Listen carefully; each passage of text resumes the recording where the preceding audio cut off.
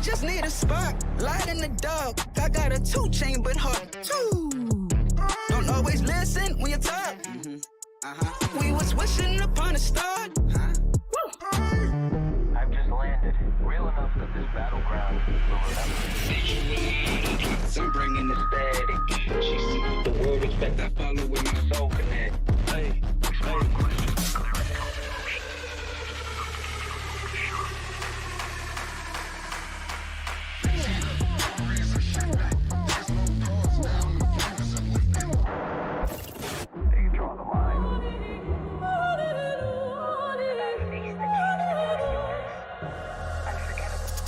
In a storm, I still come aiming, I pressure and rain. Whoa. No fear, every step I claim, face strong, I think I change. Staying in my lane.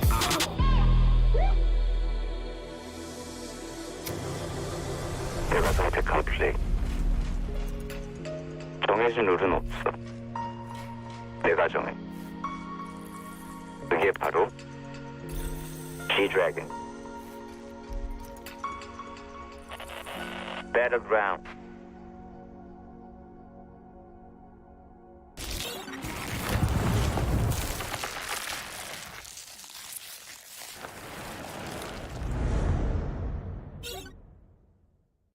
A new collaboration,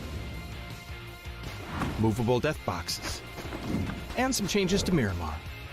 All this and more as we dive into the update 37.2 patch report. First up, the desert's about to heat up again with a visit from the iconic artist G-Dragon. You'll be able to find an emote stage on the starting island. Special G-Dragon map decor such as a decked out gas station and fan room, and other themed visuals such as planes, blue chip towers, and care packages. And be sure to head over to the G-Dragon truck stop to immerse yourself in the recreated Power music video set.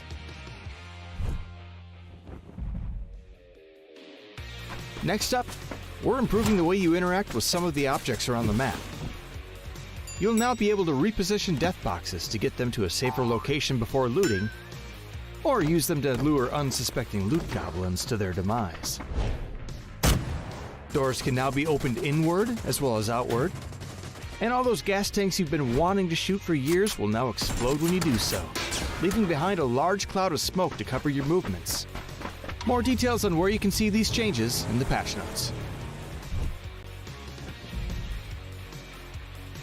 And speaking of Miramar, the Minas Generalis area has gotten an overhaul this update as well. We've streamlined building layouts for more efficient looting, added more item spawn locations, simplified the terrain and structures, and balanced out the engagements between high and low ground in the area.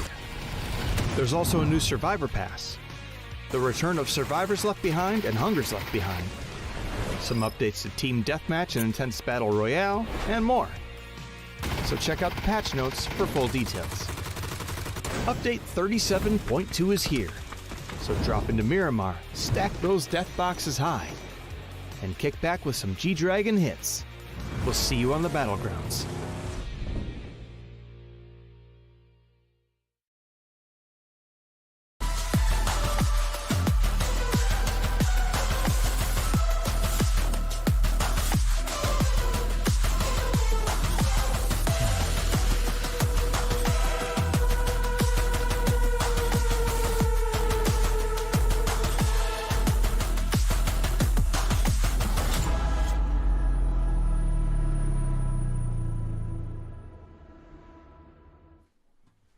Good morning, good evening, good afternoon, wherever you're watching around the world. Welcome back, my friends. It is I, the large-headed Toffees, here with Gibson and Godspeed as we're about to get into the first day of PAX 6's Grand Finals, and I am gassed up. Gibson, how you doing?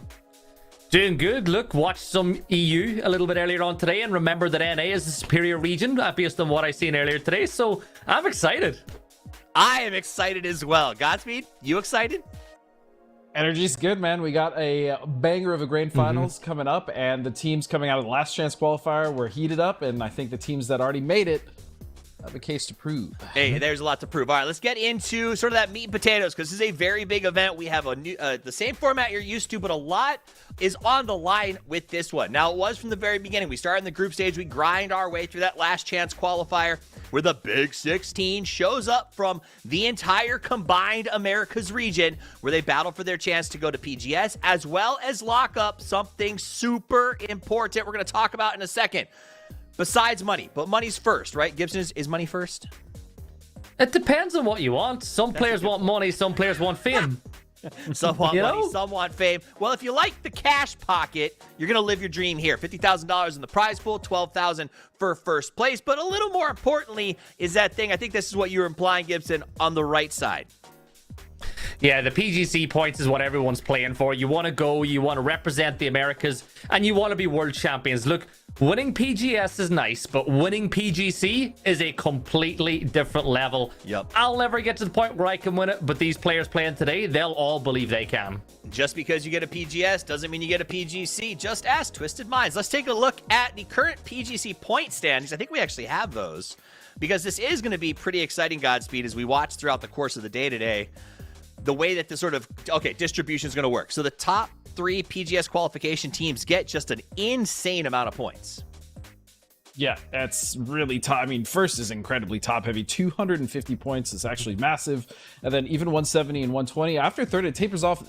It's out of the triple digits. At fourth place, you're only getting 95, 85, so on and so forth. So yeah, it is imperative these teams who are in desperate needs of these points place within that top 3, preferably, obviously, first place. And the reason that we're going to kind of see these PGC points coming into play is there are some teams like, say, Bestia that didn't make it into this round that is going to be watching these points. And if the right teams end up in those top 4 spots, they still may get their bid. Now let's look at the current standings as they are. I'll let you keep rolling forward with this, Godspeed, because this is the current PGC race positioning.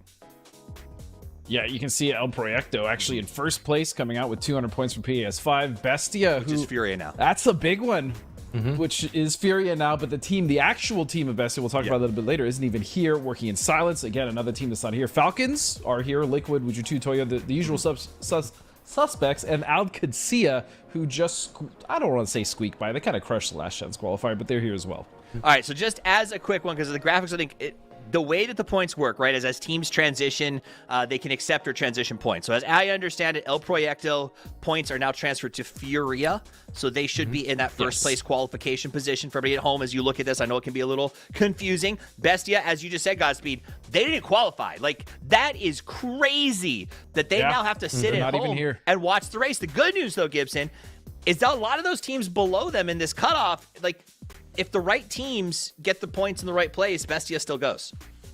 Yeah, it just depends on what way it plays out. Like, you'd assume working in silence, which are now Rock, they'll leapfrog ahead of Bestia. Yep. Falcons should as well. But the big one for me is those spots below it, right? We've seen it in the past where 10 points can be the difference between you going to PGC or not. So every single team that picks up points, Bestia are going to be like, oh no, oh no. And remember, PEAS Fall, it's a little bit heavier. There's more points up for grabs in the fall series than there was back in spring. Yep. So you got to fall into PGC if you can. Now, this I'm not going to get too into this at the moment because we're going to be tracking it throughout the course of the 3 days. I'm under the assumption Professor Porosaurus has some sort of crazy time warping malfeasance of spreadsheet that will solve all of our problems for us on day 3. So we'll make sure that he's on the desk to help us with that, and we will track it for you guys. Now, let's move over to the point system. And the other things that we need to remember about this tournament, how do you get points? It is as classic as it gets. 10th for first, it goes down from there. 1 kill equals 1 point. And so that is what we've been playing for a very long time. You should know it. The players know it. They're comfortable here. That's great news for everyone. Let's take a look at the standings and some of our team's performances with the group stage overall scores. Get into this a little bit, Gibson. Let's talk about the group stages and sort of your takeaways from it. Yeah, the takeaways for me were some of the teams that I had question marks over consistency answered my questions big time. Mira and potentially Dangerous, but we'll talk a little bit more about them later on. I think what most people will look at is the teams that didn't make top 8, like Alcacia, Rock, Bestia. And Bestia then, I suppose maybe the groups was a signal of what was to come because they found themselves outside of the top 8 as well when we got to the LCQs. Yep. Let's say, okay, so You got any takeaways from group stage, Godspeed, before we move on to talk about the LCQ? No, I think Gibson actually did a pretty good job of breaking it all down for the most part. Nice. And just so everybody at home, again, we are getting our teams in the lobbies. We're going to get rolling in about 10 minutes time here. Very excited to kick this off. Let's remind everyone what happened, though, in the last chance overalls. Because, again, at the group stages, all that matters was making that big top 8, right? Like, that was it. Right. So teams kind of have tempered styles of play.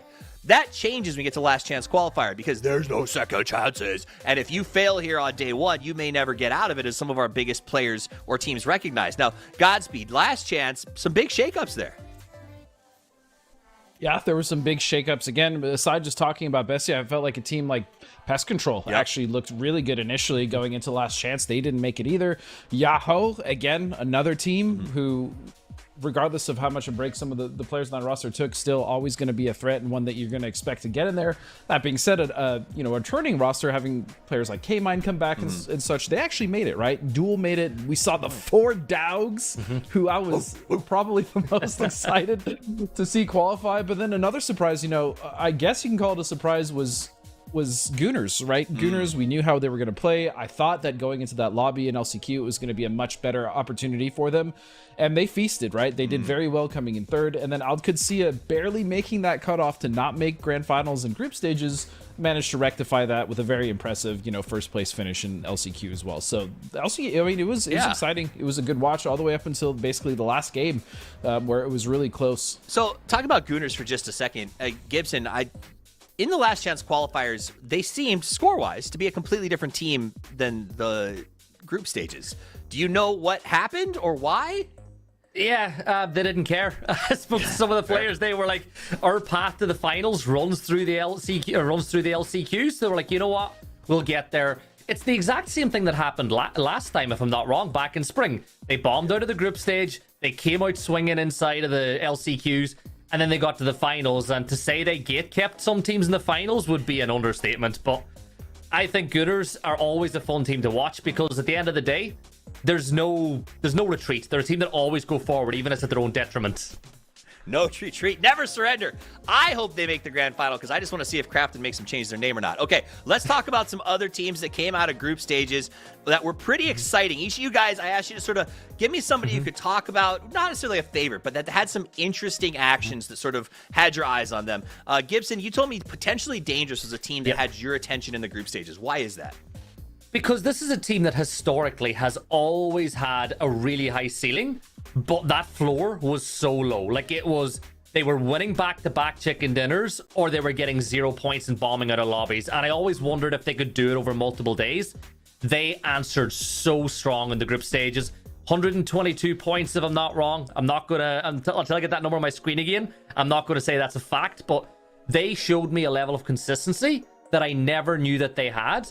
And I feel like going into this, they're going to be great. But in particular, I want to highlight Tony and Glock. These two players are incredible. If you've watched the PUBG Players Tour, it's the same two players having an impact every single time. I think that this team, if they can just tap into what they found in groups, could really put the cat amongst the pigeons this weekend when it comes to the grand finals. Now, okay, I'll follow up on that, and it might just be that I don't understand the metaphor of the cat within the pigeons. Yeah, that's right. When you say you've never heard cat and pigeons. I mean, I assume, but pigeons are wily, so I don't know if the cat's angry and just chasing things around, or if the cat is perceived to be very well fed after this. What is the metaphor? The pigeons are just chilling around. They're having a good time. They think it's their own way. Someone puts a cat in there, and the cat's a predator. It's going to just cause them to chaos and spread. And I can't believe you've never heard the metaphor. Put the cat amongst the pigeons. I just wanted to double down on what does it mean, because I guess I've never thought. I've actually genuinely never heard that. What? It's a fun one. You know what? But now I have, and I've learned. Yeah. And I feel better for it. Do you have any thoughts on Potentially Dangerous, Godspeed? I mean, I've been talking about this team for a while now, especially coming up into the beginning of this year. I think they're showing that they are potentially one of the teams that we really need to look out for, especially going into next year. But they really need to start closing out these finals. That's the thing, is they get very close, and then I don't know if it's pressure and experience, but they're getting there, and I have a lot of faith in this team and this roster. So, all right. So when we say Potentially Dangerous, when we say the cat's among the pigeons, is this they win Potentially Dangerous, or is this top 5 Potentially Dangerous, Gibson? Top 5. I don't think I don't think they're at the level they need to be to win, especially when you consider that Falcons are a lot better in finals than they usually are in groups. And I think that you'll see teams stepping up. But if they're consistent and they're getting into the top 8s and getting placement points every single game, you never know. Like, they've impressed me a lot already. And we've seen stranger things happen in PUBG than teams like PD make it into the top 4, top 5. That's fair. All right, I want to go into Godspeed's team. So I got distracted for a second at the end of that. Godspeed, the stats are ready. Let's talk about Rock. That's a team that caught your attention, the group stages, and probably long before that. Let's get into it. Yeah, so it used to be, as you stated, working in silence. Slightly bigger pigeons, I guess, if we're using the same metaphor, right? Technically, rocks are flying mythical creatures, but I mean, again, coming off of EWC, an incredible performance. There was, I don't want to say like necessarily disappointment, but they definitely were not playing to the level that we saw them play at the LAN in EWC. Maybe it is being back online, kind of getting back into that rhythm. We did see them drop down into the LCQ. They were able to, get out of that, but we did see some kind of cracks in what seemed to be a gameplay style that was going to continue to evolve and be very aggressive and really not get them caught, right? We saw them getting caught. That's the thing. In group stages and even in LCQ, we saw them getting put on the back foot way more often than not. Especially coming off EWC, it didn't seem like they were really on their back foot until the end at all throughout that whole event. So maybe this is just something that they're going to work on, but overall I think this roster is incredible. I love all 4 of these players. I think they really come together so damn well. And then Santastico being who he is and helping kind of propel them in the fragging department, all 4 of them stepping up. I just want to make sure they don't slide too far, right? I want to make sure they continue their trajectory of going up. I will say, after an event like EWC. I remember one of the analysts, I think in EWC or something, saying that one of their fears for Rock was that after doing so well, especially in those early stages, that everyone was going to start to look at them, right? Like, they had the benefit of not being a team that was on people's radar until recently, and now they are part of the book, if that makes sense. And I think that is something that we're kind of seeing coming soon to pass. All right, let's talk about 2 other teams that I think are going to be a lot of fun. They went through kind of different journeys to get here, but that is QAD and Team Mira. Let's start with you, Gibbs, as you talk about sort of these 2 teams, how they compare to each other, and maybe a little bit about their journeys here. Got to be very careful not to steal any of Godspeed's points here, so I'll stick to the ones that I had written down before this. But I want to stealing in baseball. I want to talk about Mira, right? This is a team where they caught my eye in the PUBG Players Tour, playing in the third person. I was like, hold on a second, this team is really, really good. But they weren't able to play in a lot of the big events because they had a kid called Kawazine who was playing for them. He was under 18 at the time, so they couldn't really compete.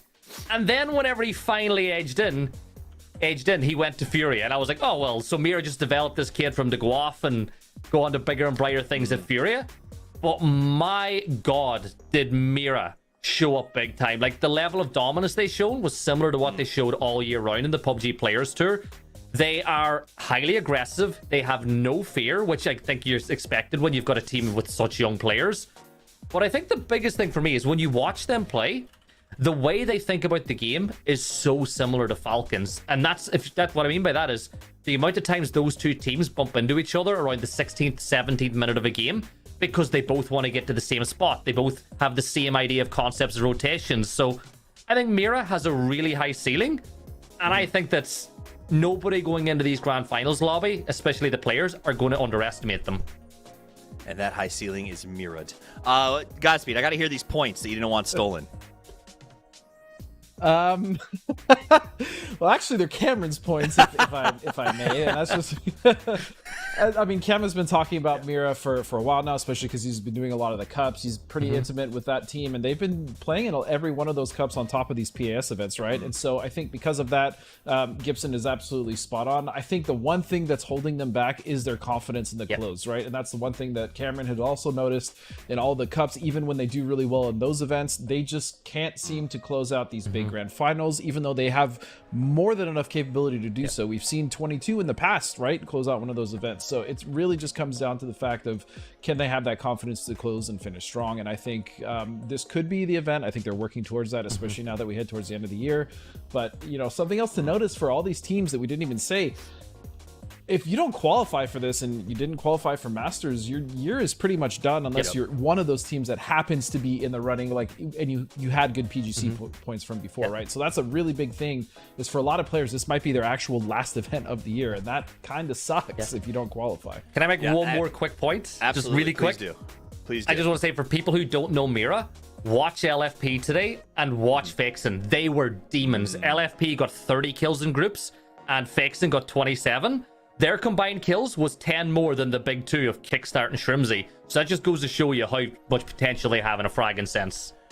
I love that you bring up amazing frag potential, because we have two other gentlemen who are here with us today that I wanted to introduce to you, because they're going to be joining us to watch all the frags. It's Matchman Porosaurus. What's up, my man? What's up, Shody? My man, were you scared? I got scared him. I scared him. Poro, Matt, glad you guys are here. Had a great time watching last weekend. Poro, from LCQ to now, is there anything that you expect to see teams glowing up? Anything cool that we should know about? Anything cool? Well, I mean, now you're in an 18-game final, so you got a little bit of chance to kind of figure things out on the first day. So if things start off slow for some of these teams, they got a little bit more of an opportunity to right the ship. Other than that, I'm interested to see what this lobby looks like. Obviously, Alcatia found their footing in the LCQ lobby, but this ain't the LCQ lobby. This is the grand final. So we're gonna have to see if they can pull off the miracle and get themselves into the top 5 when it comes to America's points. It is going to be a wild lobby. I think most of the teams we expected to come out of LCQ made it, right? So this is going to be a pretty aggressive grand final, which is why I got to remind you guys, I'm going to tell you guys at home, we had a quick remake. We're going to get the lobby going as soon as we can. So just bear with us. We're working on it. And now I have to ask you guys the important question, because it's been out for a little while. We've watched the players do it. Are you thinking about giving up DMRs yet, Gibson? No. No? Like, well. Unless you give me 2 VSSs, maybe. But I still think you need a DMR in your back pocket. Godspeed, are you still DMRing? You think everybody is? Yeah, I mean, I'm not enjoying it, but I'm still using them. So is that the big takeaway, guys? I'm picking up bolts more. But is that so? I guess that's where we're at. Is that where we're kind of looking at Matchroom with this idea that the pros are still using the DMRs? We're starting to get a feeling that like it's feeling sloggy. Is there a meta shift in the wins that we should be aware of? Well, I mean, the MP5K sniper rifle meta has been dancing around for a while now, but it still goes back to muscle memory, right? Even if it's not the mathematically best, if you've been using a gun for 7 years now, it's still going to be highly valuable for it. But there is something to be said about the switchover, because we know the MP5K has just been murderizing people, and we saw it in there. I know, Poro, do you want to dive into any of the VSS love? Because you'll use a VSS like 5 years ago and didn't even care. Yeah, but I mean, I was using VSSs and crossbows to mess with y'all. Like, it wasn't really because it was an effective weapon. But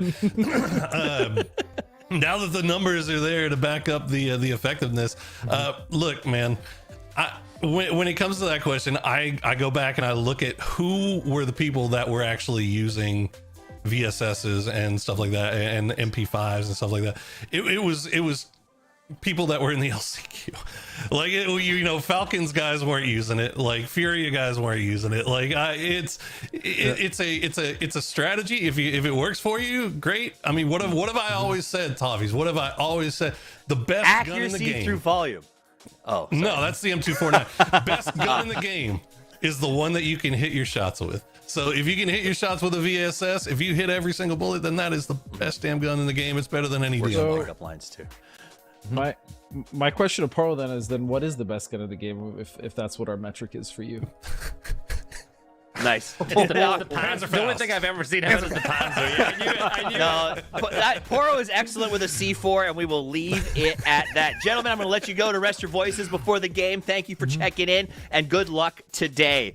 Now, you guys at home probably want to earn G-Coin, right? I think I love G-Coin. You love G-Coin. I love to laugh more than that, even though I look nervous in this picture. It's because I'm worried about which. It's a big it looks like I'm gonna eat you, dude. Why is my head so long? Poro's gonna win G-Coin, but from what I understand, there are thousands of G-Coin on the line. If you scan that QR code right now, You can send in a meme or a video or a joke, and if it makes us laugh and we can show it on air, we're going to give you the G-Coin. So do that right now. We also have history books from our social team is going to be doing another big hype. If you have a favorite highlight, send that to us over on social medias, and I can tell you, scan that code. We're going to get G-Coin in your pockets as fast as possible. I'll plug them throughout the day. At the end of the day today, we have the post-show podcast. We're going to be having us hanging out. If you send in questions that we pick on social media, send them over on X using that QR code. We are going to go ahead and give you guys G-Coin for that as well. So make sure you stick around for hashtag PAS6Mike. Now, the game is getting underway. Miramar is here, and it's time for us to go to the Dusty Dunes. Godspeed, I'm hyped. I'm extremely hyped. Not only am I hyped because it's Miramar, but also it's Penta's birthday. Happy birthday, Penta. Oh, happy birthday to you at all. That is great news for Penta. Congratulations. I don't know how old he is. I'm going to assume it's 26. He's getting up there. Towards 26. Don't you dare say 26 is getting up there. Don't you dare. No, he's not actually Say that. 26. I'm saying let's just pretend he's 26. I think that's good. Curious, how well is he going to frag today, though? How well will Sakura do since it's his birthday? We'll see. Sakura should be good. I think I'm excited about Sakura. I'm excited about Wuju 2 as well. I think that's a team that could be interesting to watch. Gibbs, I know you were kind of gassing them up a little bit in the green room. What is it about Wuju 2 that you're kind of digging? I'm just glad to see, Sneak Attack back in there alongside of Seifu. Those two were phenomenal back in the Mercy days. Actually drew comparisons with you in the green room. It was like way back when they were playing for Mercy, but then Seifu couldn't play over the weekend. They were very similar with how they played to the way Mira did. So I want to see if they can get that up and going. They've got a fantastic first circle inside this game for them down in that southeastern side of the map. So let's see if they can use the circle they've been given and build on it and start their weekend the right way. We'll see if they use the circles we're given, and we're going to see the gentlemen use the voices they were as we call in our glorious casting duo of Porosaurus and Matrim to wrap out the match. Thanks, guys. Appreciate the deep dive into all the teams and getting us started for today. So we got ourselves a Los Leones circle to kick off everything. Ports are pretty, so going to be right on the edge of it. And yes, we got Partona kind of down there, but let's be honest, none of that's going to matter, Poro. Really, our eyes are going to be set around Cantera, the fields east of Impala, and a lot of teams already set up with squads like Team Liquid do center, but not going to stay there long. And right off the bat, speaking of Wuju 2, they find themselves with an unfriendly visitor in Jappa who's just kind of taking shots. I think he's trying to peacock a little bit. I don't know if he knows that these guys are here, and Sneak Attack and Seifu on foot. So Jappa does have that M249 in hand now. And it's gonna, you can see Sneak Attack's just waiting for him to peek. It looks like Wuju 2 just waiting for Jappa to make the wrong move here rather than being the aggressors. Well, it's a bit complicated to push up into that position as well. So they don't want to they just don't want to walk into a line and let him just free fire onto him. So you got to make sure that you're making the approach in. 3. Yeah, and it looks like the fourth is coming in the distance, and looks like Jappa knows. He's leaning around, takes the shot to the one, gets it easy, and that is exactly what Wuju 2 did not want to have happen. They did not, but Lucid hitting the big shots there, force him back, but 38 HP. And Seifu should be safe. I think he'll be able to get behind that building, but now the rest of Yin Yang is on their way. So this is already going to start off to be a full-on 4v4 fight. It's looking like to on the south side of Miramar. I mean, it's dead center circle, so it's worth fighting over. And it's a longhouse on top of that, so it can be stalled out. Wuju doesn't want to let this go on for too long. They know that they need to use the tempo in their advantage, but they just can't get the pathing into it the way that they wanted to. A lot of Molotovs down. Smoke's going to eat up enough time, but tries to get over to Seifu, but Jappa's not going to let it happen. Lucid, though, on the outside, spots out, gets the knock on to Trisk. But, the counter Molotov does get Lucid down. Got shot right in the face with it, too, and that would have been huge if Lucid was able to get away from that. Now, Kane has been picked out, but they have to know he's going for this revive. I believe they're on the outside. Sneak Attack has just been kind of holding the same position for quite some time now, as Lucid's going to get flushed out, and even if they can turn this around, Wuju 2, they've lost 2. I mean, this is about as bad as this thing could have gone, and now it's gone worse. The sneak attack will go down. It's all down to Enzito with 8 HP after getting hit with that grenade, and he will go down. Wuzhu 2 out in 16th place. But on the opposing side of that, 4 points off the get-go, Team Liquid did hear this. Nobody's wanting to stay in Los Leones for too long, so they moved to the outskirts, did spot this, but really couldn't get too involved other than Alo just taking those pot shots, doing some damage to tires and whatnot. The suburbs are really where everything's kind of popping off, and Los Leones is at. Nobody's really staying in the city itself. To the north, we've got a cluster of teams, and then kind of a spattering, kind of curving around the western side of the map. Yeah, really nice start for Yin Yang there. Considering, I mean, that was one guy getting caught out by a 3-man squad, and Wushu 2 maybe a little bit rusty coming into this weekend. That'll knock the rust off pretty quick. I was gonna say, 3 minutes in. Taking a longhouse fight right off the start is so complicated too. I mean, that's like one of the most notoriously hard buildings to push, and the timing was almost there, but just getting spotted out on that window peak. Joppa just, I mean, did exactly what he needed to do and play it in a good position. Oh, super well played by Joppa. Now we check in with potentially dangerous on the north side. Looks like Duel might be getting a little bit close on their to the southern half of their split. Meanwhile, in Los Leones, Gooners, like you said, nobody was going to the middle. And if you want to look for a team that's going to do the thing that you don't think that anybody should do, look for Gooners. They're going to go for the high ground immediately. Well, I mean, I guess that's the potential of getting kills later, but this is so counter Gooners gameplay. Do center inside of a city where it's going to be hard to kind of pick up kills rather than playing edge. This is a modification to trying to carry it over there. Just slowly drag it. What? Oh. Okay. Yeah, you're going to get it. Can you get it in the trunk now? Yeah. Hey. Look, this is how you make sure you carry armor with you into the late game, chat. Take this into your games. Is Hoyo had a... I mean, they've had all things considered for Toyo, they've had a great year. Making EWC, despite the fact that EWC probably didn't go as well as they'd hoped, but they finally made an international event, right? Like, they finally have that feather in their cap, and we're looking to see if they can build off that now, and maybe they can find themselves in PGS. We'll see.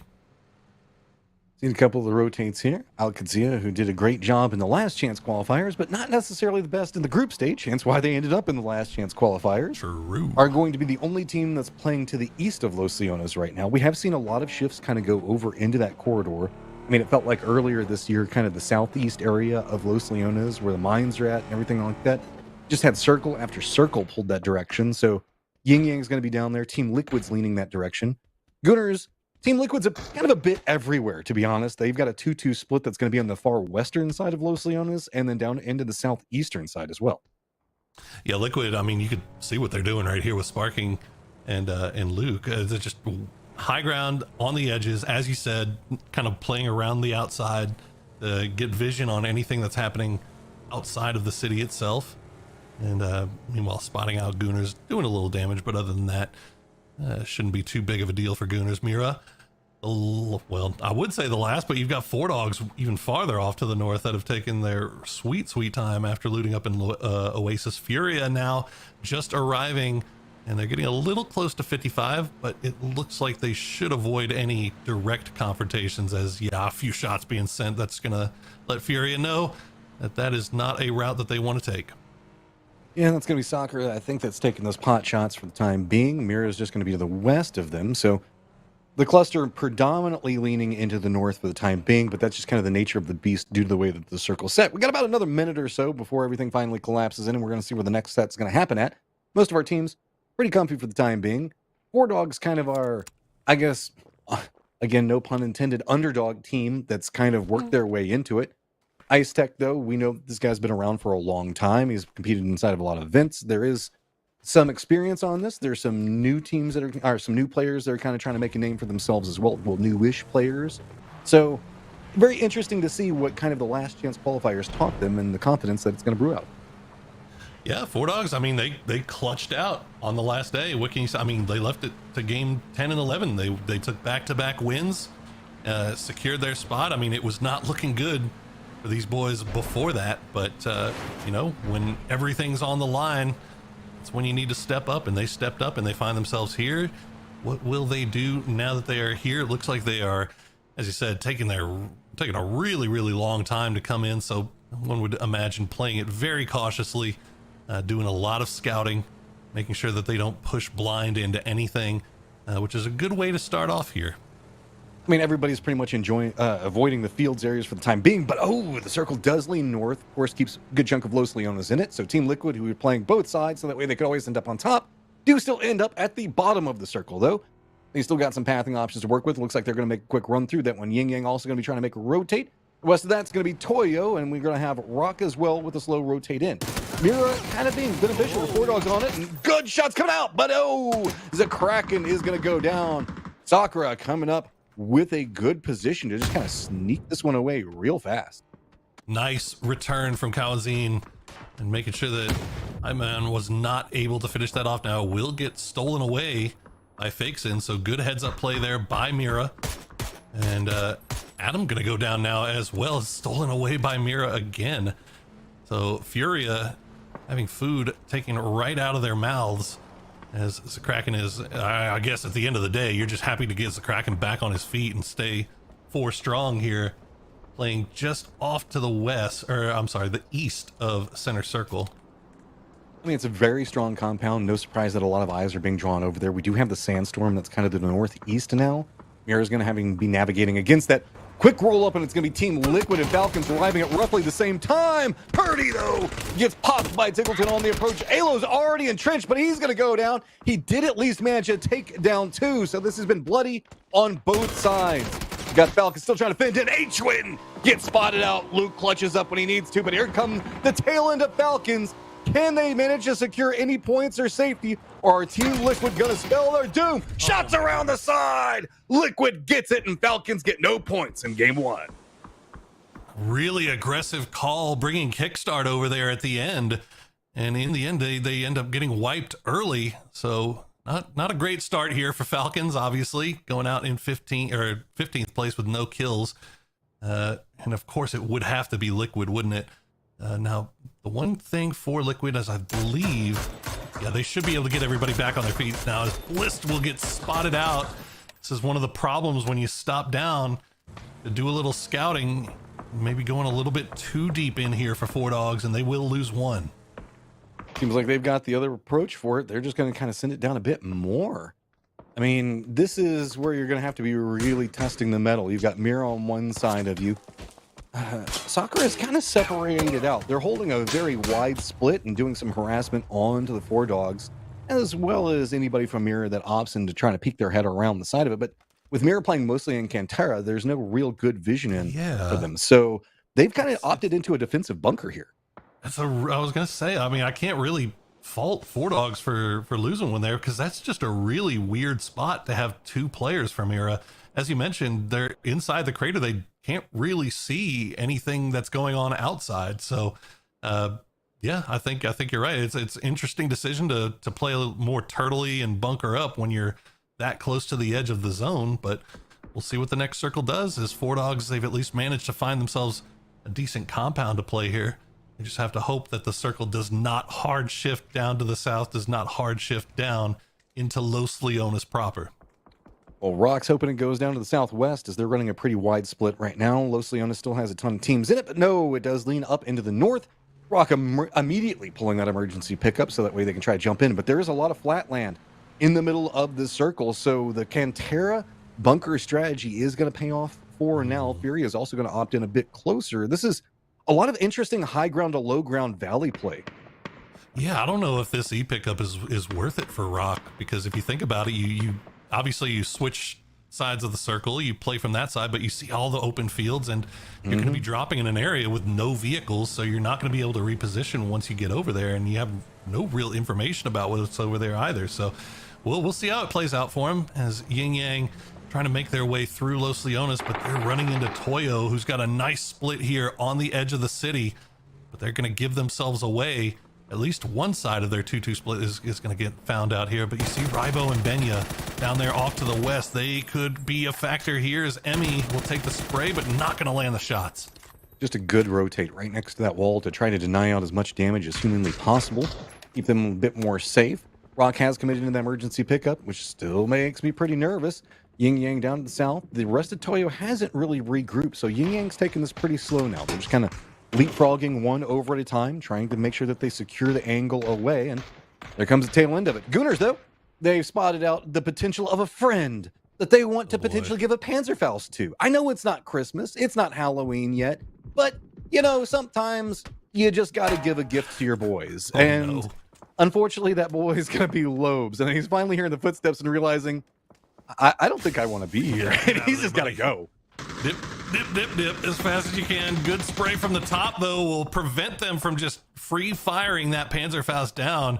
And good teamwork from Duel, and K-Mind in particular, will keep Lobes alive, keep Duel up to 4, as Gooners now lost one and taken another knock. The double-edged sword strategy for the Gooners. Remember, they played pretty much center and now are starting to get more aggressive on that edge play, but it's just such a thick urban environment. They were the ones that were on the hunt there, but look at the mini-map right now, down the bottom left. Just so many squads over there, and Soccer, Scar ate most of the nade, but pinned to the birthday boy, still doing good for now. That's not the present that you want, though. You're giving him some very explosive birthday presents. And we're not even going to talk about, you know what, Penta, happy 21st birthday, man. Good to see you. Stay forever young.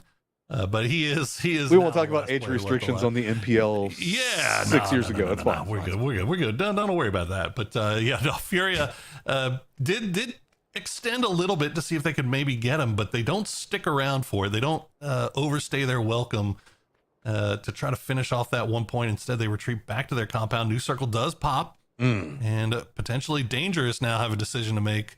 And it looks like Block-in will be repositioning. So hopefully somebody's got, I think 55, Pippa might have eyes on that, and they may realize that that is an open compound for them to crash into if they so desire. Death Funnel down to the south is going to be Duel, QAD, and probably Team Liquid all at the point of it. Everybody else is going to be trying to get themselves out of Los Leones is going to have some trouble to deal with. Most notably, it's going to be Toyo, Yin Yang right next to each other. Gooners as well, already getting harassed.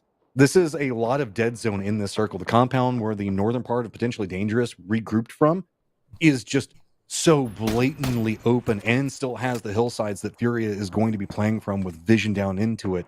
This circle is about 75% smaller than it looks just due to that, because nobody's going to be wanting to play from it. Toyo having to make the aggressive play. Looks like they might be a second ahead of Team Liquid and bumping into each other in this rotate.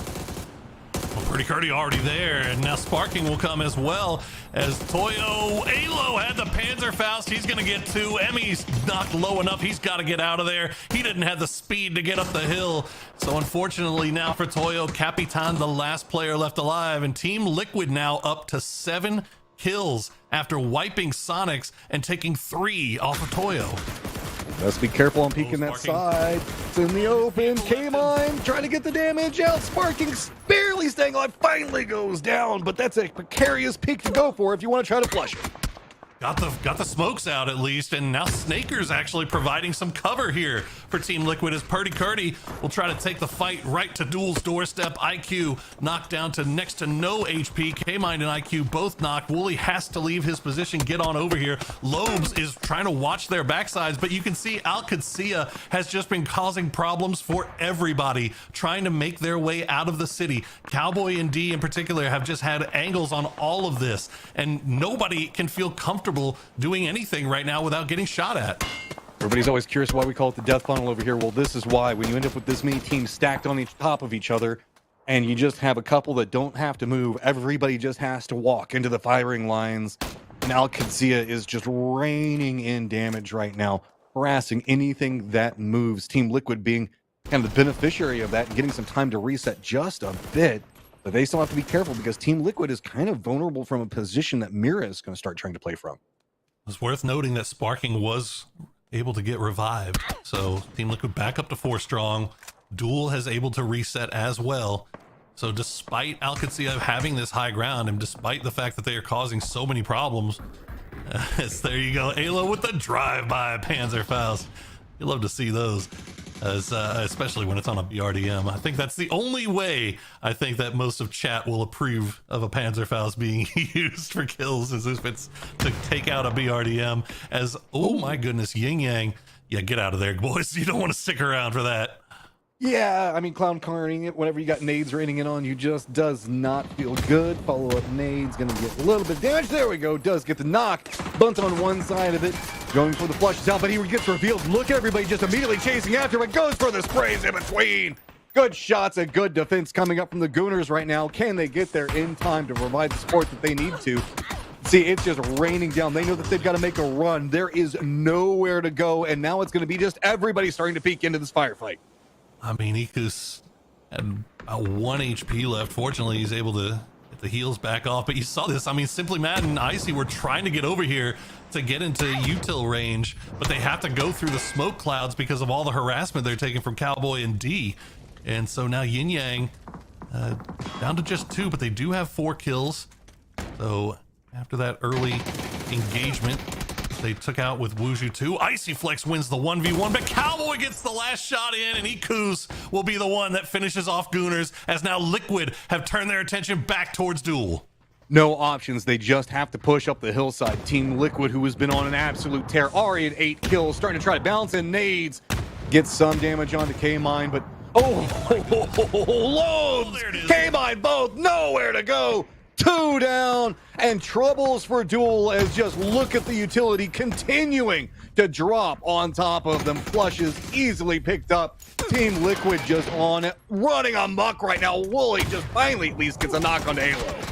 Wooly trying to get 2, he does! And now Sparking and Purdy Curdy have to be the ones to save the team, and they do! Sparking will be the one that clutches it out. 12 kills now for Liquid, and they will be able to get their men back on their feet, but they've got to be quick. They're outside of zone, and the blue is coming.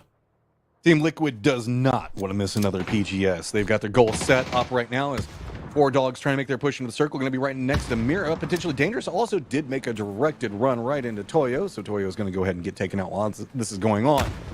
We got a lot of people that are limping into the circle at this stage, and that's just due to the nature of how it's set up. Mission Ready, one of the teams that's playing into the lower ground right along the road, does manage to regroup. Could be a pretty interesting point to play from, as Team Liquid does look like they've now set their sights on Al-Qadsia. They had to find somewhere come inside this zone, and this is just barely in. Roth trying to peek over the side to see if he can try to figure out where to put that grenade. A good cover from Purdy Curdy and Luke, and now Ikus is actually taking shots at Luke 12.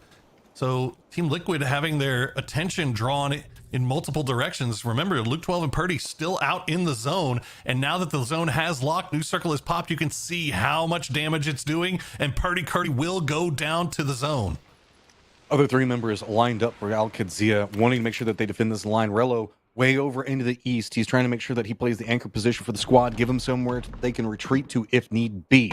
Sparking, Alo, the low ground threats, but they're going to get spotted out. It's going to be D with a good shot. Pretty much just 1 member up for Liquid now, and no real way to get into this circle. You can see it's just a cliff facing Roth. Al-Qadsia is actually jumping down to chase after this. This is an interesting choice given the fact that Rello is still on the high ground over into the east. It's a really nice grenade, though. Really nice cleanup from Al-Qadsia, not taking any knocks.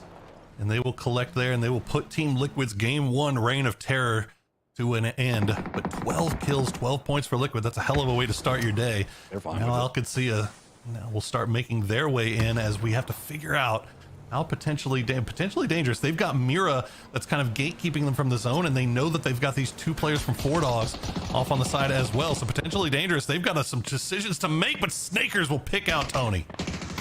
Mission Ready did get into this point early, and they're defending inefficiently right now. Potentially dangerous. Can't even potentially pull out their guns. Can they get the Panzerfaust on the target? They need to. Glock at least manages to get the knock onto Bisler, but potentially dangerous now down. Mission Ready in trouble, though, 55. But the only benefit for it is that 55 cannot run in back behind them right now. It's going to be Al-Qadsia yet again from the high ground, taking the shots at 55 that stalled them out. Yeah, 55. I mean, just a little bit too late on the pickup. They're going to send it now. and maybe they'll get there in time. Meanwhile, Mira trying to wrap around and get involved. Oh, there you go. Zira gets there with the Panzerfaust in hands, and that will put an end to Mission Ready International. And 55 now has a spot to call home inside the zone as before Mira looks like they're going to back off the fight with Furia. Those two teams just working around the edge on that northeastern side. Ice Tech, meanwhile, has managed to get a little bit closer, and now they're going to spot out 55. I don't think 55 knew these guys were here. I mean, 4 Dogs were playing this slow, trying to be creepy about it. And Ice Tech now down to near on no life. Nade's going to be bouncing pretty close, and that's going to be enough to finish it out. Mira, though, still has to make their push around. They're right on the edge of the zone, and it doesn't look like they want to continue going to the north, realizing how entrenched Furia's position is. Maybe they can stretch out more along that eastern area, but Al-Qadsiya is on a roaming pattern right now and just taking control of so much of the circle. Yeah, Al-Qadsiya has been looking real good so far this game. They had fantastic position on that high ground. Circles ended up benefiting them. They've already got 7 kills. They've been using their good fortune to great effect, as now the circle will fall right on top of Cowboy. Furia and Mira, oh, look at that knock on to Mira from Cowboy. So Mira's going to be paused. And does Furia know? I don't think they know that it's Mira that was right there. No knocks came through. No fights ever actually occurred. So they're not taking this opportunity to capitalize on this knock. And instead, they're just going to continue looking down to the south, off to the west. And you still have that wild card of the birthday boy in the shack, Pentalol. Holding it together now. Al-Qadsiya's got control of the southern section of the road to the north. Pretty much Pentalol, the only one in, but Furia, Mira both having to line up. Looks like Mira is getting a bit of an earlier rotate. So they're trying to set up. He's going to be on one side of this in a beautiful spot. Does he have the utility prepped up? Looks like he might be getting ready to see if he can get some tosses into it. Spots out Haven. Does get the knock onto him. Clean shots to make that look like it was absolutely nothing. Molotov's going to get dropped. No frag grenades or anything else, but that molly is going to be enough to at least get some control over the territory, as now Rello and Cowboy are starting to line up in this direction. It was actually Cowboy that took the initial shots in Amir, and that allowed D to kind of take that peek over the top. But unfortunately for him, Furia had an angle as well, and they were the ones that forced him to pull back, go for that heal. So Mira able to kind of get their footing back again as Pentalol has to dance around that shack. He's going to survive just a little bit longer, as the Molotov not going to be enough to take him down. But Mira still pinned. The focus from Al-Qadsiya over onto Mira has opened up a lot more of the circle, specifically over into the west. Fury has been trying to exploit that over there. Mira's starting to think that maybe they've got enough of a foothold that they can start creeping up. But with the distraction of what's going to be going on over here with Furia, Penta can't really peek into the backside of Mira. He was contemplating it a couple of times, but you can see he's got to be focused on survival. There's nothing else he can do. Nade's going to hop over to one side, but I don't think anybody's close enough to really get anything out of that. So he's just going to sneak back in after taking some damage from himself. You know, nobody can kill me but me. It's such a tough position for Furia to try to take him out, because if they come in a wrong angle, okay, there you go. It's a Kraken. Will get spotted out. Can he follow it up with another one to finish off the point? And now Penta has just the tiniest little sliver. But yeah, Furia, I mean, they can't just freely push this because Mira had angles on this. Al-Qadsiya had angles on this. So Furia just has to live with this for the time being, as the Kraken will go down to this man that Furia just cannot get rid of. No birthday presents for Pentalol. He just takes what he can get right now, and it has been back up against the blue zone. So Al-Qadsiya had to surrender a lot of the circle, but still has the road. Benefit is it's got a high ground position on everything that's going to be kind of leaning down into the slope. Downside, there's no cover on it except for what you can bring for yourself. Amira is trying to exploit that by peeking up. It should also be noted we have 55 over into the west that's been really quiet for a really long time. So tough for Mira in that spot. I mean, they're able to continue just playing around that ridge line. And fortunately for them, Furia just doesn't have angles on this, and they have to have their attention fully devoted to Pentalol right now, as he's already managed to take one off of him, and it looks like Penta might just try to out-heal the circle as long as he can, but that's not happening now. So Sakura Zenson will go down in 5th place, and now Furia has found the angle onto Mira, as LFP will get taken out. They've got to be careful, though. 55 does have one of their members pretty low. Right, looks like it's going to be Zara, maybe trying to sneak in a bit closer. So the way that this is lined in, Al-Qadsiya sitting at 9 kills. They have the high ground, starting to try to exploit it more and more. Cowboy has spot out Carrick at range. The rest of Al-Qadsiya has got to make something happen quick. They're making a commitment over here. There you go. Vixen does go down. The East now firmly in control of Al-Qadsiya, as it is going to be Fury and 55 on top of each other, and Cowboy with no fear. Really nicely played by Al-Qadsiya. They desperately want this first win. They had to fight their way through the last chance qualifier. And remember, we had the interview with Roth after the tournament was done. And he said, you know what? We really needed those extra games in that last chance qualifier to get our heads right, to get our comms right, to kind of figure things out. And after LCQ, I mean, they finished at the top of the leaderboard, and so far things looking really, really nice for them here. But they've got to take out the points leader from the group stage, Furia, who is back up to 3 strong, but Kalanzin will get taken down first. Cowboy wants to try to make the Panzerfaust connect. It goes a bit too far. Al-Qadsiya peeking around. D now down. Gizera on one side, Posa on the other. Slow pacing this down. Kadzia's got 3 members still up at the time. But are we going to be able to see the res? The rock might be enough. Al-Qadsiya doesn't want to run down. You can see that they've been fighting for a while. Helmet's gone off of one of their members, in tatters on the other. Posa just dancing around the outside of it to see if he can stall. D just slowly crawling in. But can Qadsiya commit into the res right now? There's just a tree for the res that is so much harder to work around, as Fury has already got the pacing in this. I think the smokes that Furia laid down to keep themselves alive may have actually helped out Al-Qadsiya get that res, as Cowboy will find Gizera. Counting down to 4 HP, making that push. Cowboy, it's going to be D that does it. And there you go, a big win to start off the day for Al-Qadsiya. 15 kills and 2,100 damage. Whatever wasn't working in the group stage, like you mentioned, fixed itself in the last chance qualifiers, because that was a dominant showing. Great position placement, making sure that they understand where that they need to be playing from, where they can exploit the most advantages into that game. Al-Qadsiya, if you want to go back and watch that on the map view, I recommend it. It was clinically played. It was very well played. They had that high ground, and they got a little bit fortunate when C2 decided to pop off to the north and kind of make all the teams from the south play through Los Leones. But what a great performance by them at the end. Just kind of just dictating everything that happened on that south side. And in the end, that was a very clean fight against one of the top teams that we have in the lobby in Furia.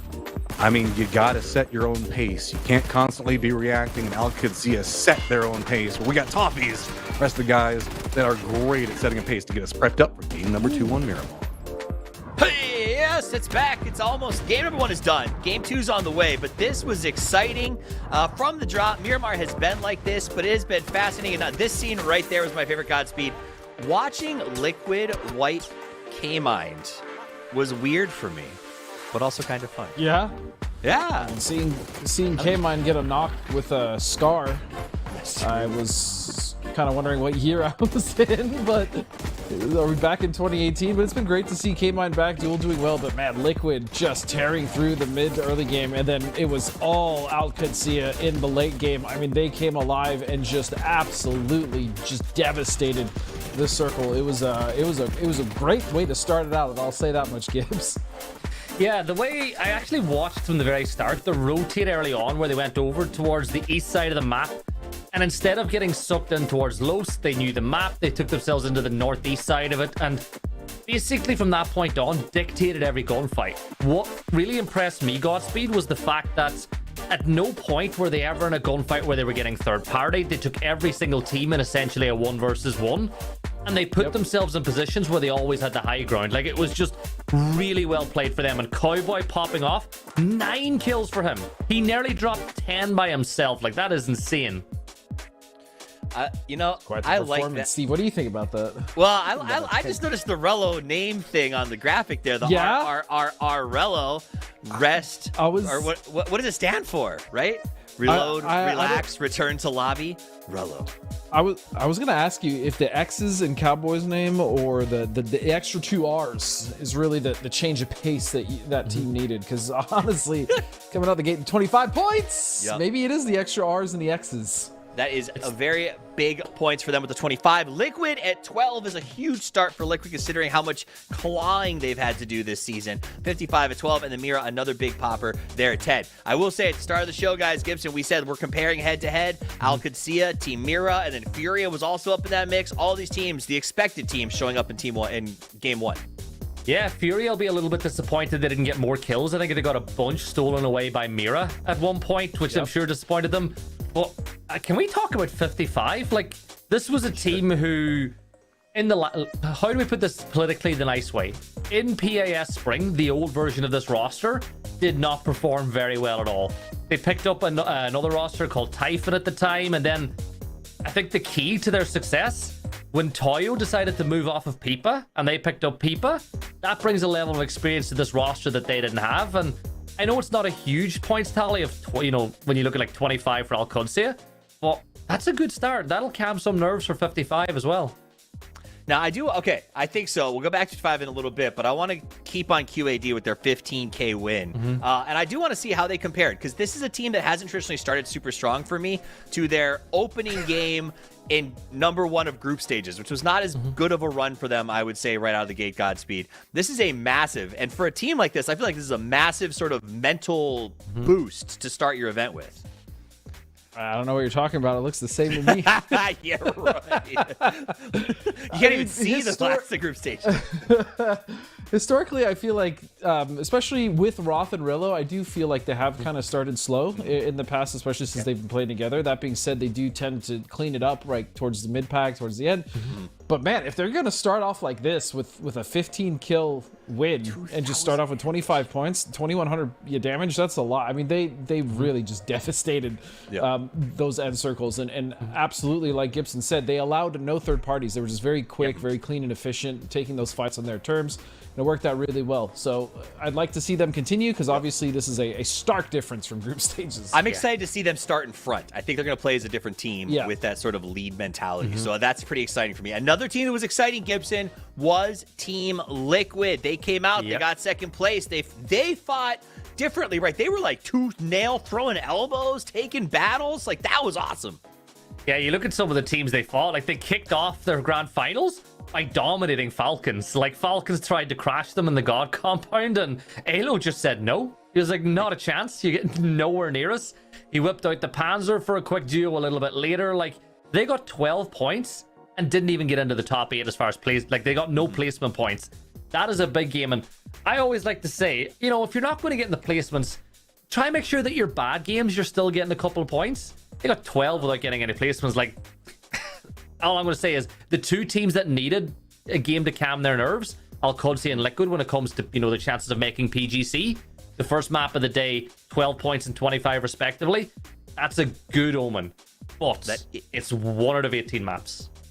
Okay. I like that strategy that you presented us with. When you don't have good games, get as many points as you can. It's a Godspeed, do you believe in that philosophy? I believe it was a great man named Moses who once said it just matters about your points per game is the thing that he liked to say a lot. All that matters is your points per game.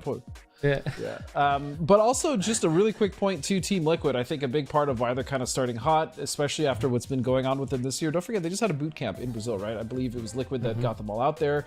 Kurt, getting over there as well, kind of clearing his head. I feel like this is going to help a lot kind of revitalize the roster and get them back to where they should be, right? Because they know they're underperforming. They don't need us to tell them that or anyone else. They know it. And so I hope this is a good start, especially after, getting everyone back together for that camp. I think it was good. So this is a real quick one. I asked the production team to throw together how many smokes for the top 5 smoke users in that game, because that felt like a really crappy circle to have to play through. And so I kind of wanted to just see how much did our teams have to use. And it doesn't, I'm surprised by this, Godspeed. I expected a lot more usage out of those final 3 teams, not Liquid, the team that didn't even make that sort of top 5. That's actually shocking to me. Was it the terrain? Was it actually less flat than I thought it was? Like, that last circle seemed going into it like it was going to be a real bloodbath. Yeah, but again, the way that AQ kind of cleaned that up, it didn't really give the other teams a chance to smoke. A lot of the smokes we saw were from, of course, Mira, but also Team Liquid, right? And so I think that's why those numbers seem skewed, especially going into that in game. I don't blame you for thinking that way, but yeah, I mean, it was a very open, very crazy mid to late game. That makes sense. And I guess their transitions, you saw like that. I think they butt up against K-Mine early on and have to sort of reposition. So you're right. I think that was just Yeah, chaotic they fought for early Liquid. against Duel. Yeah. Which is exciting, though, because a Liquid that's on their... It's going to sound wrong, but a Liquid that is on their heels honestly seems like a better Liquid to me. Their sort of recovery game has been good, so I'm excited to see them sort of like already feet jamming on the ground, because it wasn't big points through an easy win, right, Gibson? It was big points through an absolutely brutal fisticuffs over and over again, which that's what I'm into on game one. They battled their way for every single one of those points. Like there was nothing given. I think, though, what I will say, it's probably the first time this year that we've seen Liquid actually get a circle. Like, it feels like they've got Teflon and the zone avoids them at all costs. But look, it was nice to see a Lost Leon, a circle that they were able to get a benefit out of. And even more importantly than that was they got out of Lost Leonis so quickly. Like, even though it was center circle, they got out of the city. They took the compound that Wooly is in right now, because they knew getting out of the city is a lot harder than getting in, and they built their game around that. Now, unfortunately, you're never going to get a good win if you've got 12 kills after like 10, 15 minutes. Like, you're going to lose numbers, but it's a good start. But we, as I said, 1 out of 18. They have a long way to go before they're anywhere near PGS and anywhere near PGC. Well, we have a little ways to go as the teams begin their rotations. The first circle is on. Let's head to our casting duo, the Perfectionists, Godspeed and Matrim, with the call for game 2. Hey, everybody, it's me, Godspeed. Hey, Godspeed. Matrim. Thanks. Hey, to bring you game number 2 after what was an exciting finish to game number 1. You know what? I'm fine with being Godspeed. Me and him are basically 2 parts of the same whole anyway, so it's all good. But hey, you know, we were talking about this while it was going on, Matt. The smokes thrown stat, does that include smokes fired?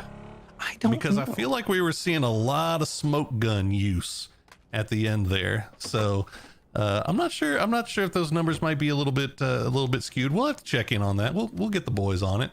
But at the end of the day, still a fun stat to look at, just to see how much.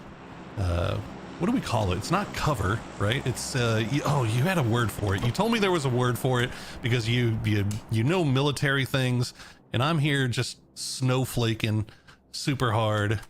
What are we talking about? Talking about smoke usage?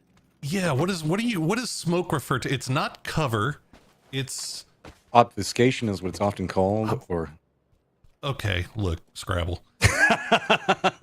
I mean, that's actually what they do call it. It's like, what? I don't know. It's gonna come to me, or chat will yell it out, I'm sure. But it's like, oh man, I don't know. Well, we get a circle that's west of Los Leones this time around. You take over. I'm done. Okay, well, Godspeed's sitting this one out. okay, so Circle A, we got Los Leones in it, so keep an eye on Team Liquid. Spartan's pretty far over to the west already. Remember, they did bump into Falcons early on Rotate, and that was a problem for the Falcons, and there's the potential of maybe that brewing up yet again.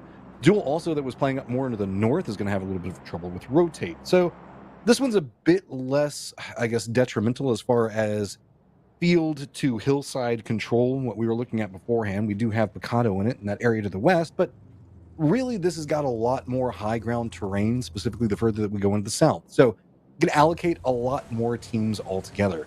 Early rotates, yes, are going to be big into this, especially in the center meta, because the northern section of it is going to be the most barren. Potentially dangerous. Once again, playing just a little north of Los Leones. Now they know what's waiting for them in Los Leones, so they will most likely position themselves. It might be just to see if they can catch anybody from Liquid making their way out. Duel already kind of going into the north side of the city as well, so Liquid have already sent 2 out for that 2-2 split. Duel now sending everybody in. We'll see if they end up running into Liquid again as the game progresses here. Yeah, I'm kind of curious on how much gas that's going to give a Team Liquid at the start. I mean, we know that this is a very heady team that isn't going to respond to one game and suddenly we're going to do all this crazy stuff. You know, it's always very methodical when they come in. So it's going to be intriguing to see, though, now that they've got a couple of points in the bag, how they're going to play around the center position, because like they were talking about on the desk, Team Liquid getting inside track positioning early twice in a row is going to be pretty scary for a lot of these teams to now have to contend with a team that's been chasing the circle so often. Now getting to hold their utility for the later stages, man, that's a problem. Yeah, no, I mean we've talked about it. Liquid have had issues in the past with not getting a lot of late round circle luck, but hey, just get 12 kills before the circle eventually screws you, and all is well and good, right? Let's stick with that plan. I mean, it's a squad that should have always been able to do it, but whatever. Look at Gooners again going where central circle was. Look, not my Gooners. Say what you Sorry. Look, say what you will about Gooners. I think they realize that this is not a lobby that they can properly. I'm not gonna. Okay. Cyberbully, harass. No, yeah, there you go. Let's say that. I was gonna say that. I know what you were gonna say. Properly goon in, but so they're adjusting. They're making adjustments for what they're having to play in. So while I think they would love to have you believe it's all fun and games and W keying and let's take fights and do all this stuff, they still think that they have a shot at this, right? Like they still would love to go to PGS. So, they're going to play it smartly. These guys have been around too long to just play like complete animals. Yeah, and another team that's been playing around for a long time is Mission Ready, who went up and stole themselves some Picado. They do have Vox up in the high ground. It's feeding the information down to the rest of the squad. Tail end rotators right now as we've got Furia, Sakura, and Mira. Almost everybody else inside the circle right now except for Ice Tech or 4 dogs. So only 3 dogs in the circle right now. Only 3 dogs. That's 55. That's a nice little... I guess the rest of Mission Ready already down in Picado, so this is just kind of Vox. Making sure that yeah. I mean, look, if he's a lone wolf, man, you don't force a lone wolf to play in a pack. There's 2 wolves inside of them. 2 dogs inside you? Is that the way it works? So technically it's 8 dogs? Exactly. Well, look, now we're starting to math. We're doing the math on dogs here. But if 55 has 2 dogs in him, does that make them 110 dogs? That okay. Now we're starting to get crazy. That is, what if 4 dogs? Okay, okay, you had me thinking. Okay, Alcancia is still playing for the south side of Los Leones. They've got 3 deep. They've left Rello behind, kind of looking over Los Leones, probably trying to figure out if he can place where Team Liquid might be, just gaining a little bit more information, but they're going to continue their wrap down here. Now, Duel has since left the Los Leones proper, and they've started to spread out, and Wuzhu too, after getting summarily dispatched within the first 3 minutes of game number 1, they're still playing coming up north from Resort. So Alcancia has to be a little bit more careful about how deep they want to really push into this zone. I will say a carryover from the last game is the center has been given some respect this time around. This Team Liquid does have a territory of control that nobody's really wanting to encroach in yet. Sakura, who we're now seeing all of the members, well, we're seeing 3 of the members right now, and good old Penta, who was tailed in for so long, actually bought a lot of points. You can see the team in 7th overall right now after what was a mess of an early game and really salvaging it up. So curious to see on how they kind of momentum off of this. Is Mira the only squad that's really not inside the safe zone and out in the blue zone right now? Not content. Looks like they're still just trying to get some loot situated. Yeah, maybe an emergency pickup? Maybe. I mean, it could just be... who knows? It could just be trying to find more Panzerfaust to put in the trunk. I mean, but, yeah. Either way, they're taking their time with it, but Furia is probably the northernmost team inside the zone that they would have to worry about right now, but their Furia is still kind of repositioning after doing a little bit of scouting as we wait and see where the next zone decides to take us. Will we go away from Los Leones and get on to Chumacera, or will it be another Los Leones finish? Looks like it's going to be south of Chuma. So Rock already in great position here. Teams breathing a sigh of relief. Nobody wanted us to go to the northwest. Even Los Leones would probably been better than that. But Rock got himself a good line on to K-Mind and already down and out. Just steals one and runs away. I mean, pacing on the circle is going to be really interesting on this, though, you can't even really say the funnel is going to be up to the north because so many teams are playing around Los Leones. Chumacera is kind of its own barricade right along the edge of the zone, so there's not a lot of really easy pathing options into the circle unless you want to wrap really far around. Yeah, I think that's what we're going to end up seeing. Really, just the fact that Chumacera and that high ground of the south side of Chumacera is on the edge of the new zone, just kind of is going to force a lot of these teams to make their way around here. As Four Dogs will continue to pull a little way. It looks like they're just going to get away from center. They're going to be just off center, one would think here. As you can see, Falcon's still 4 deep in the compound. Yeah, I know. Taking any unnecessary risks by spreading around here. And this is just a weird spot of the map to do those big wide splits, though. Yeah, I mean, there is some benefits to it because you can get some vision, but it's so scary because everybody's having to kind of just jump together, and you can find yourself exploited if you're running too long in one of these kind of splits. But if you can set up the defensive lines for it, I mean, there's benefits.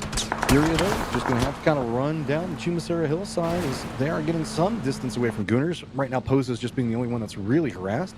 Mission Ready is going to be wrapping in back behind this, but looks like they're going to be leaning in a bit more west.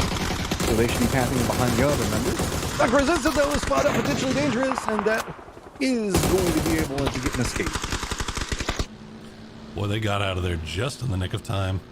And we'll see where they decide to go. Is that interesting angle on the helicopter here? So at least for this E-pickup for potentially dangerous, we'll see if they go all the way to the far side. We're gonna remember again, they're going to drop and they're not going to have vehicles. So Quick jump they in. might, They might consider going dead center. If you want to know why we're talking about this as a hard rotate, this is right along the zone wall. Look, this is people coming into the circle. Look at the verticality that's over here. That's why you've got Mission Ready and 55 both having to slow down. You can kind of approach from the southwest, but not really. It's really vertical over there, and there aren't clean paths up unless you go all the way down to the south and then wrap back into it. Team Liquid. I mean, this is a fine spot right along the roadside here. Now, Sakura Zenson, they still have to make their way past this. Alcacia does as well, but Alcacia just really taking their time. Oh, Mira getting a little bit close to 55, and this is the problem with having these death ball compounds. Fortunately enough for Mira, they didn't get close enough to the compound to allow for that Panzerfaust to fly. But 55, now they take these shots and they still have to make their way in. Oh, they wanted that Panzerfaust so bad. New circle is about to pop in just 1 second, so we'll see how it's going to set up. We still got Alcadzia and Sakura that are kind of getting close to each other over into the east. Circle does lean down into the south, so Team Liquid in their 3-1 split, still pretty strong. Everything up to the north.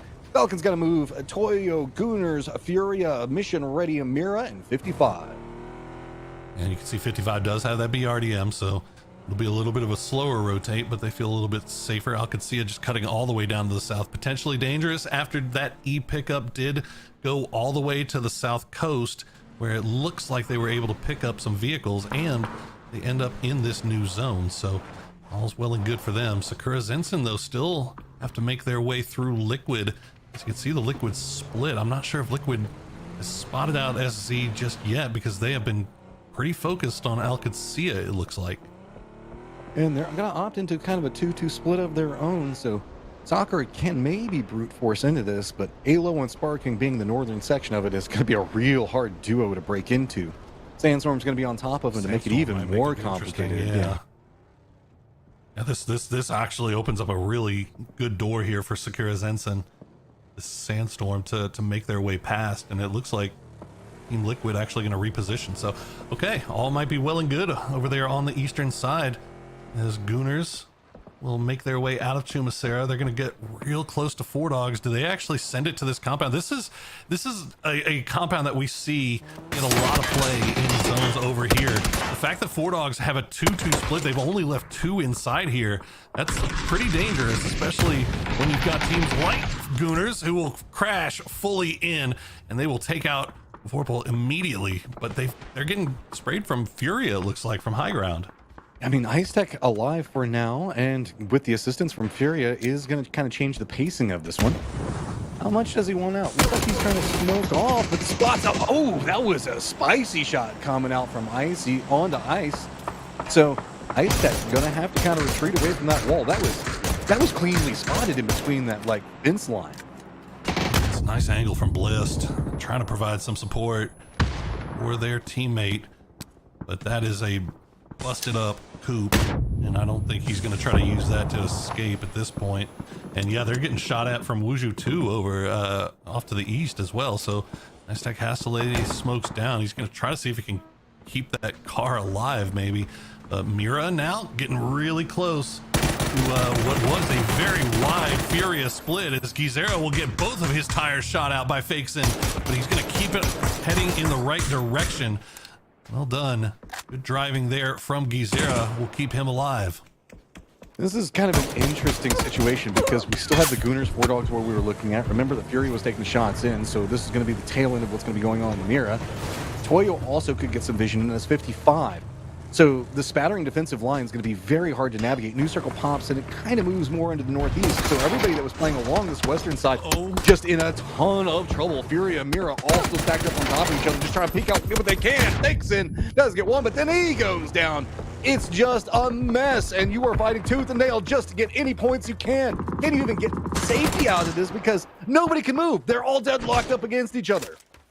Yeah, at least Mira was able to get inside the zone, but Furia is in shambles right now as Gooners will eventually spot out Ice Tech. So that will be 4 Dogs down to just Blist and Lucid, who are outside of the zone, as the Kraken will stay alive by the grace of the smoke, as 55 is on foot, but they're getting shot at from Mira. They're getting shot at from Toyo, and the Kraken does eventually go down, but it's going to be Karak that gets him. Potentially dangerous, now having to deal with mission ready. This is going to be a little bit closer to the zone, but still just a bit down to the south. Notice the fact that we still got a good position from Wuju 2 on the high ground that's stalling out a lot of the movement, so potentially dangerous, still with multiple members up, chasing after mission ready, but a couple of bullets in farewell as Bizzler sends his way into the zone. All right, Rock, we're dead center of C1. That obviously doesn't mean everything, but they've managed to keep 4 alive, and they're trying to find a spot around the field to play, as Mira will lose LFP, and it's down to just Haven, who's going to run right into the Gooners, and that will do it for Team Mira. And now Bunt will go down to his own Molotov. We'll see. Can he? No, he's not even. Well, he might be resable. He was trying to secure a spot in the zone for the Gooners, and it looks like nobody has an angle on him, so it should be resable. They should be able to get back up to 3 if 55 doesn't try to get this BRDM up a hill. I don't think they will. This is just all around awkward still over into the west. Potentially dangerous, trying to push up into Wuju 2. They're going to have 4 Dogs last members back behind them. Toyo just kind of opted into a bit more quiet on one side. Haven't even started taking Throw it into second. Throw it into low gear. We got it. We got it. Maybe. Yay, we're up there, and now Gooners are in trouble.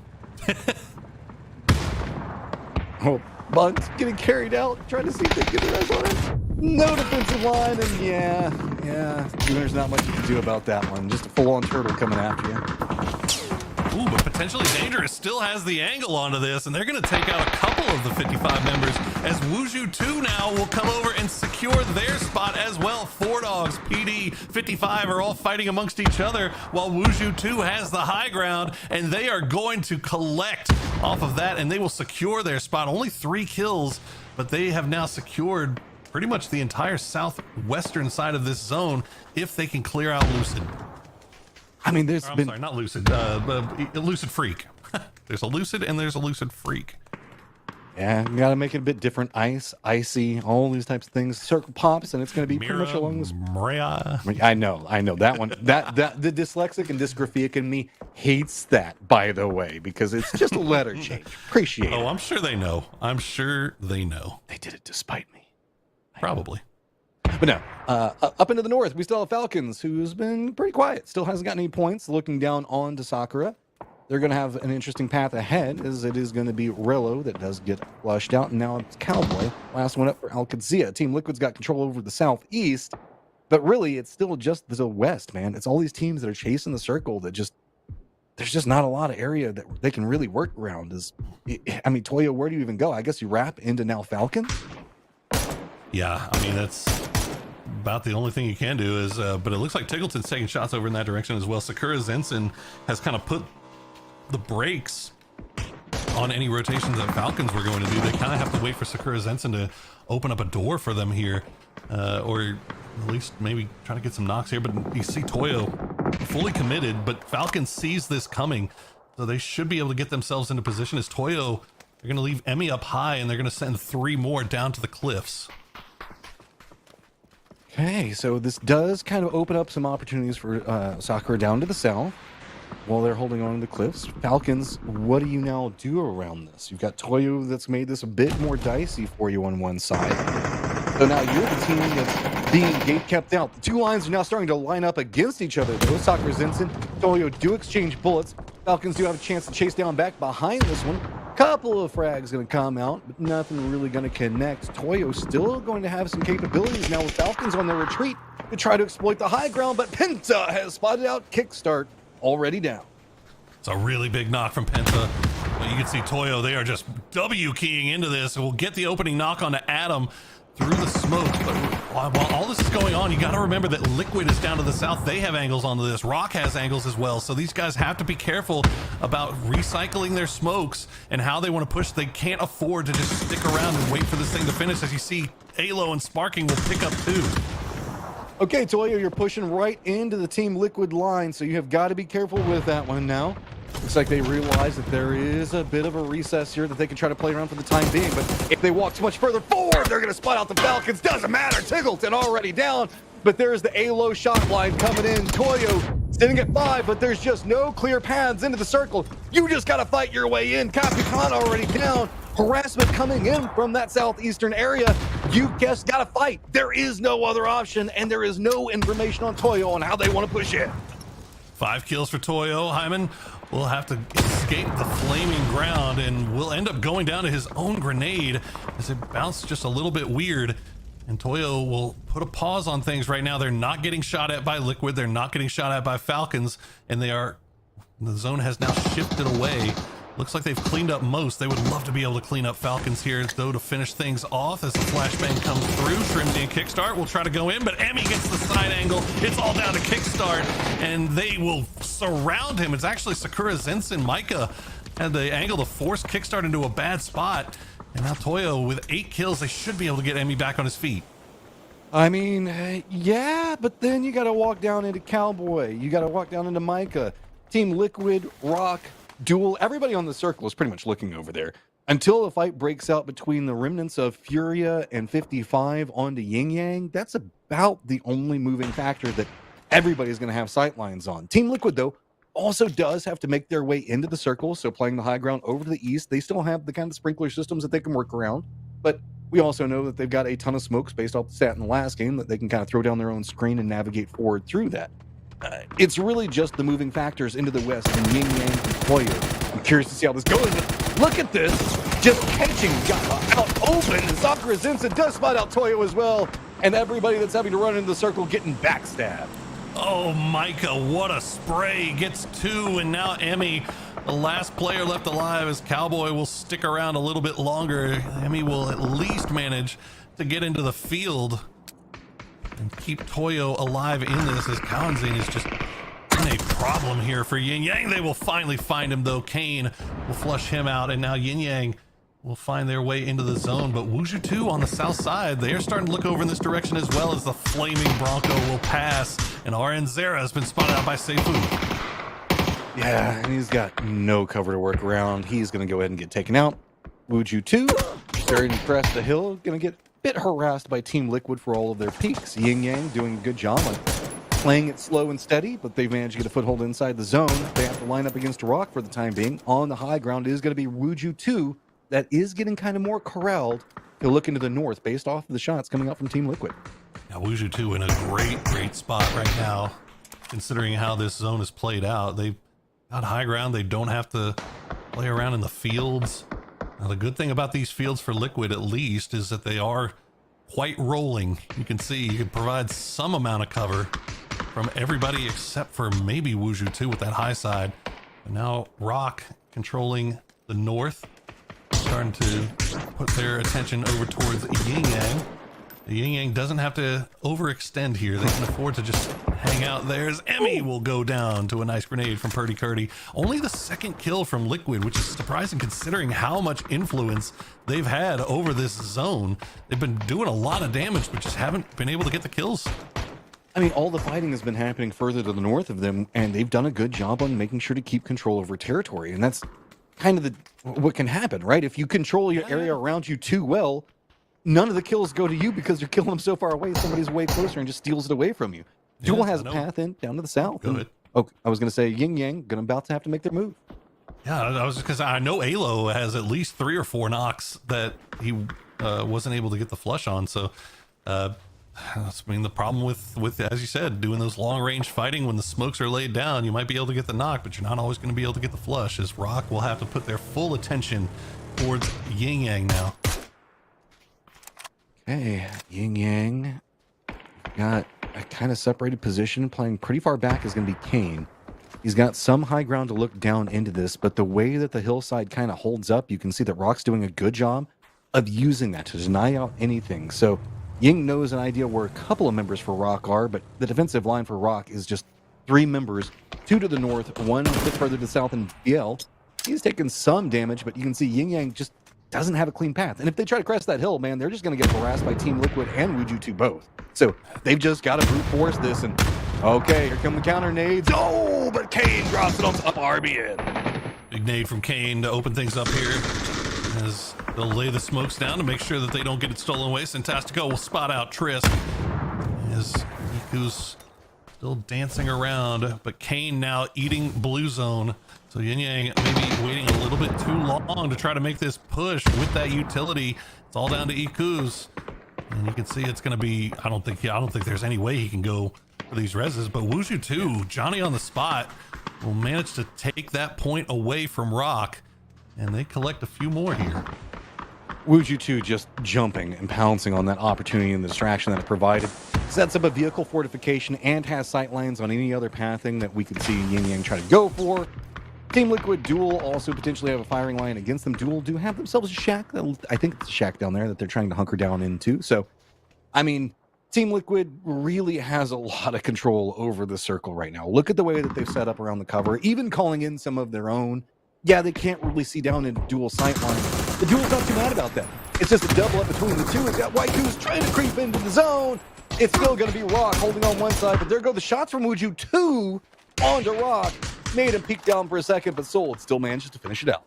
Man, the best thing for Rock right now is that Wuju 2 can't be active on this because they are just getting harassed by Liquid. And they've set up that beautiful fort, but unfortunately they have to move. Once again, the circle to pull away from them. Now, Duel has been in survival mode essentially for the past 3 circles, and they have managed to keep 3 alive playing from this south side, and they're going to have to get involved here at some point. The question is, where does Wuju 2 decide to go? There's just not really any good options here for him. I've noticed that Team Liquid have started being a lot more sparse with their shots and only really taking the ones that are really obvious. I'm thinking that they might be starting to get a bit low on their utility and ammo because they've been having to control this area for a long time. And I mean, they're getting more cover down, but they haven't, like I said, they haven't been getting the kills, so they haven't been getting the crates, they haven't been getting the replenishment, and they haven't been really fighting from a compound. So I'm curious on what the attrition from all of these battles has kind of done to them. As Rock is going to have to walk into the open territory, Wuju 2 into the open territory. Duel, kinda, maybe they can hunker down, but they can just kind of hold out until after Wuju 2 does and creep up a little bit further. Really, it's going to be these 2 guys up to the northwest that are right on top of each other that have to make something happen. Yeah, I mean, you hit the nail on the head. Duel doesn't really have to do anything. They can just sit out here and just wait for Wuju 2, but our Rock will be the aggressor here. They're going to find the opening knock. RBN will get traded down as BL will try to move in a little bit closer, but that zone is cutting as Lucid will go down. Sneak attacking and Zito still staying ahead of it, but Rock will get taken down by Sparky. They had no better option. Liquid has beautifully set themselves up here as Duel will try to use that as an opportunity to get within utility range, but it's just not landing where they need it to.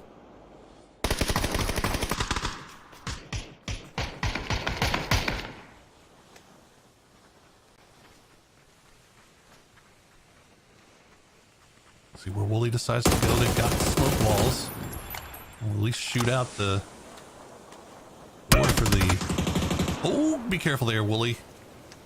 Pulls back down to 33 HP, but he'll stay alive for the time being. They're trying to find a way they can get to that shack. It might be great. Luke 12 will finish off Wuzhu 2. So now it is just the top 3, and somehow, some way, the Bizzler, Mission Ready International. He has managed to stay in this and get the double kill on a Team Liquid before going down. Duel, this is your chance. You have to attack. Oh, the Panzerfaust from Alo. Kurt back behind. Does get the knock on the one. Lobes even takes some damage. Wooly on the other side of it. He's got to play this careful. He's got the hillside. He can hear the footsteps on the other side, but Alo playing the aggressor, getting more up into the face. Lobes at least manages to get held back into a better position, but instantly punished. Team Liquid on a tear right now, tied up with Al-Kidzi at the top of this one. Cardi spots out Lobes. Team Liquid takes it away. They had the whole game. They're gonna go ahead and finish the game as well. Wow, Team Liquid on Miramar, day 1, the first 2 matches they put up a big kill points, and this time they get the win after it was looking pretty dicey. The Bizzler almost threw a wrench in the works for them, the snake in the grass, but in the end, Cardi and Alo able to clutch it out. I mean, just an absolutely crazy game. It feels like when we go down to the sprinklers, we always get a pretty dicey in-game that leads to some fun stuff. And I know our highlights are going to take us through a ton of cool options as Miramar is now done for the day, but we still got 4 maps that the analyst desk is going to prep us for. Another good game, and the Dusty Dunes are done and dusted as Liquid shows us that they came to play. You mentioned that boot camp in Brazil being a game changer, Godspeed. It's starting to look like maybe you were onto something. Sometimes all it takes is a change of scenery, especially for these boys. Well, not so much for Sparking. he lives in Brazil, but for the other boys, it's nice to have them just kind of change your pace, getting back together, seeing your teammates face to face. You have no idea how much that can actually help the situation when a team is in a funk. So far, first 2 games, fantastic.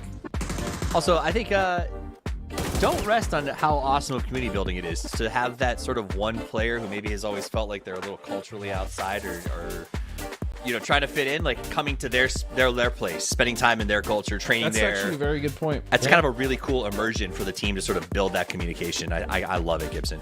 Are you saying Sparking took all the boys out in Brazil and give them a good time? I don't know if he you're did. saying? Maybe, but I even if he didn't take them out, just the idea of like you came to where I'm from and like no one, from what I understand, no one goes to Brazil and says I had a bad time. You know what I'm saying? So like that's got to be meaningful for him and try to drive the team into a better place. And it looks like it. 21 freaking points on game 2 is wild, Godspeed. Yeah, it is wild. The consistency is shown so far. Both games of Miramar have been absolute shutouts for Team Liquid. Wuzhu 2 finding some success as well. And Benya and Toyo, we saw that disgusting spray onto one of the Falcons. That was clean. Toyo finding some early aggression as well. Always great to see from me. Let's talk about something that we're not seeing right now, and that's the Falcons, Gibson, as well as Team Mira. But mainly Falcons, only 2 points on that map. And if I remember correctly, they didn't have an outstanding first game either. I think they've got two points total on the night. It's not been the very best of a start to them on Miramar, but again, it's 2 games.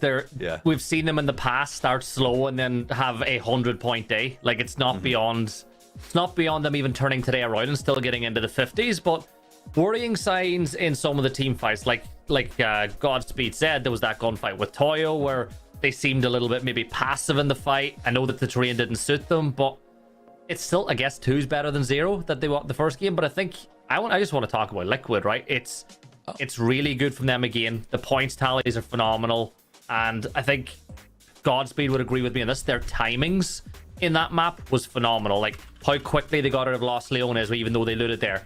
How they took that position nice and early. How they rotated into smoking aces after the phase 2. Like they just did everything at the right time in that game. And to be honest, almost lost. If the Bizzler had his way, Liquid weren't going to win that game at the end. Let's take a look at this overall as Team Liquid looking really good up there at 33.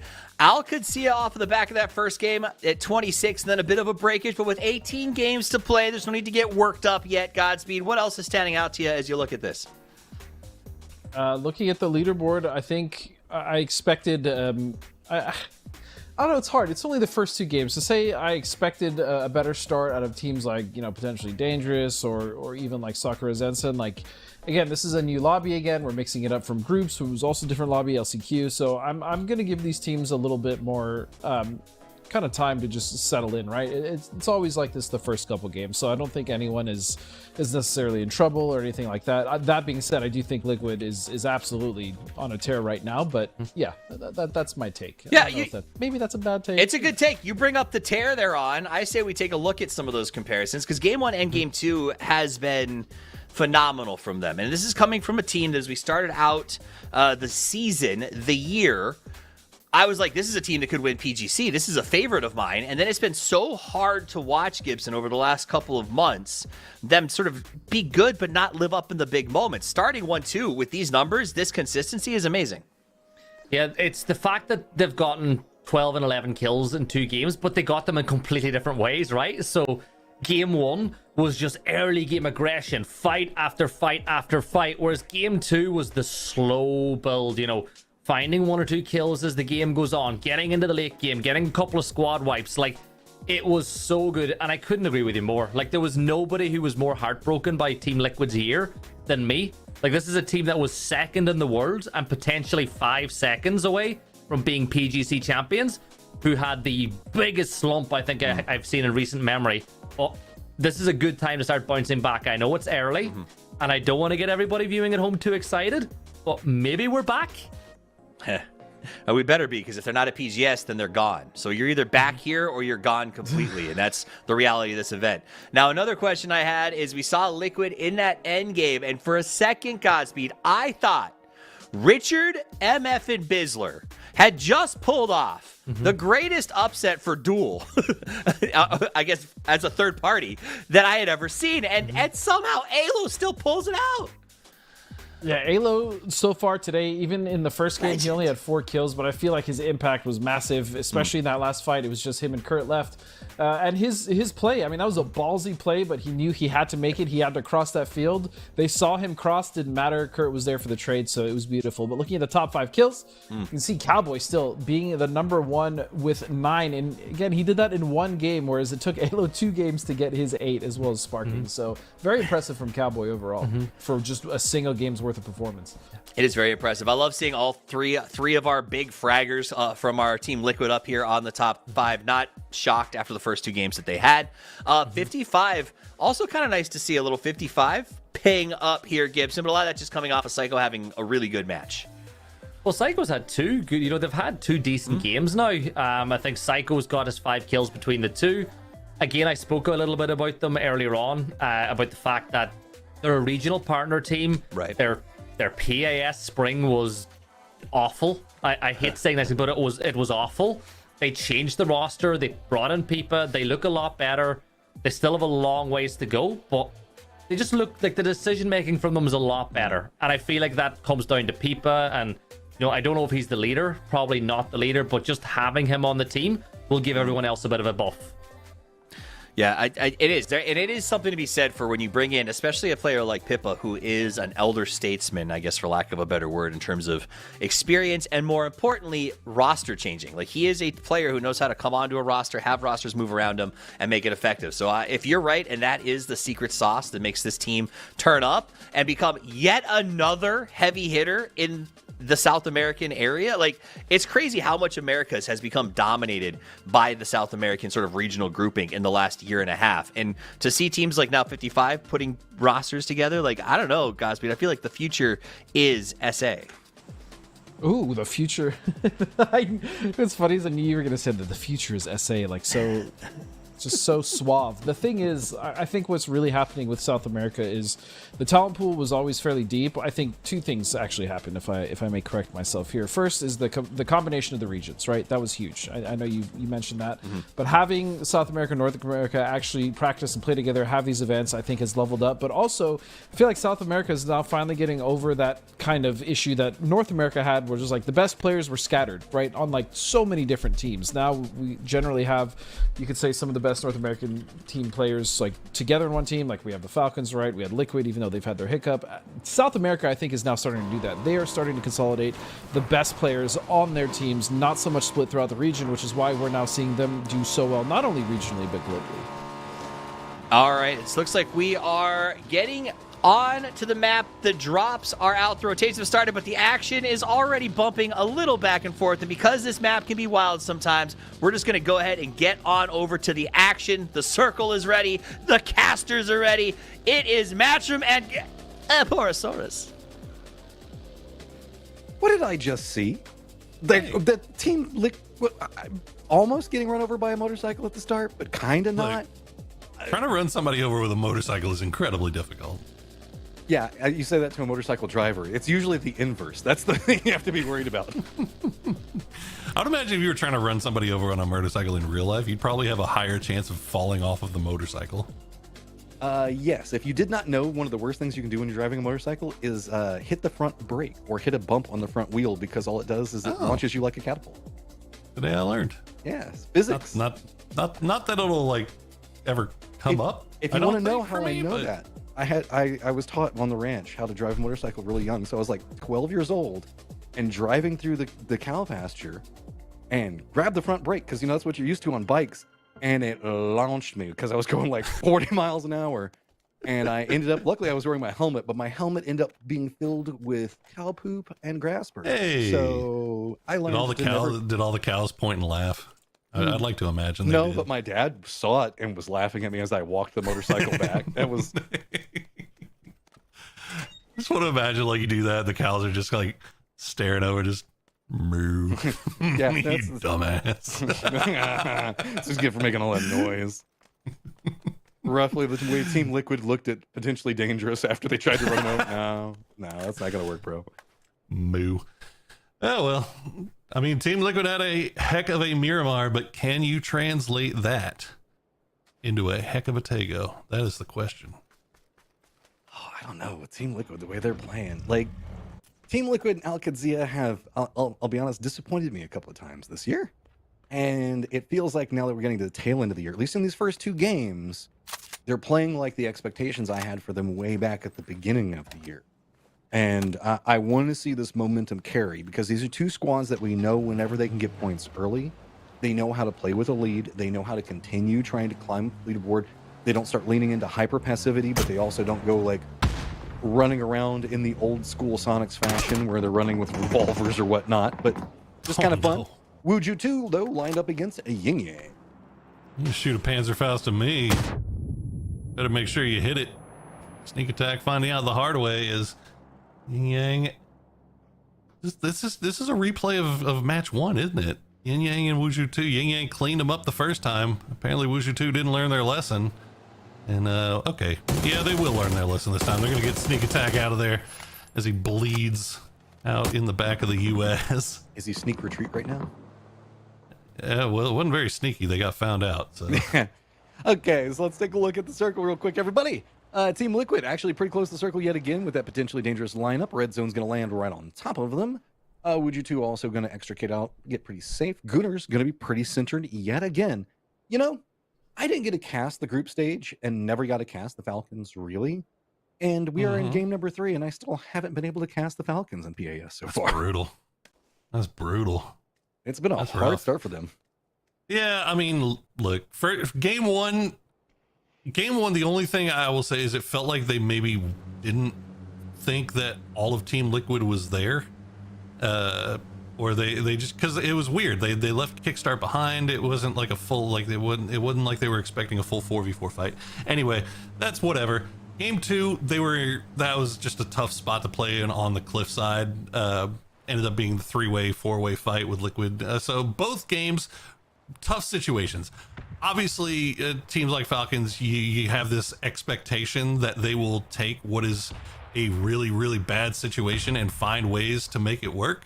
But, you know, it doesn't always work out that way. So there's still plenty of time for those guys to right the ship here, as Liquid now getting very close to Mira. Nice shot from Haven to get Alo. That's actually pretty Curdy down to about 1 HP.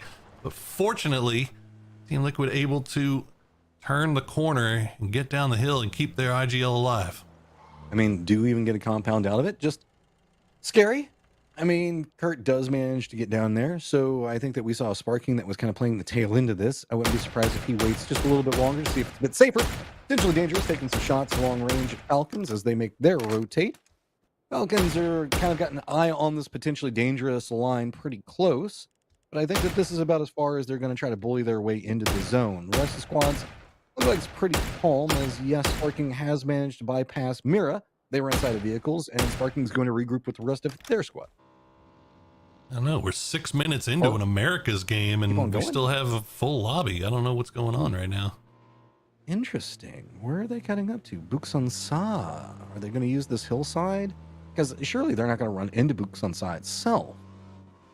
It looks like I think what they might be doing, they're getting a tight 2-2 split that's close by to each other, but they want to be able to see if anybody's coming down this road from the east. So now, I mean, they can see anybody that's playing around this road from the east and the west, and they can have also kind of avoid the hills to the south. I have never accidentally shot that guy thinking it was a person Hey, before. guy. Never. Not me and the freaky mannequins. No. Well, I mean, the mannequins and the dolls I do shoot because they're cursed, and I got to make sure that they know who's in charge. That's fair. That's fair. Yeah, we've got to let them know what's going on. I mean, But yeah, no, it's a 64 alive, and it's now almost 8 minutes in. What is happening? Are we the friendly Americas? This is a new Americas? Have they been watching EU? they're What just is going on? They're saving it for Aaron Gill. That's all it is. Oh, we got a centered circle, so nobody has to move a lot. That's fair. How Fair. Well, yeah. dare us get a centered circle? Well, right now, Tony, the only one taking shots on the map. So this is the most action we're seeing here in C1. The only team it looks like that's still making their way in is Toyo off to the west, but everybody kind of, I will say it's a lot more spread out. Like everybody's south of the river, sure, but you know, a lot of times on Erangel, Miramar, you'll see teams kind of group up towards the center of the circle, and the edges of the zone are a little bit more empty. This time it's everybody's really spread. So regardless of what happens with the zone shift, blissed. Yep. Ended up in the wrong spot. That's 4 dogs sending one a little bit too far north to scout. I'm just getting euthanized as he got a bit too close to Mira. I mean, the way that the circle lays, I think, says a lot about why we're not getting the action right, because we've got a lot of these hills, and the hills are pretty vertical. They're not like Southwest Miramar vertical, but they kind of create their own like little arenas. And right now, you just get control over arena in a circle this size, and nobody else should really deal with you unless they try to encroach to make a rotation or something else like that. So everybody's got their fighting stance, waiting to see where the next one goes. And they do have some vision, some idea on how some of the rotations are happening to them, but it's kind of isolated, and it's led to a very, very quiet opening, which I'm not necessarily mad about, because that means that the mid game is going to really pop.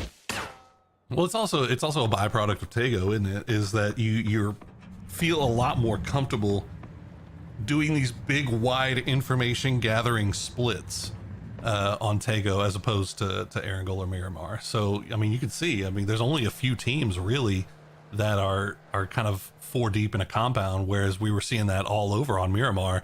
You look at the mini map here, everybody's kind of spread out as the circle will cut down to the south, and probably the best shift that everybody could have asked for here.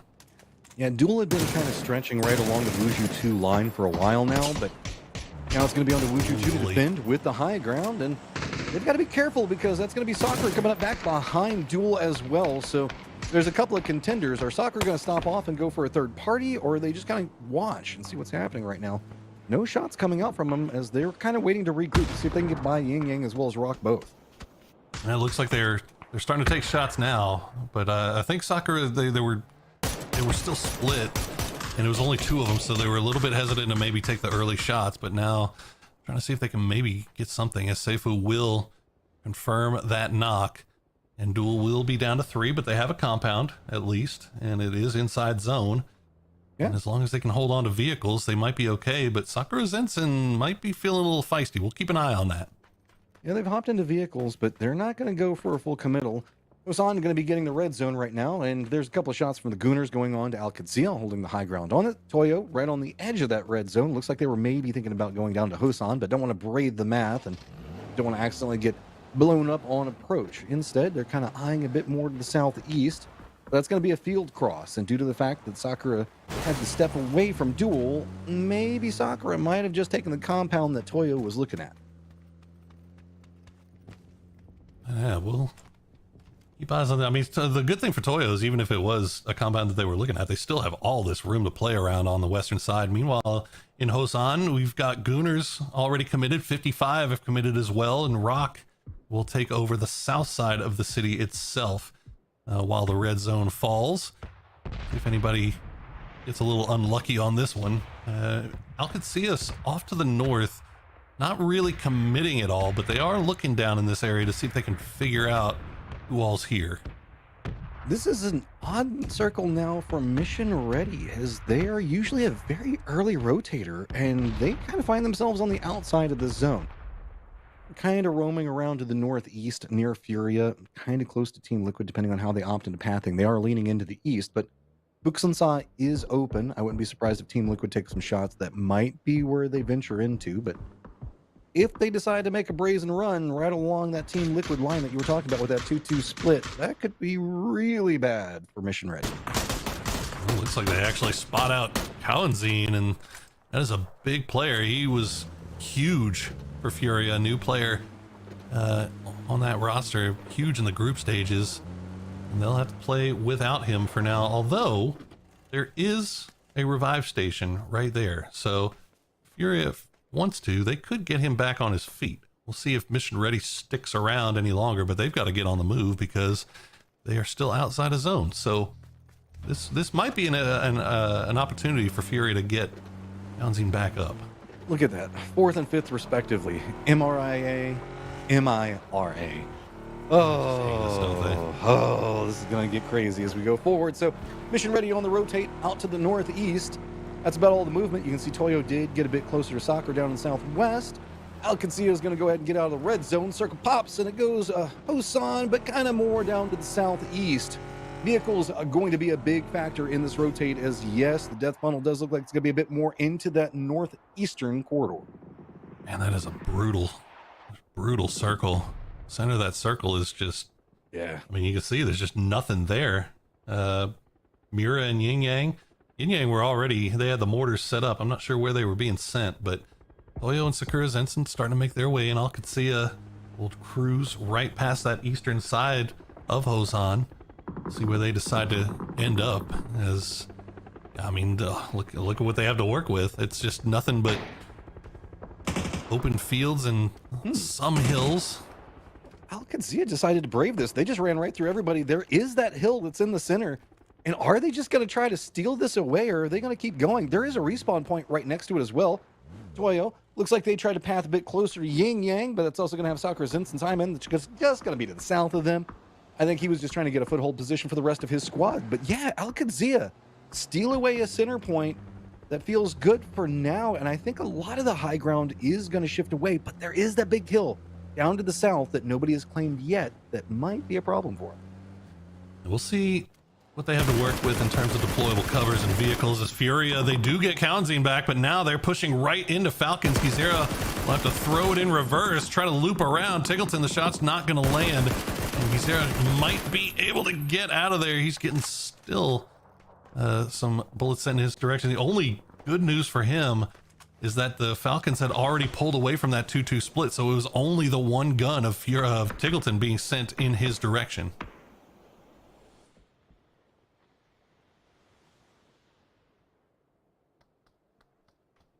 Looks like 55 have run into the Gooners on Hosan. They lose one, but they will get Icy Flex back on his feet as Carrick pushing forward with the Panzer in hand.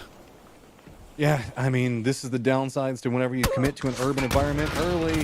Just going to have to deal with very long cross lines. Be a problem. 55. Carrick is down, but Gooners just know where to go. It's not going to take much more from 55 to try to close this one out, as the cresting around is going to be a bit crazy. You can see the four dogs do have themselves some friends, and that's going to be a mission ready who did wrap down past Buksansa. Simply hunked down there. Simply Matt actually getting the grenade onto Aranzera as his grenade goes, pops off. So we lose one. And now Rock heard all of this happening. The Rock is going to push up. They're going to find the angle. They're going to find Pippa. And now 55 looked like they were going to be able to turn things around onto Gooners, but now they're in trouble. But Psycho with a nice spray gets BL with the last bullet in the chamber. Falcons tail ending onto this, chasing down right up next to the Gooners. Looks like they had their eyes set to see if maybe they could third party into this, but now with the way that the new circle is popped, Rock is going to be the gatekeeper. BL already down. Furia could wrap down next to him pretty close, but Falcons on the hunt for any points down at the bottom of our leaderboard, a situation that they are completely unfamiliar with. This is a lot of interesting moves being taken, but the most interesting thing going on right now is in Hosan. Falcons desperately use a fight going in their direction as Duel will get eliminated. That was happening on the south side of the map. Fight with Sakura Zensen, and Sakura Zensen will come out on top. 55 with 3 kills, down to 2. Will take some damage from the Falcons. Will avoid the blue zone grenades, but keep in mind, Simply Matthias still alive in all of this. Yeah, and he is coming up to now be back behind the Falcons. While this is going on, you're going to hear a lot of firefighting, very close, potentially dangerous, and Mira are in vehicles running right alongside this one. H1 does spot out Simply Matt. Gooners are eliminated. 55 in some trouble of their own, just have a ton of troubles that are coming down after them. 55 get eliminated, and that's going to be the start of finding some kills. Gooners now in last place as Furia just has to cross down next to the circle close to Toyo. Furia's pulled off one of the wildest rotations that I think I've ever seen. They had Gizera and Zakraken wrap around Hosan, and then they sent Kanzin and Posa via e-pickup, and they managed to clean up the backside of a 2-2 Toyo split. And so Furia looking really strong right now. They're trying some crazy stuff, and it's working out for them. And that is not a Furia that you want to have in your lobby. When they start doing wheels off things and it's playing out, they're going to try even more stuff. And we've got an interesting situation happening into the kind of the crest hill near center. It's going to be Mira on one side, and yeah, just a full push coming up from Al Qadzia onto this compound. Yin Yang, we're kind of having to focus up on what was going on with Mira over into their west. That's opened up a couple more moving factor options for squads. Al Qadzia just no fear in this push. This was probably very well scouted because you can see this is just cleanly approached, realizing where the vulnerabilities in the defensive for Yin Yang was. They just got to be really careful about how they push it because Team Mira has that high ground. And so if Al Qadzia takes one wrong step out of cover, they're going to be on the sights of Team Mira as the utility from Yin Yang keeps coming. Trisk hasn't bled out just yet. Yin Yang does not look like they're going for the res, or maybe they did. Yeah, I think they might have just stuck it. Narrowly, as you can see, right in the center, just off to the northeast is going to be where this firefight in the compound is going to be happening. Stickle's going to pop, does keep the compound in play, leaves everything going on to the north where Falcons and the Rock are going to be hanging out. Meanwhile, we've got Wuju 2 going to be lined up next to Team Liquid. Soccer down the south. Furia also having to make another wild rotate. Yeah, Falcons in some trouble trying to escape the city as Tiggleton tried to go for a flanking angle, but Centastico will spot him out. He at least allowed H1 to get the res onto Shrimsy, but this is a full surround here by Rock, and Falcons just have nowhere to go that's safe. Solds, you can see that flanking angle will spot out Shrimsy, and now it's all down to H1. And there's nowhere to go, man. That's going to be Falcons eliminated. Rock picking up the points on it. Back over with Mira, you can see that they've had a lot of friends, one of them being potentially dangerous. Gabriel did get pretty close. They do have another threat that's going to be wrapping in back behind them, and Furia starting to take some shots at them. That's what the other squad members are trying to see if they can stop off any rotate. The spot is strong for now, but between BC going on with Furia and Rock, there's a lot of friends that want Mira's position. Yeah, Wuju 2 just getting picked apart right now by... I mean, we said it. You said it coming into this game. Team Liquid, now that they've got a couple of big games in their bag, they're feeling a lot more confident They are just kind of putting the work onto Wuju 2 right now, and there's nothing really that they have to worry about. They're just kind of free farming damage onto here as Team Mira now has to turn their attention away from third partying Yin Yang and Al Qudsiya, and they have to protect their backsides. Fortunately enough for them, Rock is pushing down at the same time that Furia is pushing in as well, so this could be a multi-angle fight. That's so hard to defend if you're Mira. They just have to start surrendering territory. They don't know. 8 different angles that they have to try to defend from. Instead, they're just going to say, nah. They're going to jump in vehicles. They're actually going to send it down to the compound where we see Yin Yang and Al Qudsiya at. Again, using and exploiting the information, but D is going to punish that fast. Fana goes down. Oh my! But LFP denies it. Nicely done, LFP, but this was definitely a decision from Mira. They knew that both of these teams were in there, and they knew that they were at full strength, but they decided to send it regardless, and now Wuju 2 and 4Dogs are getting involved as well. This compound could be the bloodiest compound in all of Tago. Okay, everything kind of slowing down in pace as now Wuju 2 is getting shot from behind. Of course, it's going to be Team Liquid that's getting more stretching room as everybody is left. Team Liquid just asserting their authority and forcing everybody around them kind of into this compound. Now they just kind of enjoy around the high ground position that they're playing from and let everybody else fight it out. Just fight amongst yourself, peons. We will come in at the later stages of the game. Exactly, yeah, and that's the thing, not overstepping their position either. Like, they know that they've got a good spot. Now that has changed. The new circle pops and it pulls away. So they will have to move, but they already have eyes down onto Sakura Zensen. You see Pentalol working that mortar. Not sure where those mortars are being sent. I have to imagine probably over towards Team Liquid, or could be mission ready. Not really sure. As we see, Furia will be able to get the res onto Posa, keeping them up full strength. Somehow Furia has been able to keep them up full strength as, yep, it's mission ready. That's where those mortars were being sent. But the problem with sticking around on a mortar for too long is that you end up being a pretty easy target, as Penta finds out there, getting knocked by Liquid. Hey, looks like they're just going to run down the hillside. They know that they've got the advantage, and they just kind of have to roll these down the hill. Any nades are going to be pretty easy to set up, but also, you know, you got to get some more loot. You've been fighting for a while. Get everything back to the way you want it to be. Get back up the hillside. Easy extrication coming out from them is, now Sakura, what do you do, man? Okay, you've now gate kept 2 different sides. Yeah, you got a hill. BRDM. But that's about it. Yeah, but a BRDM. BRDM is, yeah, I get nervous. I get nervous. I mean, you do, but it's something. Kind of it's not nothing. Panzers. They are, but it's also pretty significant movable cover. So, and they know exactly where mission ready is, right? So, that's something. There are things that they have, but it definitely doesn't feel good given how strong they could be in this one. So, instead, they're actually just going to start walking up with 2 of their members. See if maybe they can contain, use the BRDM as a distraction. Yeah, jumps down, use the rock, and then use the high ground. But the problem with it is, where we can see Micah playing from, Team Liquid actually can spot it. So he can't play as much of this angle as he wanted to. Oh, Micah's got to have the happy feet. He's got to rely on his teammates to come over at the perfect time, and they will. Michael will spot out. Hyman Pentalol will get the knock on a Bizzler as this fight finally coming down to it. But yeah, as you said, Team Liquid, they are starting to get a little bit hungry as those blue zone grenades going to fall a little bit short. But now Micah going to hop in the BRDM, and he's going to make sure that they secure that point for the boys. I'm just going to run through, but now he actually just runs right into the crate, so get some cover out of that as well. That's really interesting setup for them. So they've got 2 of their members now right along the edge of the zone. Team Liquid has managed to get pretty close to the compound with 2, about to be 3 of their members, and Sparking still just trying to keep an eye on what's going on with Sakura. So Furia, Rock still lined up against each other on the hillside. We still have Mira, Al Qudsiya, 4Dogs, and Yin Yang all in that compound with Team Liquid now kind of supervising. You know what? I said this was going to be the bloodiest compound in all of Tago, but I think there's only been 1 person that died. You still got 2 4-man squads and 1 3-man squad in Yin Yang, and then you've got 4Dogs kind of overlooking all of it. And now, oh no. Well, you wanted things to go Team Liquid's way again.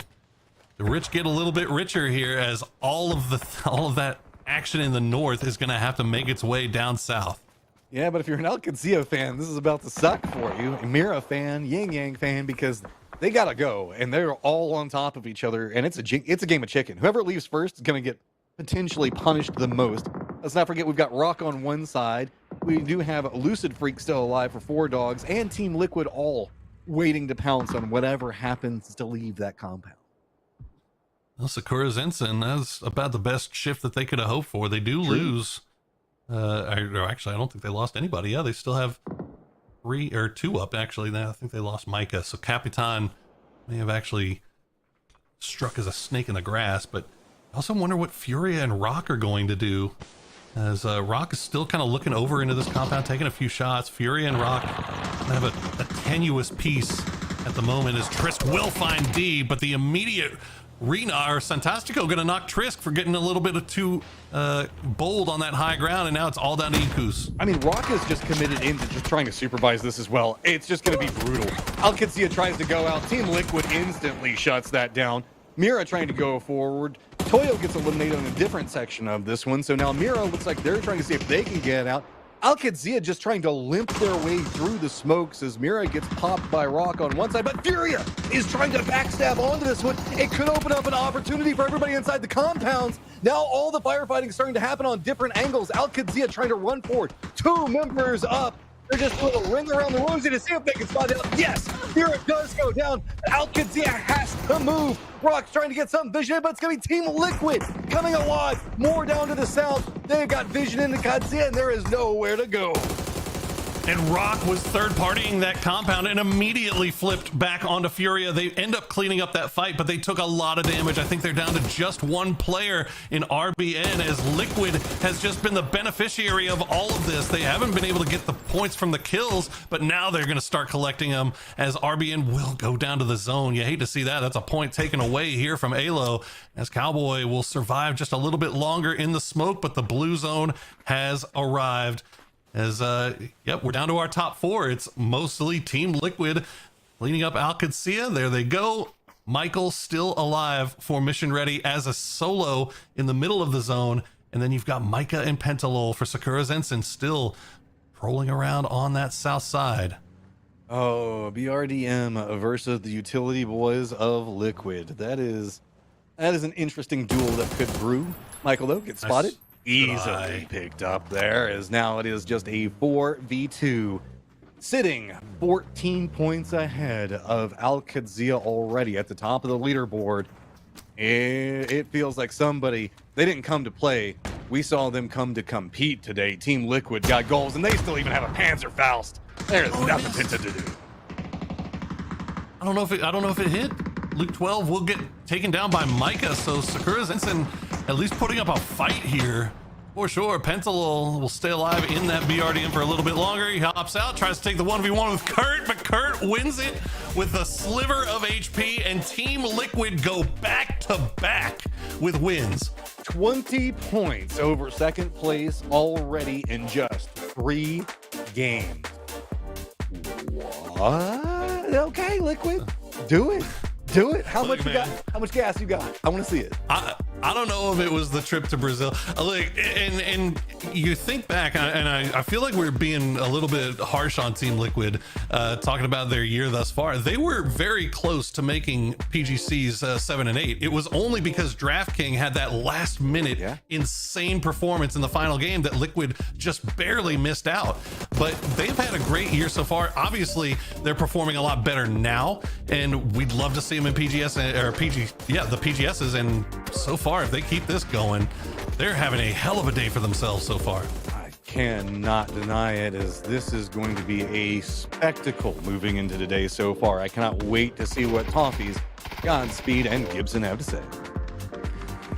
Thank you, gentlemen. What a game 3, and what a poetic ending to have Penta and Kurt facing off in a little bit of a showdown there.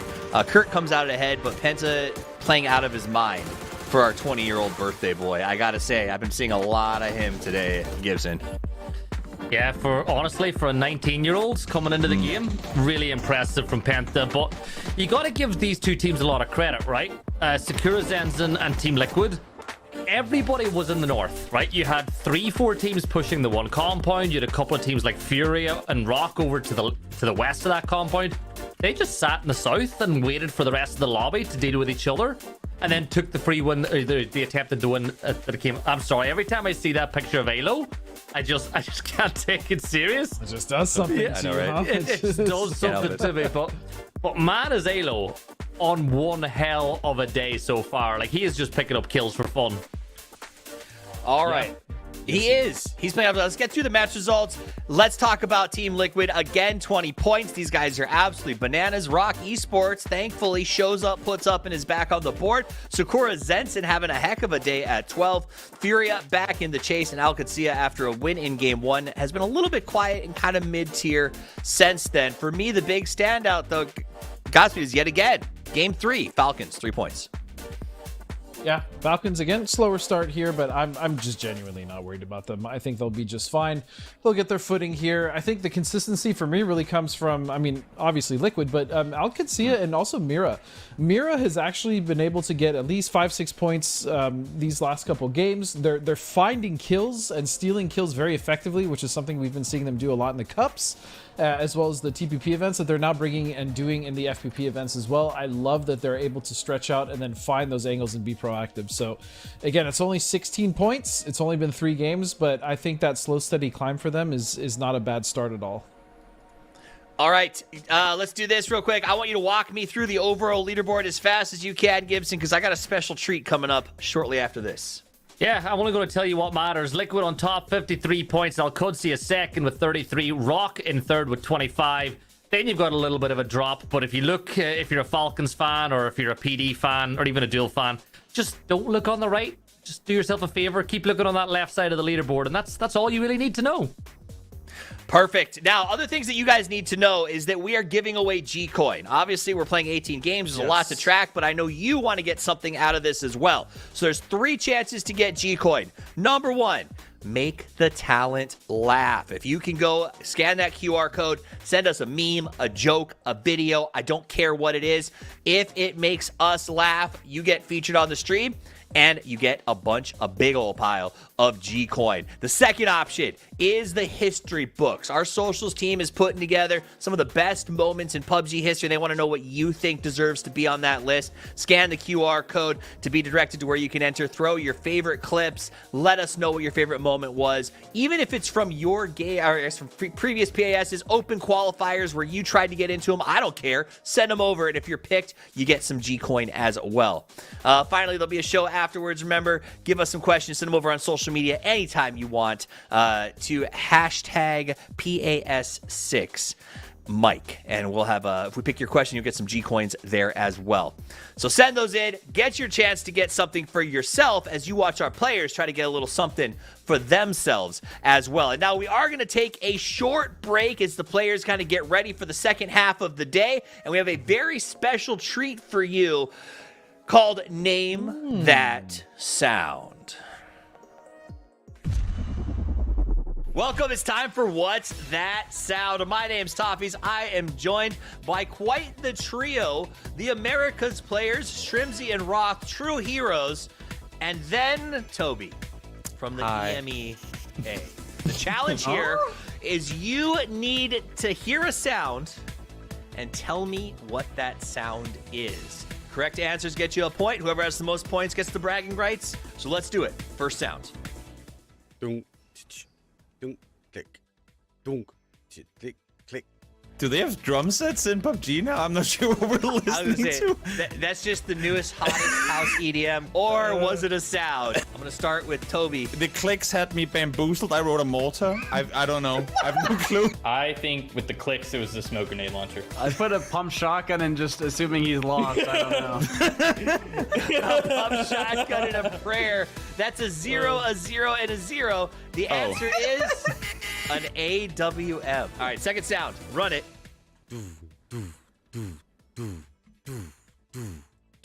Roth, what do you got? I'm gonna hope the deepness of that was a Dragunov. I'm gonna pray to God that we got a Dragunov there.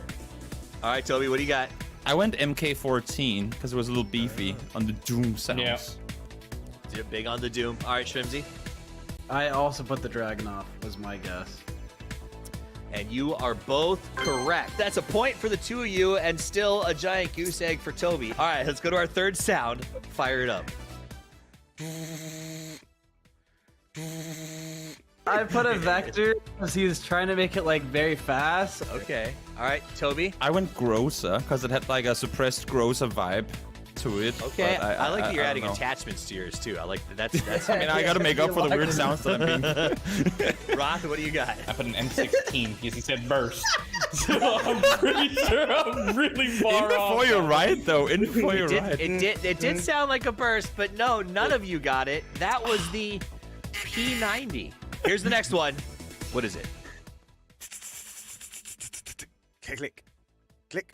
Hey, that was a long one. He made a full reload cycle. I'm gonna pray that the 3 clicks was like a DP28. I ran vector again. I don't know. The 3 clicks really threw me off.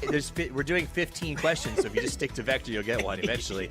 Toby, I felt like the reason he added the clicks was that this was actually like the ammo count, so it wouldn't be as S because it was shorter. in a shocking turn of events, Toby is the only one who gets a point here. Congratulations, Tauber. All right, let's get our last one for episode 1.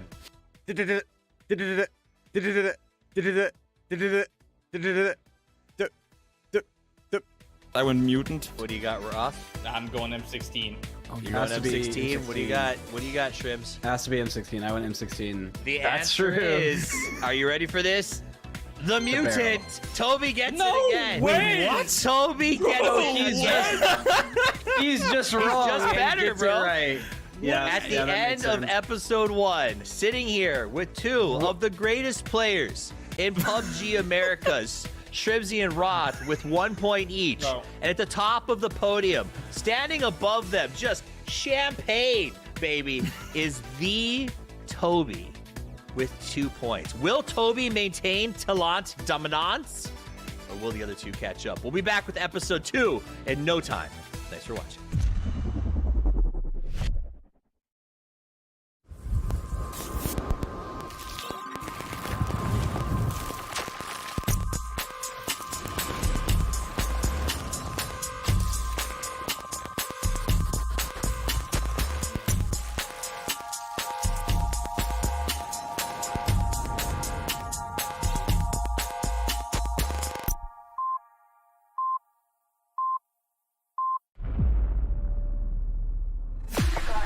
I just need a spot, light in the dark. I got a 2-chambered heart, too. Don't always listen when you talk. We was wishing upon a star. I've just landed. Real enough that this battleground will remember. I'm bringing the static. She sees the world respect. I follow with my soul connect. Hey,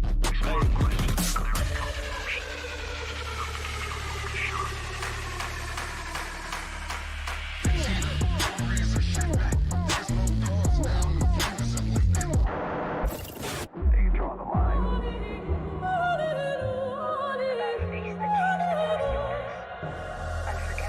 and I'm out in a storm. I still come aiming. I pressure and rain. Whoa. No fear. Every step I claim. Face strong. Not a thing I change.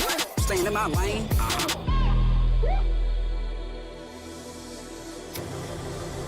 내가 선택한 플레이. 정해진 룰은 없어. 내가 정해. 그게 바로 G-Dragon. Battlegrounds.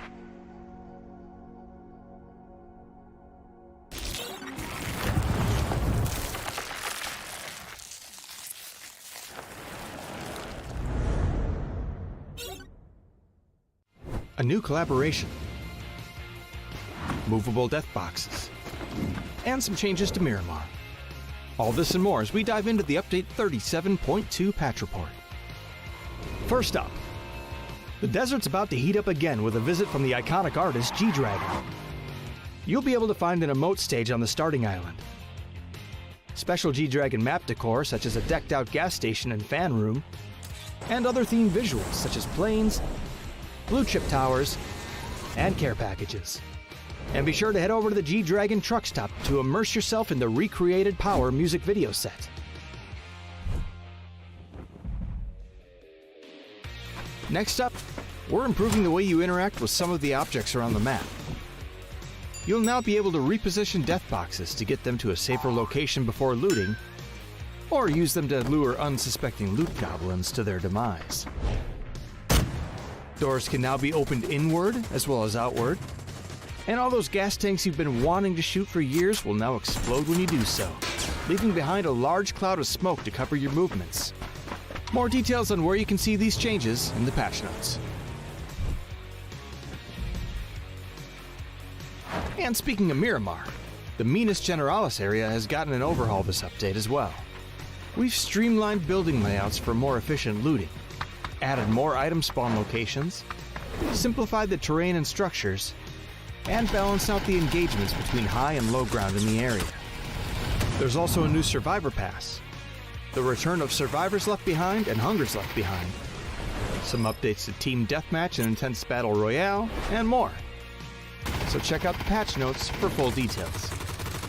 Update 37.2 is here, so drop into Miramar, stack those death boxes high, and kick back with some G-Dragon hits.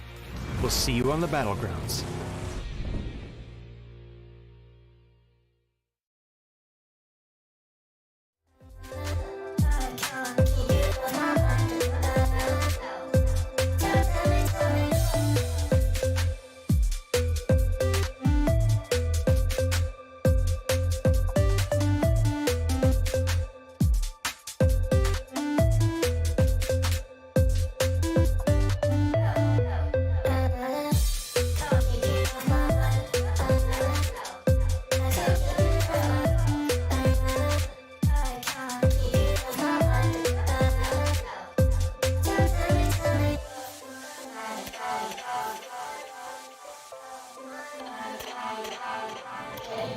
Get you off my mind.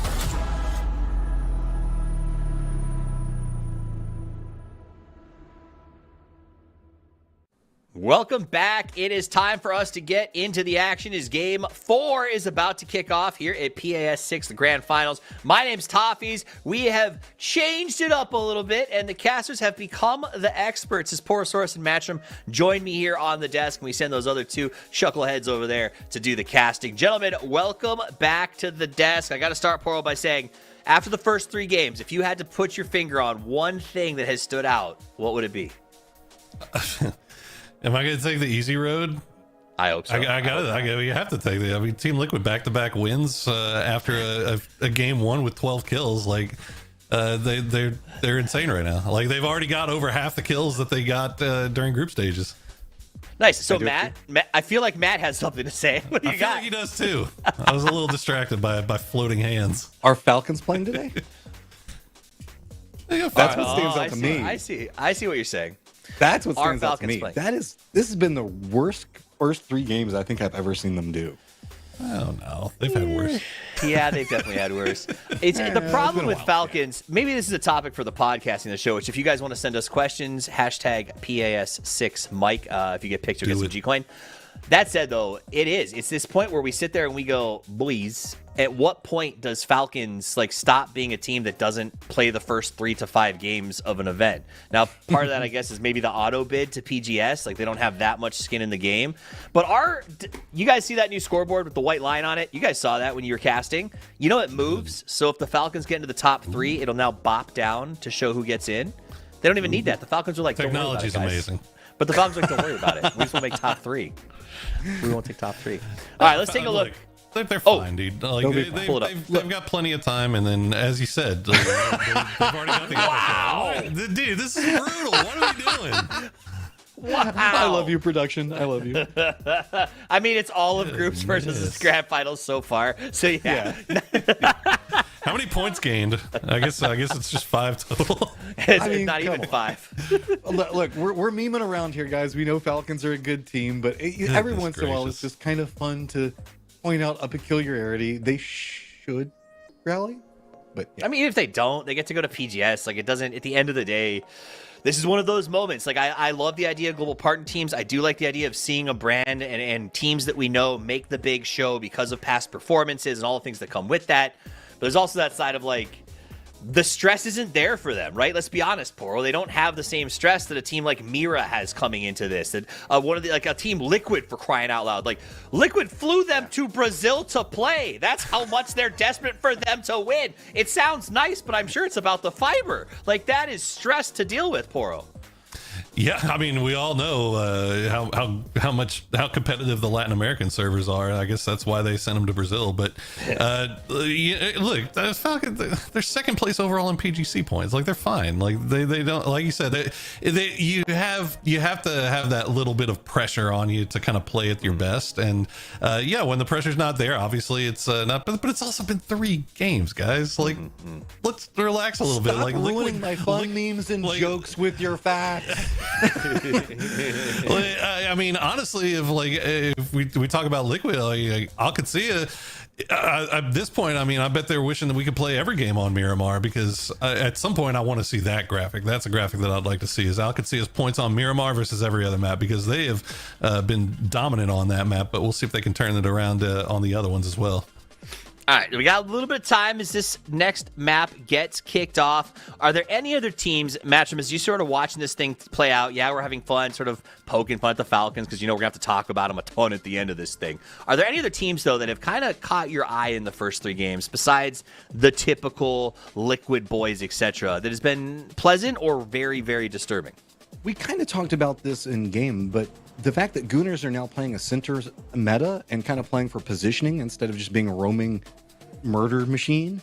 I like the fact that they're actually trying to play together as many points as they can and realizing the strengths and differences between the different lobbies. I think it's interesting to see a team that actually exploits differences between lobby strength. I like that. What stood out to you, Poro? Sorry. Oh, no, you're good. Furia. So group stage Furia got 38 points on day one, 92 points on the second day they played. And obviously they were looking like world beaters. So far today, 19 points. Curious to see, obviously you got to figure that they land, their true strength lies somewhere in the middle. But I'm excited to see. And it also looks like Rock has kind of found their footing after having to go through that LCQ. So excited to see that circle. That's you. I am. That's fun. It is fun. I'm excited to see how it plays out, as it is time for us to get ready to rondo with the new casting duo of Gibson and Photosaurus. Yeah, good timing as we see Kickstart get a nice kill on the board, taking Psycho down.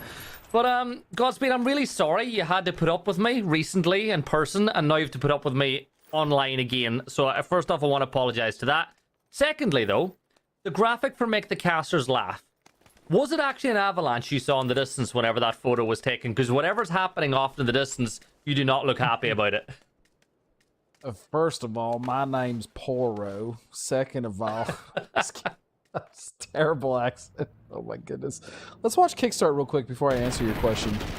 As he gets a nice little melty headshot. The fact that Psycho survived, I know it's 9 mil, but survived a headshot. Actually, it wasn't even 9 mil, was it? No, it was 5.56. What was he using? It was It was a 5.56. It was a QB, right? Okay. Yeah. Regardless, the fact that he survived that is crazy. But I don't know. I don't know what I was looking at in the distance. I was lost, clearly. Mm-hmm. We'll see. We'll see what makes us laugh. But look, it is good to get on the mic after a while. Let's address the elephant in the room. What about that circle? Because your access points are really limited kicking things off, right? You've got no entry points from the west at all. The flight path tells you that everything to the north is going to be clear. So I'm looking at like the likes of maybe Sakura Zenzen, Mira, teams like that, going for that crazy wrap all the way up the north and coming in just south of Bailey, because it's one of your best options. But Vizsla could be in trouble here as well. He's got Al Qudsi not too far away, plus all the players from Mission Ready International Alliance. Yeah, and this is happening dead center of the circle, so you imagine that Mission Ready want to keep this position as long as possible, especially with how just skewed the circle is off to the west, where there's so much unplayable areas. So I'm curious as well if we will see a team like Sakura Zensen or any of these teams on the outside, honestly, if they're going to choose an opt to rotate early because of the circle and because of the unplayable area, or if they're just going to come in late, because there will be something open, whether it's going to be on the north or the south. There'll be a rotation in for one of these teams coming in late. We'll have to see what they decide to do with that, Gib. Yeah, you'll get somewhere. And if you want to keep an eye on what is going on around the circle, remember, !map in chat will give you access to the map feed.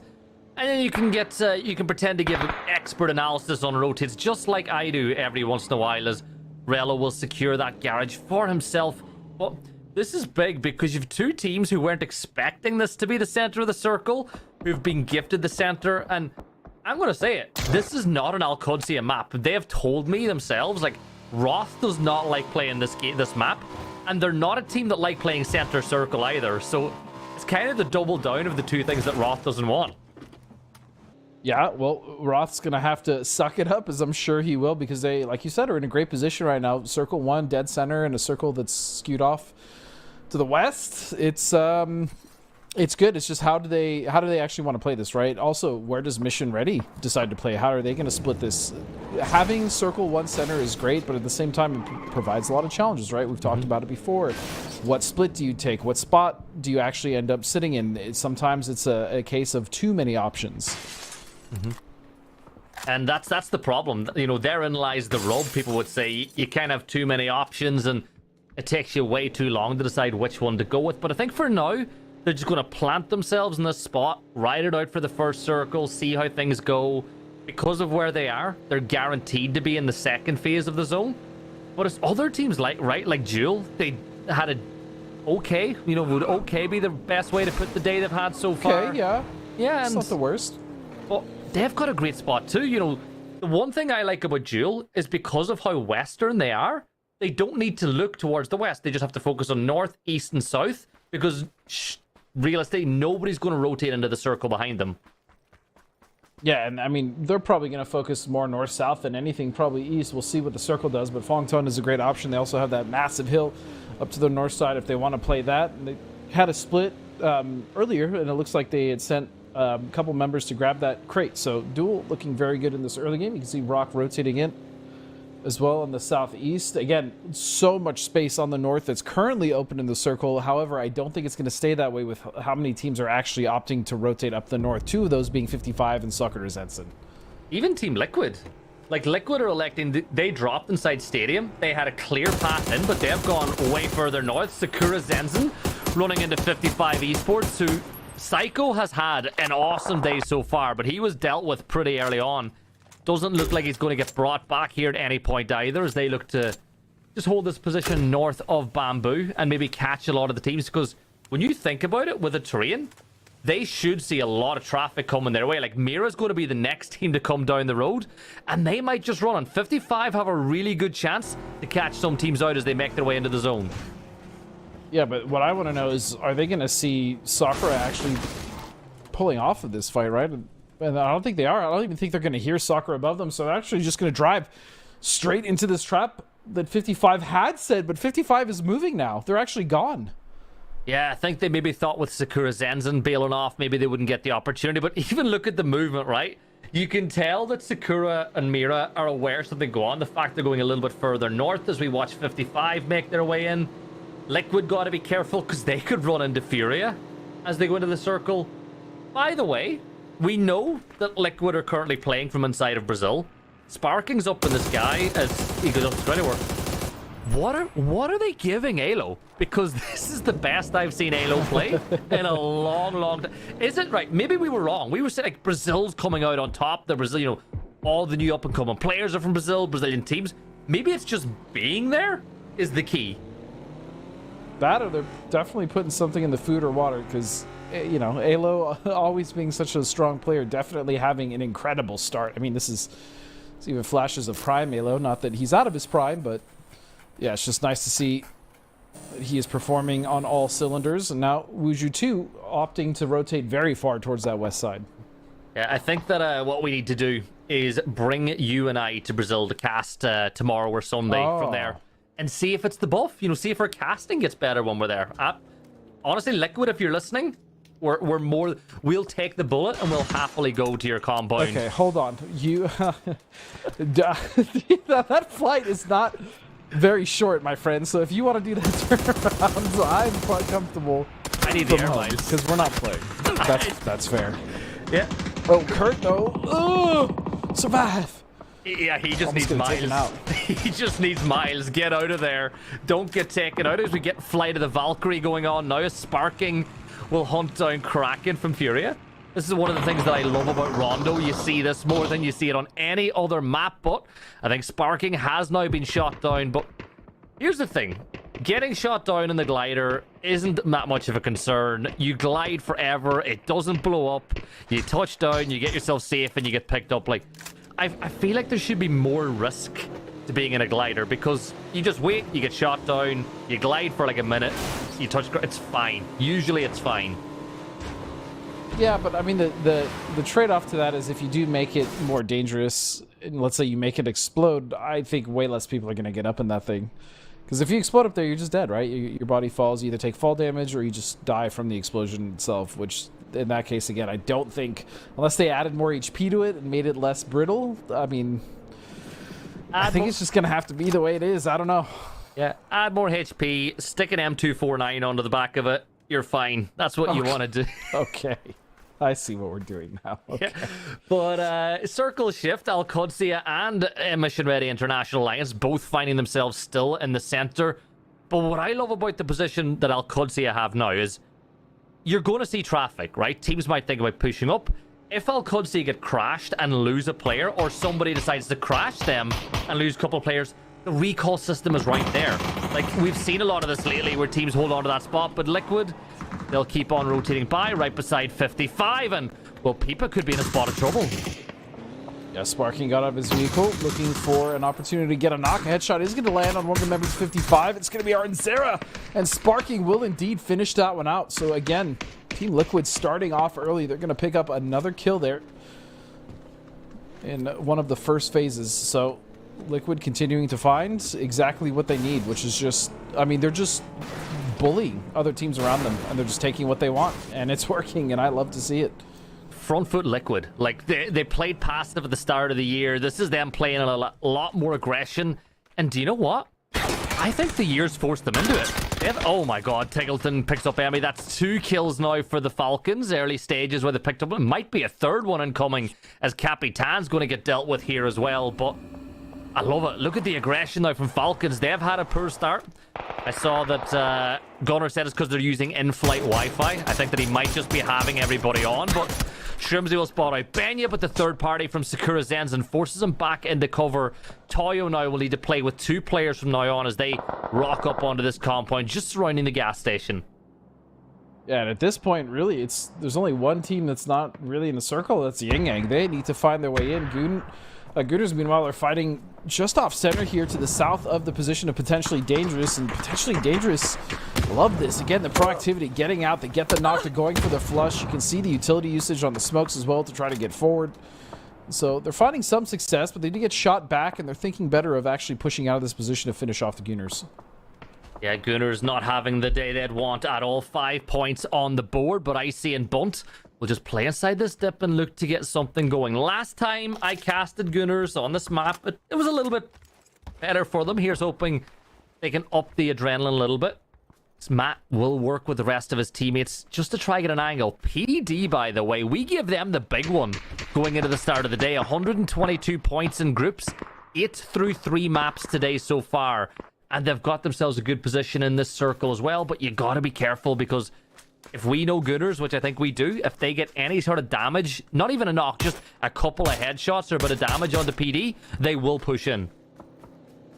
I am curious to see how aggressive Gooners are going to play, because if you're talking about Gooners normally, yes, 100%, you're absolutely correct. They would just push pretty much any team as soon as they get an engagement. As we see here, Haven is going to go straight next to Kawazine and Furia, and he's going to find Posa out of that one. And so that's another member down for Furia. But yeah, Gooners for me, I wonder if they're going to push that pace or if they actually want to qualify for this thing, because they really can if they, if they put in the effort and play like they want to win, rather than taking every single fight. I genuinely believe that they could qualify if they wanted to. You never know. It's sad, though. Bad news for all the viewers at home. This is the last time we will ever see Simply Matt playing competitive PUBG. He's openly said that after this event, he's hanging up the the mouse and the keyboard competitively. I was about to say controller there, and I was like, oh no, don't say that. But you should just say hang out the mouse pad, because he has like 700 mouse pads. Yeah, which one? Panzer, though. Glock will get himself one on the Triss. Kane's going to go to fall damage. Glock's going to get absolutely blasted there by Yappa as the vehicle lands on top of him. The Blanco putting him into a ton of trouble. But for Yin Yang, you've one player left on his feet, and that is Yakuza with the Panzer at the ready. He'll peek around the side, and he misses a shot onto Tony.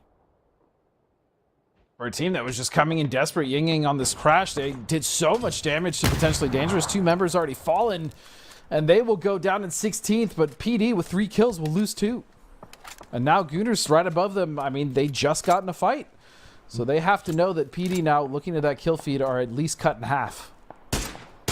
Yeah, and they're not getting aggressive. This is very un-Gooner-like at this point. You'd usually see them full send it, but they're still scouting. I think they've realized the position they have. They might see more traffic coming in from the south, with the likes of Rock not too far away, Tower moving in. You look over towards the west, you've got Dogs, Jewel, and Wuju 2 all trying to push in from that section of the map. Honestly, it's a really nice split in this circle when it comes to teams that could run into fights. Like up in the north, Mira, Team Liquid, and you've also got 55 and Sakura Zenzen, all just on that southern edge of Xiaotin as we hop on board with Seifu. Oh, that's a great knock on to Blist. And Wuju 2 should get their 3rd kill. That was a really nice spray from Seifu. That's gonna... Looks like Lobes actually... Oh, Lobes is gonna get one of Dogs as well. So the Dogs will lose 2 in this rotation. Definitely less than ideal for them. Coming off of a pretty heroic second to last game in LCQ in order to qualify just to get to the grand finals. But yeah, Bliss is going to get flushed out. You did tell me you would bark every time Dogs got a kill. I did not say that. You did. You did. Nope. Yep. And I will expect Where's the recording?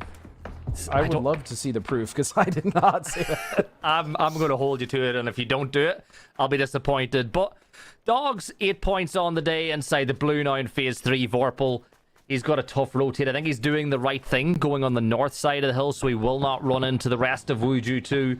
But it is all about just getting as many points on the board. What sort of salvage can you get now with 2 players left alive? Rock, though, pushing on up as Toyo is going to at least to try to get one, maybe both players back. But the question I'll pose to you is, where do they drop? Where are you going to get those players back in the game so they can get some loot? I mean, I don't know. That's the thing coming in these late drops. We've talked about it time and time again. If you don't have a bunch of crates to loot, or at least like a city that your remaining teammates have taken over, I mean, you're really not going to be able to loot that efficiently or really at all. So we'll have to see what they're able to get those 2 teammates. At least they're coming back for now, even if it's just for a short duration UAV. They can scout around. It's still better than nothing. But now, one of the 3 remaining Gooners still looking onto this angle. Now to the south, they're focused more on Rock instead of looking up at PD. Wuju 2 got this knock on to Kurt a little minute ago, and they're pushed up aggressively now to try and take the fight to it as Lucid gets a nice spray onto Sparking. A little bit further off to the edge, you see Luke 12 trying to get the off angle as Alo will step on out, but sneak attack putting in the work against Liquid. Alo with the nade will find 50 damage on the sneak, and Seifu we forced back into cover. But I love this from Wuju 2. You put 2 players up close and personal, you keep Enzito on the high ground who's got his eyes onto the other side of the road towards Luke 12. This could be the end of that mean streak Liquid have been on, but I think we'll talk about it a bit more as well. What about Enzito? Like, this kid, he's had so many teams this year already. We'll jump elsewhere. Look at this. Rock are going to bring the fight to Duel. Yeah, Rock was initially looking to assault the position of the Gooners up to their north, but it's going to be Duel that came in from the south, and just like that, Duel has been dispatched. My word. Dogs will fall out of the lobby as well. There are 12 teams left alive as Liquid will join them. 3 teams gone in the blink of an eye. There's 37 players left alive. Still a lot of teams to make their way into the circle as Wuju 2 will attempt to just thread the eye of the needle, making their way towards Mission Ready International Alliance. And well, with that lake in front of you, that should draw them very, very close to Snakers from the Mission Ready International Alliance. First car goes by, no damage dealt. The second Peekabus will make its way through as well, but no damage dealt by Snakers. But this is where they could find some positivity with Seifu just parking up here on the dip, but they will create a little car fort. They are pinched between multiple teams. The main one is going to be Mission Ready and also 55. So if 55 were to just step over, which currently, fortunately, they can't. Even still, they get utility in that bowl, and that would be pretty much the end of what is left of Wuju 2. So we'll see how that one plays out. Maria still 4 alive, 1 kill for the game. And you can see now Mira finally coming in from that northwestern position that they had. And Furia is still trying to survive as 2, Gibson. Yeah, Gizera and Kawazine left alive. Furia, well, they've been bumping into Mira quite a lot over the course of the night so far as Kawazine and his old teammates go head to head. But the snakes in the long grass, or maybe should I say panthers that Furia are, will just stay prone, stay hidden. Makes them really, really difficult to find. Elsewhere around the map, a little closer center, you can see Falcons picking up a couple of knocks and kills. But look at this. If Furia give away their position and Snakers sees the opportunity to get a couple of free kills, you know Snakers is going to take it. Yeah, we'll see what he's able to do. That's a very sneaky spot for now, but I'm not sure Mission Ready or Mira, for that matter, actually know just exactly where these 2 Furia members are. They have to have an idea, though. As the mortar's now coming down, it's going to be onto PD. And they're not even inside the circle, so not only are they getting bombarded, but they still have to rotate in. Yeah, 55 Esports are eliminated. Did you know, by the way, I'm going to ask you, do you know why they're called 55 Esports? I do not. 55 actually. Plus 55 is the international calling code for Brazil. Found that out earlier this year. The more you know. It's kind of cool. Yeah. If they want to add in the rest of their phone numbers, feel free to do it. I'll happily take it. As Gizera will still spot Mira get on the move, but just as I said, Snakers will take a free kill if he gets it. He's spotted out Kawazine and Furia are down to 1. Oh, and the Gooners will lose another one. Butt will go down. Potentially dangerous, trying to finish off a job they started much earlier in the round, but it's just up to Tony now. It's a 1v1, I think. Where is the Gooners only have one up as well. And now Toya want to get involved. PD are getting the res off though, and I think that Rybo knows exactly where Bunt was. They were aiming at this spot, but Icy is still in the spot. Down goes Icy. Gooners fall in 10th place. 3 more kills added to their tally and 3 more points, that is, but there'll be no more on the board.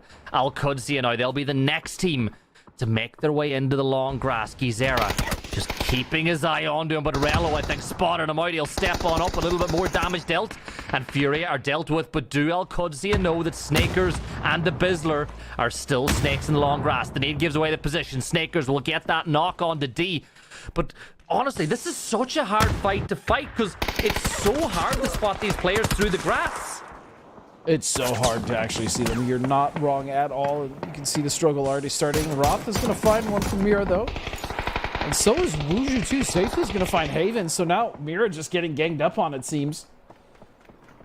As the trade is sent back from Fauna onto Wuju, too. Seifu throwing the underhanded nade as well. Cowboy will pick up a point for Al Qudsi as Vox has been dealt with. Lucid in long grass as well. He's forced to go pro now as Faxon will tap away with that MK looking to find another knock. And Toyo dealt with, by the way. Emin doing the work. But here's the Al Qudsi push. Snaker steps back into cover. He gets a double with the Groza, as that's a big opener for MRIA on that fight. Mission Ready International Alliance looking to hold their ground. Nade at the ready from Michael. He's going to toss that one long, and it lands beside Cowboy. 33 damage is all he's going to find. Bizzler moving up here. But as it stands, the opener's been allowed, but I think that Al Qudsi are going for the res here, Godspeed.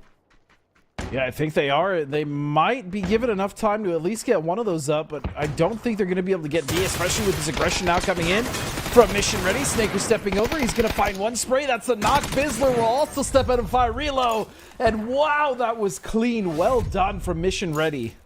Yeah, the top 2 teams eliminated now. The top 3 teams gone, so this is an opportunity to close the gap. Now, I don't think MRIA will get enough points to take Team Liquid's spot, but they can certainly climb a bit more. Tiggleton, couple of quick taps. Penta is going to fall. Sakura Zenzen thought they had a free kill onto Mira. Fana will fall. Might be an opportunity for Faxon to go for the res, as basically at this point in time, Falcons are the biggest allies that Team Mira have. Faxon will go for that res. They've got the blown up Pika, which is a good bit of cover alongside that shield, but Sakura Zenzen now know if they want to get aggressive on Mira, the Falcons are going to be the thorn in their side. So I think they should focus their attention south now towards Falcons, who are starting to climb that leaderboard. The problem is that there's really no way for them to actually deal with the Falcons just with finality, right? Like, even if they get knocks, they're a compound away. They're protected by walls. The best thing they do is they slow them down and then maybe try to get in circle or get the other 2 members in circle, because you see Highman and Adam currently in there, but Pentalo's still trying to, looks like, posture towards the north, and they're trying to get involved on these fights as well, but I just don't think they have the vision for it. Yeah, Michael, the Brit, will get that knock onto Seifu as he looks his way on over, as things getting a little bit tough now for Mission Ready International Alliance. 1 player down. Seifu, though, will get dealt with as Snakers will pick up that kill. Wuju 2 down to a 2, as it's just up to Enzido and Lucid. The last 2 players up as the blue zone will compound the problems for these teams even more. MRIA should have a position that Bizzler is holding. The question I have is, where do Wuju 2 go from here? It's phase 6. You can't really ride that blue at all. And you've essentially got 3 teams that are hunting them down looking to pick up these points. I just think they use what little terrain cover they have that's safe to try to push Mission Ready, right? Like, I mean, they're just going to be coming out into an open, barren field at this point if they continue. Might as well get some points if they can, but they also do fortunately have this tall grass, right? For whatever it's worth, they still have some cover for the time being, but yeah, they are just barely And as is tradition, the circle's going to pop away from them again as it centers up now. Falcons, the only team with any ground inside the circle. And if we can get a top down, you'll see how open it is in the very center. Now, there is a little ridge line that PD can play on the edge of. It gives them a position to play, and it should keep them cover away from Falcons towards the east. But look north. Sakura Zenzen, what do they have to play? It's the exact same from Mira now. Those two teams on the north have got a impossible task to get into the circle. I think for Sakura Zenzen, do they have a vehicle? Do they have anything that can make this rotate any easier? That's the thing. I just don't think so. That's why I felt like they had to try to get rid of Mira as fast as possible, but they couldn't. You mentioned it yourself. I mean, it was Falcons that was really taking shots, but it's going to be Adam to find a nice bolt headshot onto the Bizzler himself. So we'll see if they can capitalize on that and take out Fakes. Oh, no, very hidden. Oh, is he going to roll?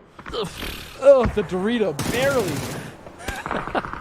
I was so close. I was so close. The Snakers will get that kill onto Enzito. There's just one member of Wuju 2 left standing. Snakers with the Groza will eliminate them.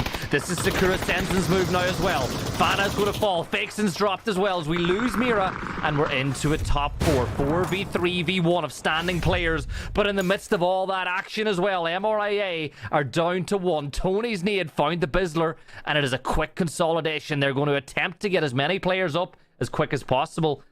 And I think they're going to get away with it. Sakura Zenzen are trying to make the move and move in. Falcons are going to go for a big wrap towards the south as well. They're trying to wipe out MRIA. And I think Falcons have done a really good move by getting to the spot before MRIA could.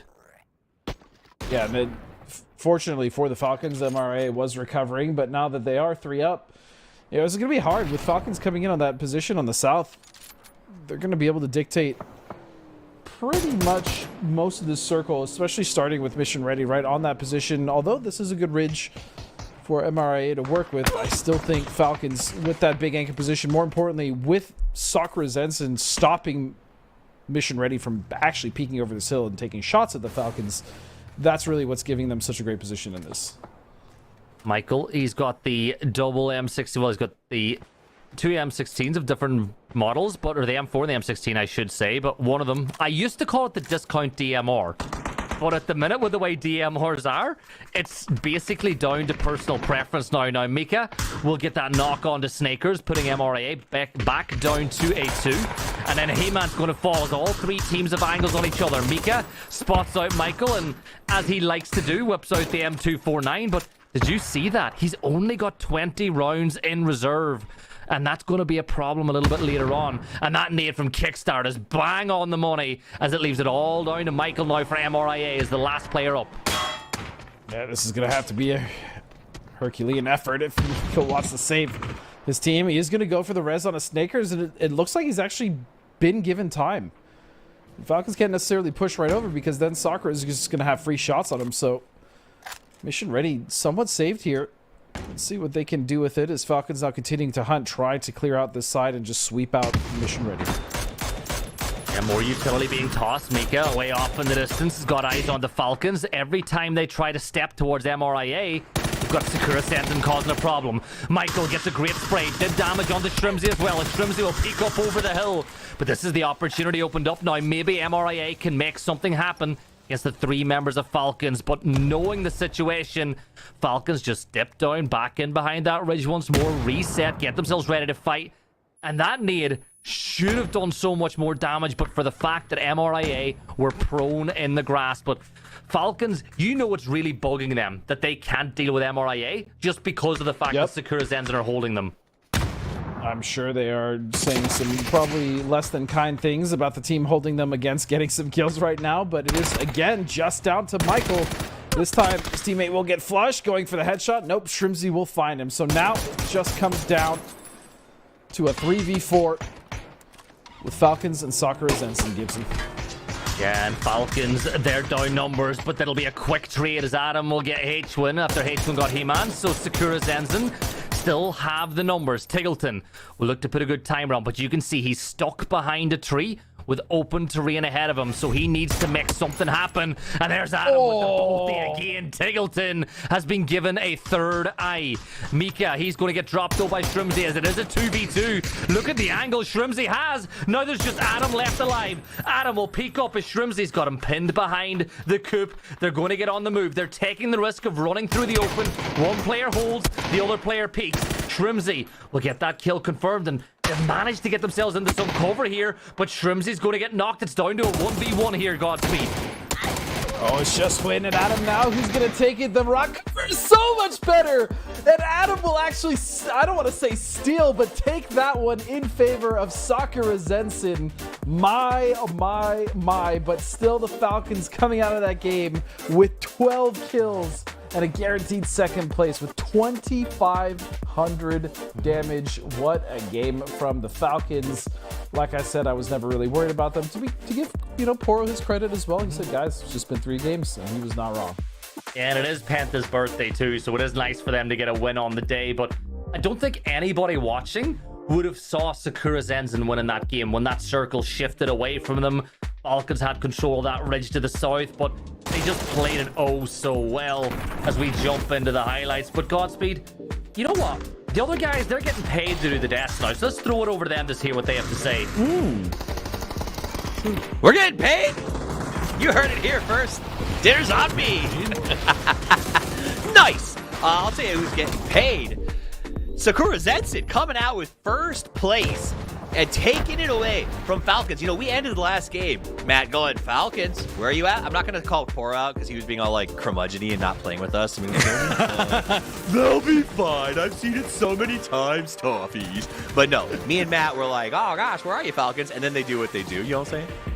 I mean, it's the running joke, right? Is you call it Falcons and then they pretty much win a game afterwards. But Adam with a Bolty.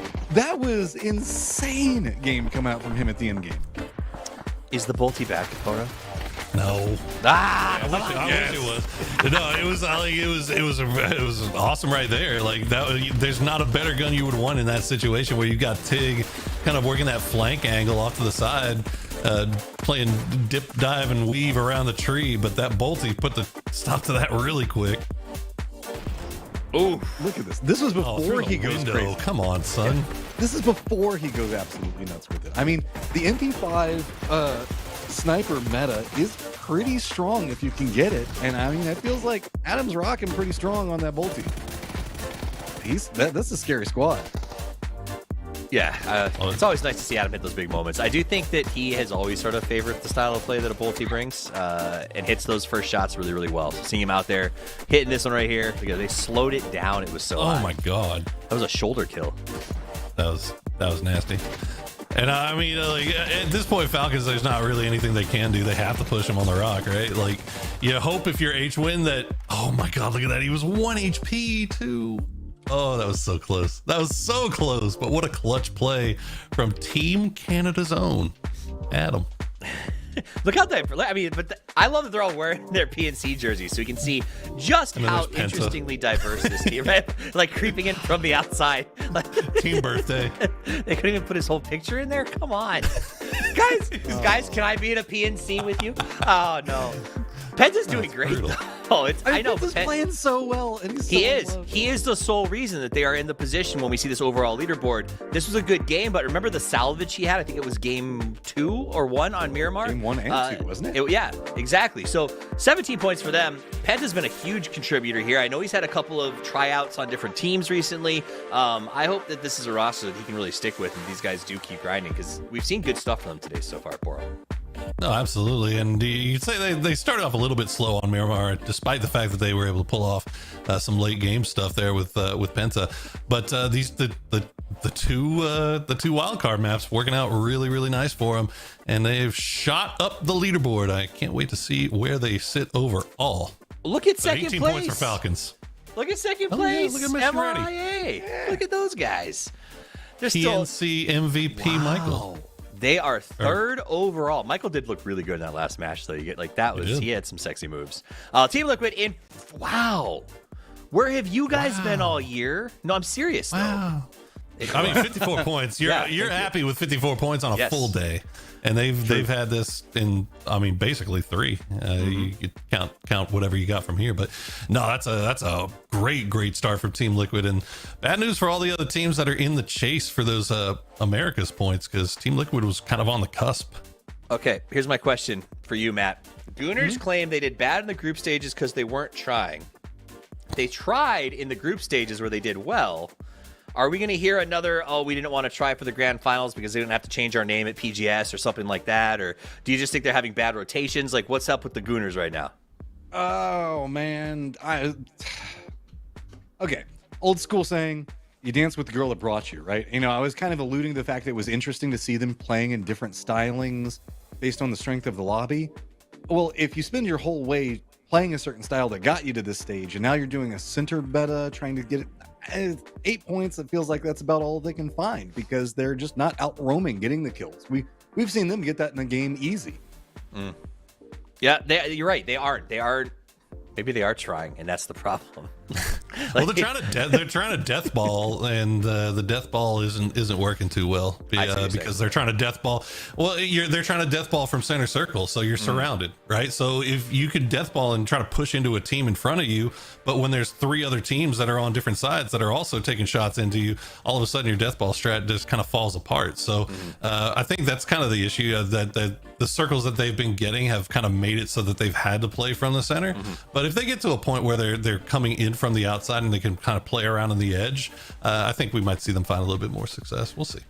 Someone I love to see finding success, I'm going to go back to them for a second, is that Sakura Zenson, specifically Adam, who has been around. If you guys are PUBG past, present, future people, the Didianos have been intrinsic to this scene for a very long time. Adam in particular has never given up on PUBG, has always been grinding. And seeing him have those like kind of big moments in the last game, that's why I asked for him to see just how much damage he did compared to everybody else, was actually pretty exciting. Anytime I see a Didiano show up, I'm happy. But to see Adam put in moves outside of PNC is actually really exciting for me, Poro.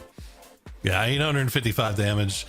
Play with a bolty too, so like that's some pretty significant stuff. And in a circle that was pretty brutal for them and from a lot of teams, but they managed to find the right fights. They managed to survive well in the fights that they were kind of losing. They kind of turned things around. So all in all, just a really good top to bottom game from them on Rondo, and to clutch it out at the end is just, I mean, that's the cherry on top, right? They would be happy regardless with second, but to clutch out that 1v1 kind of gets lets you puff your chest out a little bit and gets you feeling a little bit more confident going in these final 2 games on Erangel. We'll say it's the cherry blossom on top. And now we get ready for the cherry blossom on top of the day. That is our final 2 matches in the grassy pastures where it all began. Erangel, as we prepare to head there. 2 games left today, but it's not over. This is an 18-game final. For all of y'all at home, if your team, say the Gooners, aren't doing so good right now, they're not out of it. You've got space to get back in this, especially when we get a this is not what we've been seeing on Erangel lately. I love beautiful, simple middle circle. Well, it's been crazy because Erangel was, again, we've talked about this a lot, that it's been a bit slower for a long time because, you know, it's very methodical. Nowadays, Erangel's a bit more wheels off. We've got a lot more mid-game action. We're seeing games end way earlier and way more brutal than we used to. It's almost like everybody figured it out and then they went, hey, why don't we take what we know and apply it to actually killing people earlier so that way our end game is easier? And suddenly everything just exploded on this map because everybody's after it. Yeah, I agree with that. I also think there's a thing just like PUBG kept throwing things into the game, which I think have actually ended up being, for the most part, pretty entertaining. Circles like this help too. Circles like this help a lot. But I also think all of this new technology has been adopted and used really effectively by some of our new teams coming out of Southeast Asia, coming out of South America, and have changed the way that the old guard are playing this game, because they're like, oh, BRDM's changed the way that we rotate, right? Like the gliders have changed the way that we scout. The insane amount of ferry usage that we see nowadays, those C4 crashes on compounds that were previously impenetrable, have, I think, really changed a lot of teams' looks at how this map works in general, Boro. And revive stations. I got on that, also a huge one. Just because you know, Erangel is that map that you kind of know so well that you know where to anticipate rotations coming from. You know where to anticipate other teams coming. You know exactly which angles other teams can look at you from. So you feel a little bit more confident in being more aggressive on this map, and especially now once you throw in the revive station on top of that. You know, it just lets you be a little bit more aggressive. As Team Liquid, this is surprising for them. They would normally just come in with the blue. Yeah, I mean, this is a very fast one. It is a fast one. I'm going to make sure that it gets over to the casters there for the rest of the match. The only GG you need in PUBG, that's Godspeed and Gibson. Thank you very much, gentlemen. It is I, Godspeed. I'm joined here by Gibson, the other G, the double Gs, if you will. And it looks like, in fact, Liquid do have some guests up to their north, but they're just straight taking that E pickup. And as the Death said, I like this decision. Just get the hell out of there early. They should have enough loot. Get to the circle, especially if it splits down a melee base. So I like it. Yeah, it's nice for them to get into a circle early on a Rangel for once. As you can see again, it just seems allergic to giving them zones. But no, I want to give the viewers at home something to be happy about. A lot of the viewers are North American fans, and it has been a year of dominance of the South American teams. But every map today has been won by a North American team or a team that's gone through the North American qualifiers. So you can get that little bit of regional pride going over South America again. And I think that's what surprised me most is how the Americas have come out of the traps tonight so far, Godspeed. Because, you know, if you remember back to the last PAS, it was completely dominated by those Brazilians.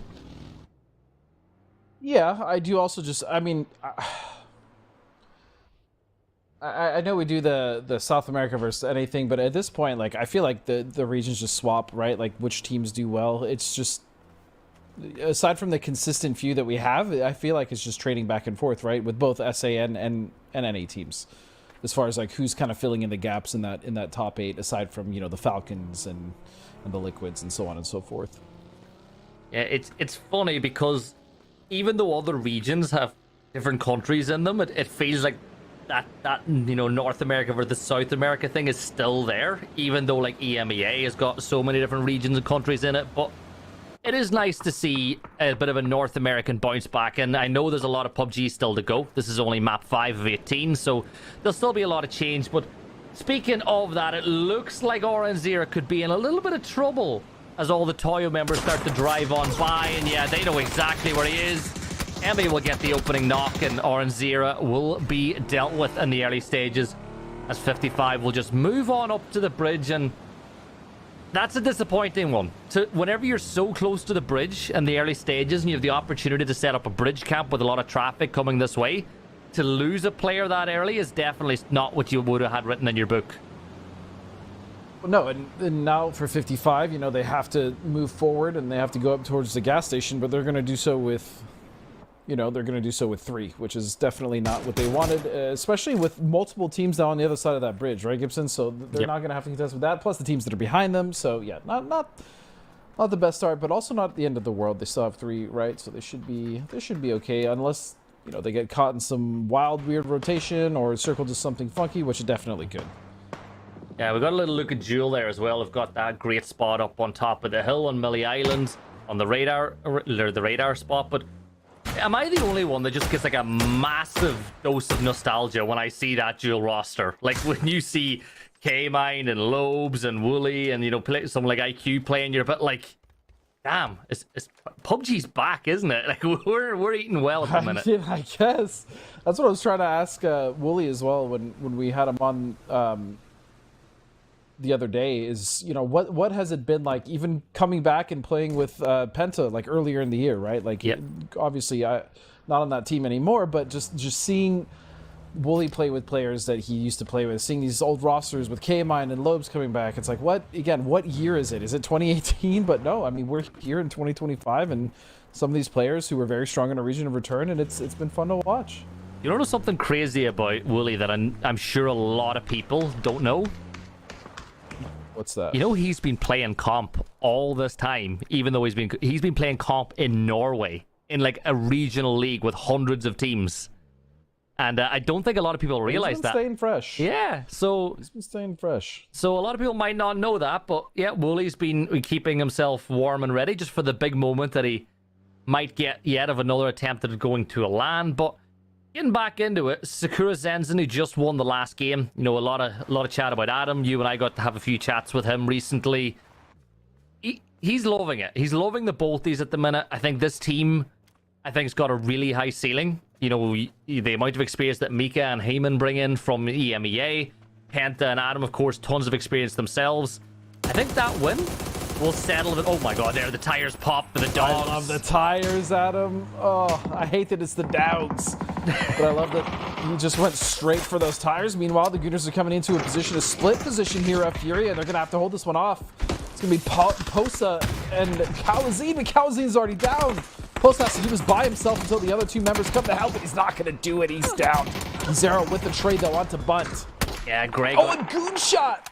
This isn't going well for Furia. Gizera's the last player standing. He's looking at this from afar. Greg's going to pop off a first aid in behind that tree and smoke his way into the compound, but this is a pretty bad start for Furia, and it's kind of been the trend of their day so far. And now you can see Yin Yang starting to move this way. Yin Yang might be tempted to make a push, and if Yakuz gets the knock on to Gizera, that could be curtains. Like, there's no way Yakuz thinks that this is vacant, because he will have heard the shots from Gizera. The question is how much ego are Yin Yang willing to show, because you've sent one player over here. I feel like they think that maybe it's still the Gooners that they heard shooting from here earlier. Maybe they're not exactly sure which teams were whether Furia was north or south, but either way, you can see Ikuz being very careful, as he doesn't want to just give a free knock away, even if it is early, even if reses are available. That's just time wasted, so we'll see what he does here. But yeah, to your point, Furia just really an awful start for the day, which is okay. Again, in an 18-game series, they can kind of afford it. Here comes the rest of the Gooners, as they're going to make fiery quick work of D0. My goodness. Did you notice as well how the rest of Yin Yang gave the call to you because, like, get out of there? They saw... Get out of there. Yeah, they saw it, like, get out, get gone. And, well, and for good reason. I mean, they would have lost Yakuz there, I guarantee it. Yeah, 100%. But you know what? They've got themselves a position on Shark now, Sharkfin. They'll wait to see where that next circle pops. Like, this is going to... If this donuts, it is going to make things very, very interesting. MRIA, they have timed the sea pickup to perfection. They'll be up in the air. If it goes to the island, they'll drop down. Okay. Oh, good grief. How are you feeling now if you're all those teams that gambled on going to Millie Island early? I mean, not good. But even if unless you're like 55 or Toyo, I still don't feel good about the circle even being on the north side, right? Like, this has so much water in, so much uncertainty, but more importantly, so many teams are starting to stack on top of each other, which is going to cause so many issues here in just a few minutes. Yeah, Gooners are on the move by the looks of it, as they're moving on in a little bit deeper. They've gone towards farm now. That's going to scare Toyo out of the spot as they'll decide to go for the way. Greg's going to land a nice headshot on the Toyo, but can't quite follow it up with the shot that he needs to get that knock. And Emmy up on top of the 3-stack looks this way. Elsewhere, Falcons, they're finding knocks. There's a huge battle going over here on the other bridge over to the west, as PD and Falcons both try to make their way back towards that main island. And well, PD lose one, they'll bail off the back of it, they'll rotate further south, and they'll just have a little talk about what their option is on moving into the circle, as it does look like MRIA, they dropped straight away. They didn't use that E-pickup. As soon as that zone popped, they disconnected, they got down, they got their vehicles, and they're going to play the north side of the circle. That's a good decision, too. Again, with the uncertainty and going, let's say they did commit, right? As you were saying, they commit to the Millie base. It goes up north. They have no vehicles. They have to fight for them. It's just a whole ordeal. So, again, great play from them. Great decision, as you pointed out. So we can see QAD, another one of those teams coming in from the north, as you stated. They're going to actually get a nice position here just off to the west of one of these open concrete flat tops. So that's going to be a nice split for them. And Mira as well, coming off to the bottom side of Sharkfin. They are going to have to contest with some teams, though. It is not as free as it was for QAD or Mission Ready. It's not, but as we said earlier, Mira are a young team with no fear. Like, they're willing to crash, and I think that's kind of caught them out once or twice tonight so far, as they've lost a lot of players on rotates. They've maybe not been getting the opening knock that they'd need. And I want to give El Qudsi some credit, right? Because you and I covered them a lot this year. One of the biggest issues Al Qudsi have had is they've not been keeping 4 players up. They've been losing players on the rotate in the early game. Like, they've done a much better job with their rotates, and it's kind of come down to different drop spots, different patterns of making their way into the circle. Like, Al Qudsi have adjusted really well from the start of the year. I feel like they've really had to, because as you stated, like their big issue was just keeping 4 alive. You know, not even to like end game, right? Like that's difficult for any team to do, is always keep 4 alive. But even towards the mid game, right, we'd see like 1 or 2 members from Alcancia get knocked or lost in these really kind of weird rotations, or like it just didn't make sense why they were just getting kind of nickel and dime all over the map. But now, I feel like whatever they're doing, whatever they did in LCQ, even in group stages, right? They barely didn't qualify just out of groups. I feel like they're starting to kind of fix those issues, and now, especially after what we saw in LCQ and at the start of their day, I think QAD is definitely on the right path. Yeah, they've got that split now just on the north side of Milta. Mission Ready International Alliance, they have taken the east-west ghost split with a couple of players on the dip on Death Road. Like, a lot of teams on the north taking advantage of all the free space they've been given. Sakura, like, if you look north of Farm, it's just MRIA and Sakura Zenzen. Look at that circle shift. Oh! That's kind of what you'd expect, right? Maybe? Like, it's kind of, but that's still gross. I mean, this is zone 3. So, I mean, we now know where it's going to go, but still a healthy amount of water in the circle. And for the teams on the south side, like Liquid, like Duel, like Wuju2, this is going to be a very congested rotation. I worry about those teams. I imagine we see maybe one try to go for a boat, but that's even a risk in and of itself near Novo, because you're coming onto a beach where Toyo is currently sitting and you're just wide out in the open. Yeah, this is going to be a really just shitty rotation. I'm just going to say it. Yeah. From the Millie base. The wildcard option is you take the ferry. You get a vehicle on the boat and you ferry it over to the pier. But I was thinking about that, but I don't know. I thought I was going to find a piece of Wuju2, Gibbs. Yeah, IQ spots out one, tosses the molly towards Enzito, but Enzito's going to spray him down. Another knock as Lobe's going to fall. Enzito popping off here for Wuju2 on that bridge towards the east side of Millie Island. K-Mind and Wooly, they're going to fall back. They're going to give up the points because Team Liquid are wrapping in the third party. They spot the opportunity because they know if you get these points here and you wait a little bit longer, you might just get a shift in. But Lucid's going to find Kurt, and that was not what Team Liquid had on their bingo card at all. And keep an eye on Wooly. He could still have something to say on Liquid as they start to wrap their way around a little bit further south, going back towards Novo.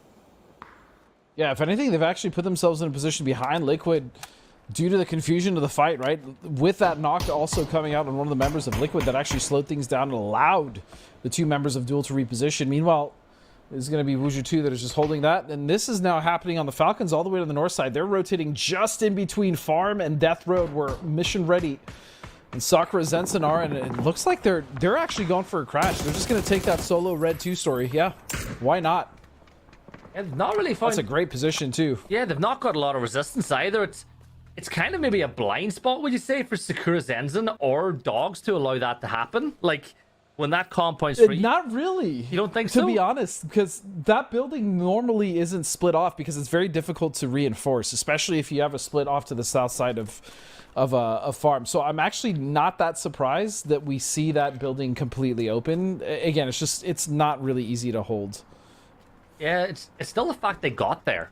Like, they shouldn't have been able to get there without losing one player going in between the Dogs and Sakura Zensen, but they threaded that needle, though. I mean, pretty damn well. Yeah, credit where credit's due. Back on the south, though, Wuju2 starting to make their way across the bridge using the paths on the side. Wooly's going to spot out Kurt, who has been put back on his feet, and K-Mind revealing his position as well as he spots out. Look, now this battle being inside the blue means that no player's going to get back up to 100 HP. That means every single shot hurts more. And there's that shift that we expected. Falcons now in a wonderful position, as are Alcudia. But all these teams on the south that haven't made it into the zone yet, it's just going to be killing fields. Yeah, we can still see as well on the map, Liquid all the way in the south have opted to just wait, let Wuju2 go in front. Smart. It's going to cost them time and some meds, but it's better than just taking a fight, especially when Wuju2 didn't even incur a single loss. Meanwhile, it's going to be them trying to hunt down what is left of Duel. Wooly now just in the worst position. And nothing he can do. Nice try. Was he going to clean that one up? But was he going to deny there? Was he underhanding a nade to deny, or was that a smoke? But either way, it's the end of Duel. And that's the depressing thing, because had the circle gone to Millie, it would have been in an incredible position. But PUBG giveth, PUBG taketh away, Godspeed. Yeah, and the other thing about Liquid killing Duel, though, is like that's going to be now alarm bells ringing for the teams of Wuju2 who knew that Liquid was on the south, and even maybe Rock. But Rock is none the wiser of Wuju2 coming off that bridge on the east side. In fact, none of them were even looking towards the bridge. I think it's RBM now finally going back to take a look, as Liquid are just, oh no. Yeah, there. This is the consequence of a late fight in, you know, phase 4, phase 5 plus. It's going to be RBM, though. This is what I was talking about. Rock do finally see that there is a team coming behind, and RBA can't do it all alone. Yeah, Wuju2 on the move to get that kill onto RBN, and the rest of Rock now pushing it over to this side, using the cliff face as a bit of cover, but sneak attack. We'll get the angle in just a second. Spots them going down the road. Aims for the bike because it's a little bit easier to get that knock as they're more exposed, as Rival will get the knock on the Souls. Toyo over on the actual Multi coastline are able to find that one, and sneak attack steals away that extra point. It's another one on the board for Wuju2 as PD are going to crash on the Mira. And look at this, potentially dangerous and Mira. Again, a tale as old as time. It seems these two teams cannot stop running into each other, but this time it looks like Mira is getting the better of it. Only one knock faked in, even still potentially recoverable as potentially dangerous, are out of there. Yeah, Mira coming to life now on Erangel. That's 4 kills for them. You spoke about it earlier. They were getting, 2, 3, 4 points a game. Nothing spectacular, but nothing bad either. Just damage limitation as Kurt will make the crossing. He's got 5 first aid kits left. As you can see, phase 4 is going to close in 15 seconds time, and it makes it a little bit more difficult to start timing those kits, but I just don't see him getting in. Yes, I believe in old man Kurt, but he doesn't have the meds, and I don't even think he's going to get a placement point because there's far too many players still alive. Yeah, probably not, but it's not the end of the world. Fortunately for Liquid, they have been doing well, but this is the second game I would say that they really didn't get many points, right? Coming into, I think, the 4th game of the day, they had over 50, 54, 53, something like that. Now, ending in the 5th game of the day, they're still at that 50-point mark. So last couple games haven't been the best, but again, they've had a wonderful start. So that's just fine that Kurt goes down a bit early. As we can now see, it's going to be Mission Ready that has to rotate off that Northern Death Road. Oh, look, if you offered them 11 points a game after 5 games, they're going to take that every day of the week as 55. Yeah, they're not upset at all. Yeah, exactly. 55. They'll smoke off the vehicles. Peepa's going to make his way towards that shack, which is really the only play that he has. Kerak will hope he's got a vehicle of his own, but yeah, for people. Oh no, he almost got in, but Yakuza, we spoke about threading the needle earlier. Oh no, this is Yang making the move. Kane, that's unnecessary. Yeah, he doesn't need it. But look at Gunners, they're starting to toss utility in here as well. Icy's going to get the knock on the Trisk, but the question is, how much are Gunners willing to risk? Because you know that the rest of Yin Yang have got an angle on the shack, so this is just going to be a utility dump.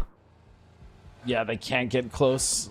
They want to, but again, as you stated, that split coming out from Yin Yang not allowing it. Rebo is going to find sneak attack. And so Wuju2 will be eliminated in 12th as QAD have now moved down, as has Mission Ready. From the ridges here just above the yellows. And still you have a single BL trying to save Rock in that bull.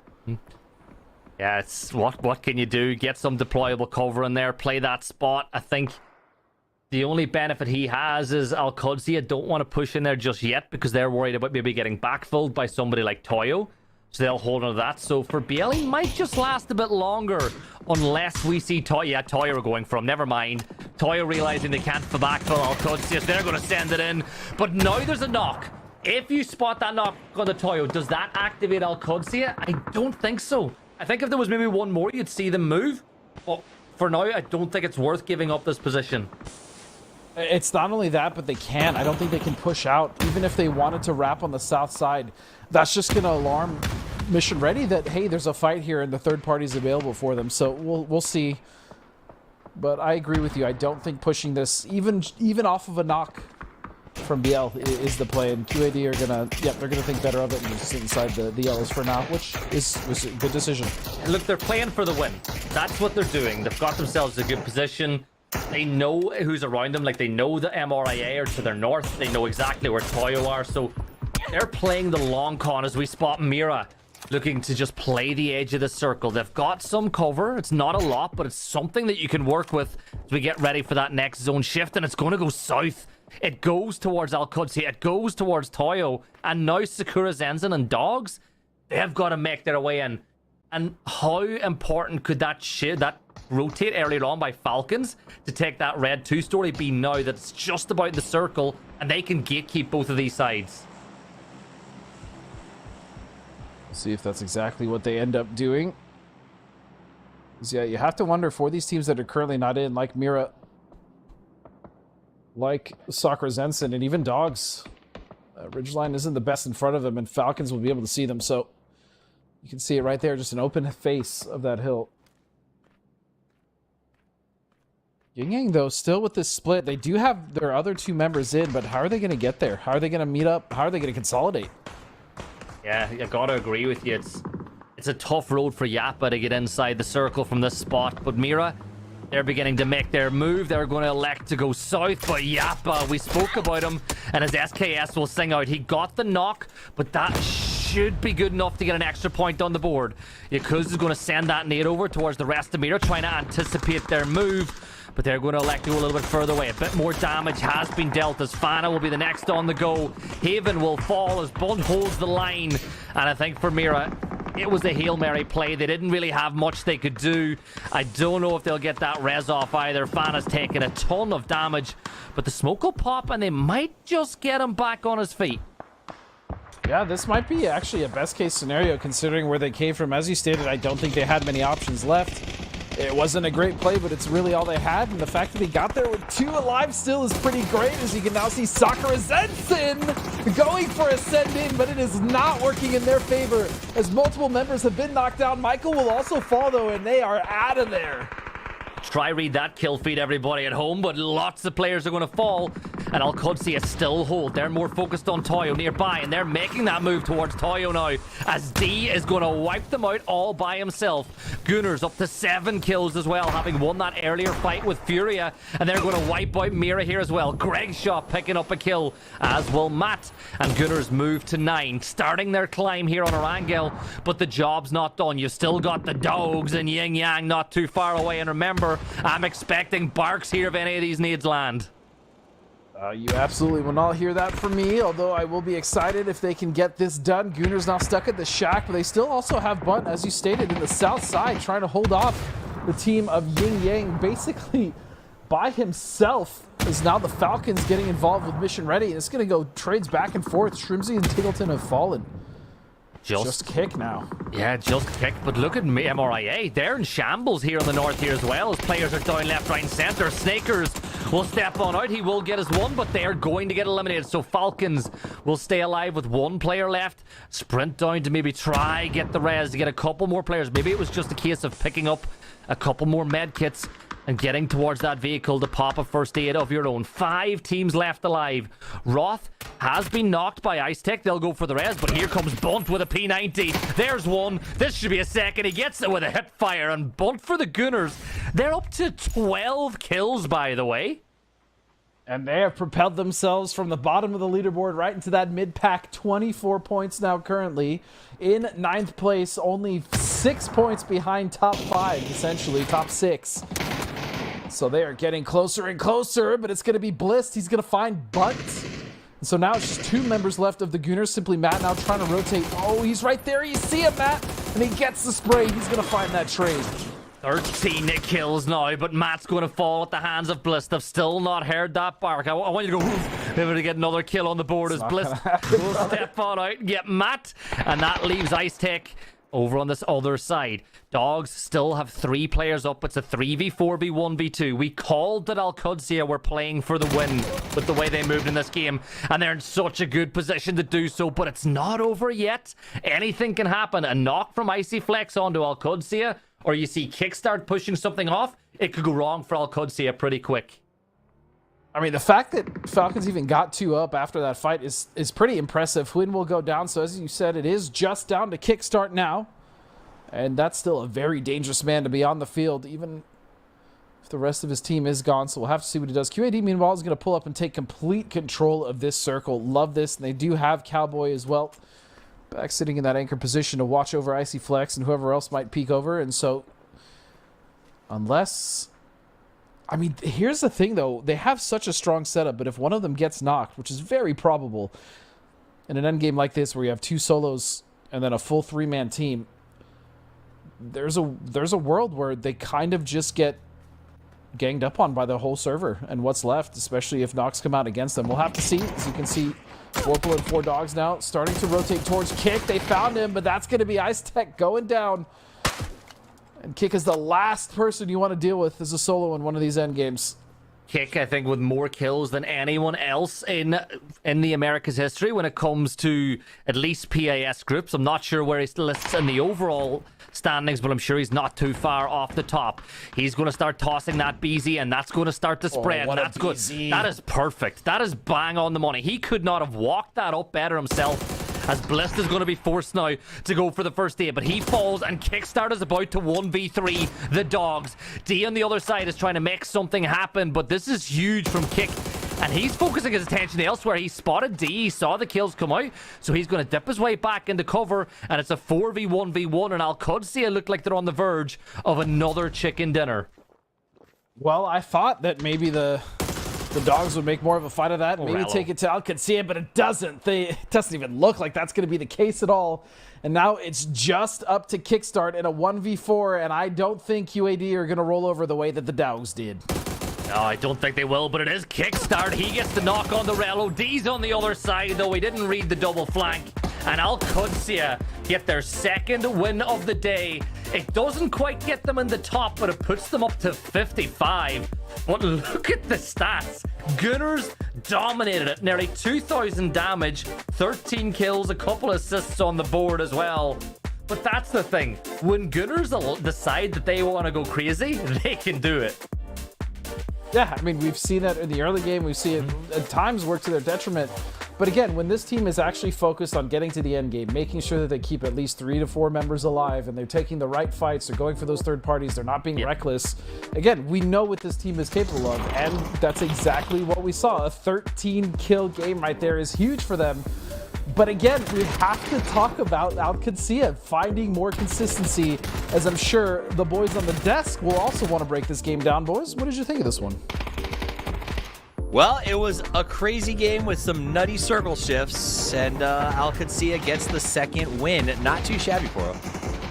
Yeah, not too shabby at all. And I'm telling you, I don't think Team Liquid's ever going to take an E-pickup down to Military Island ever again, because they got absolutely screwed there. But huge game from Gooners. Huge win for Al-Qudsiya. They have been finding a lot of success on Miramar, but now they collect a win on Erangel, so starting to kind of level things out a bit. It's very interesting the way that they navigated this. They had a good read on the circle, and them and Falcons both. I love Falcons wrap. I think it was like around circle 5 or 6 or something like that, whenever they went into the farm positionings. But once we get over into this hillside, it just gets absolutely brutal. Al-Qudsiya had so much information to work around. I love, though, that we did see Gooners who we were seeing start to do a center meta. Well, the center of the first circle was water, so I guess you just got to go back to killing everybody, right, Toffees? When the map doesn't make you able to camp, you just got to go crazy. And they did it. It's what they needed. After 3 bad games, or 4 bad games, that's what you do. You come out, you play a crazy game, get yourself back on track, so that as you kind of set yourself up for the next 2 days, you're back to where you want to be. I loved this end game. Seeing QAD sort of play that out, it was not the same as the first one, Poro. The first game was like a 15-kill snap off. This one was a lot more measured. We did see D got a lot of kills with the 5, but it was a lot more of a measured play from QAD than I think the first one was. So 2 different wins, both very important. Yeah, this one I think played out just based on how the circle worked, right? Yeah. They were one of the teams that stuck around on that northern side, coming in from the eastern side of the island. So there was just not a lot of action going on up in their area, but the circles kept coming their way. So all you can do is play that game in front of you, and in the end, they cleaned it up nicely, especially taking out that Gooner squad, which was kind of on fire there for a little bit. But most of the action on that side was coming on from the western side on the near farm, and then coming from the south. So Al-Qudsiya 7 kills, but you know what? They take that every day. Take that win as well. 17 points. That'll go very nicely over into their grand total for the leaderboard. I mean, considering the overall, I think the leaders were Liquid in the 50s, and everybody else below that was in that sort of upper 30s at the max. That Gooners coming out with this 18-point game means that off of one, they're right back sort of into the hunt as they go forward. Also, another team that caught me off guard, Dogs. Woo! Put in some fights there. 8 points. Pretty good for them. I know. 4th place, 4 Dogs. Designated. It's the way they need to be, but look at this Team Liquid. Rocketing up the leaderboard to 14th. That's 4 Dogs. They had a little bit of a slide in these last 2 games. Haven't had they're still in first. Alcancia now 1 point behind Tom. 1 point behind, and also MRIA, or Maria, or Mission Ready, quietly this time around, grinding their way up to 43. I remember when we talk about groups, it was the Mira show, and we felt like Maria was sort of playing chase second fiddle with the named game. Now it's very much the opposite. MRA is very quiet but effective right now, Poro. They're finding a lot of success playing around the edge. This time they were in a great position to kind of take advantage of, I believe it was Sakura Zenson that had to leave the northern side of farm a little bit early, and they cleaned that up really quickly. Were able to turn the tables on that Falcons fight as well and keep alive for a pretty good while. So just really good team fighting coming out from Mission Ready right now, and I think that's just a result of them having to play a little bit more together as a team. QAD, they didn't. They're at the second. They got the win on that game, so I want to do some comparisons. Let's talk about this QAD Team Liquid. They're in the race right now.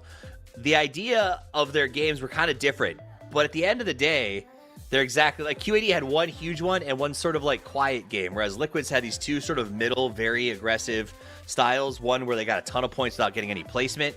I love how close it's put them together, matchup.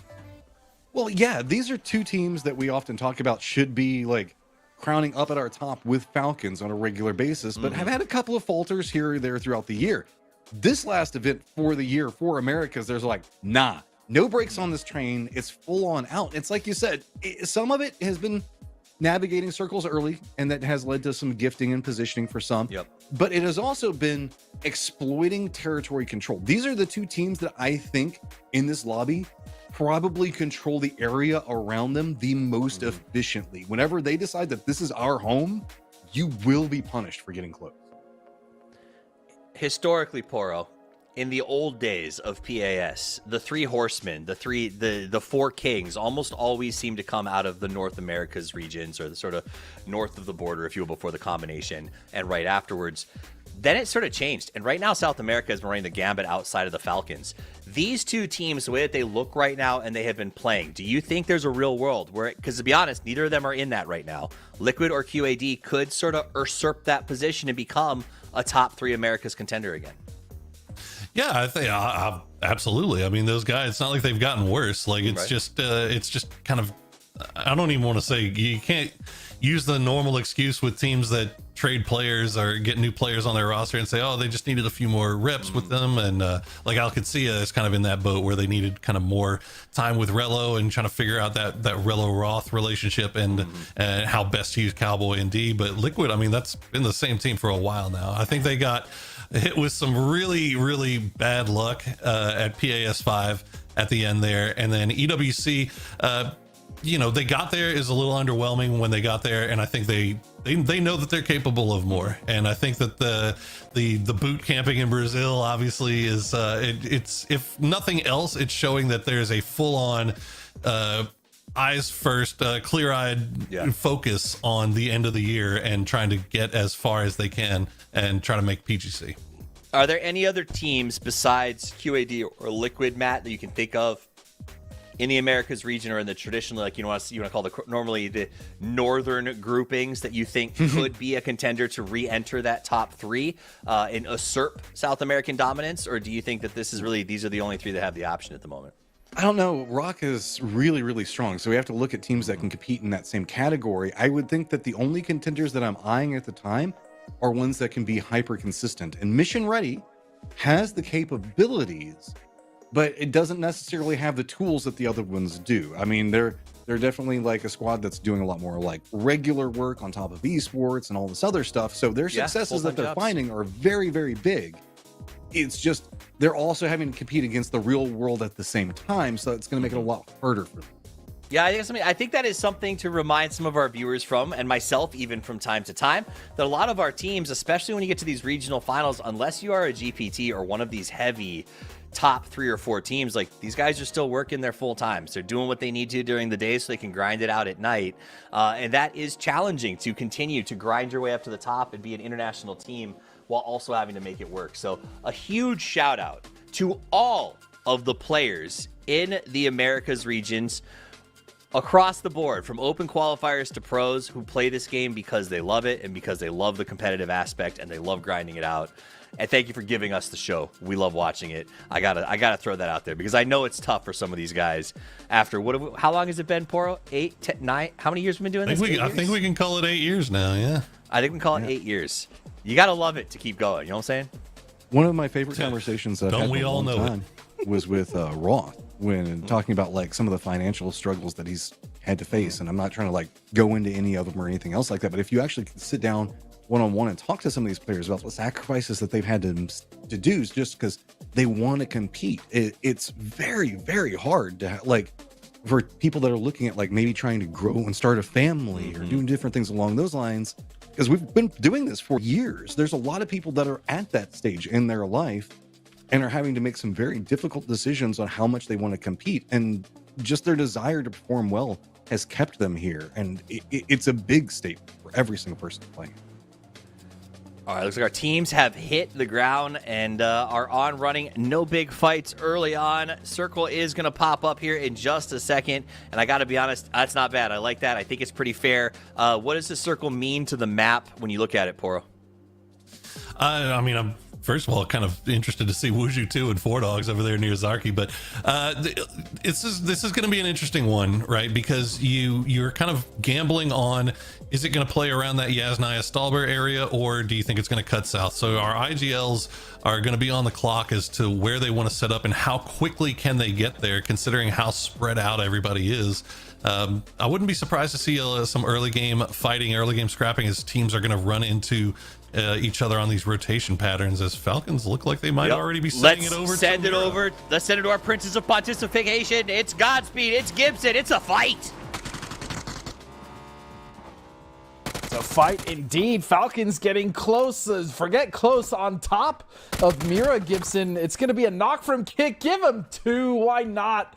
And this is not the start as Shrimsy with 1 HP is just trying to run out of the building before he gets punched to death. Kickstar's going to find a 3rd.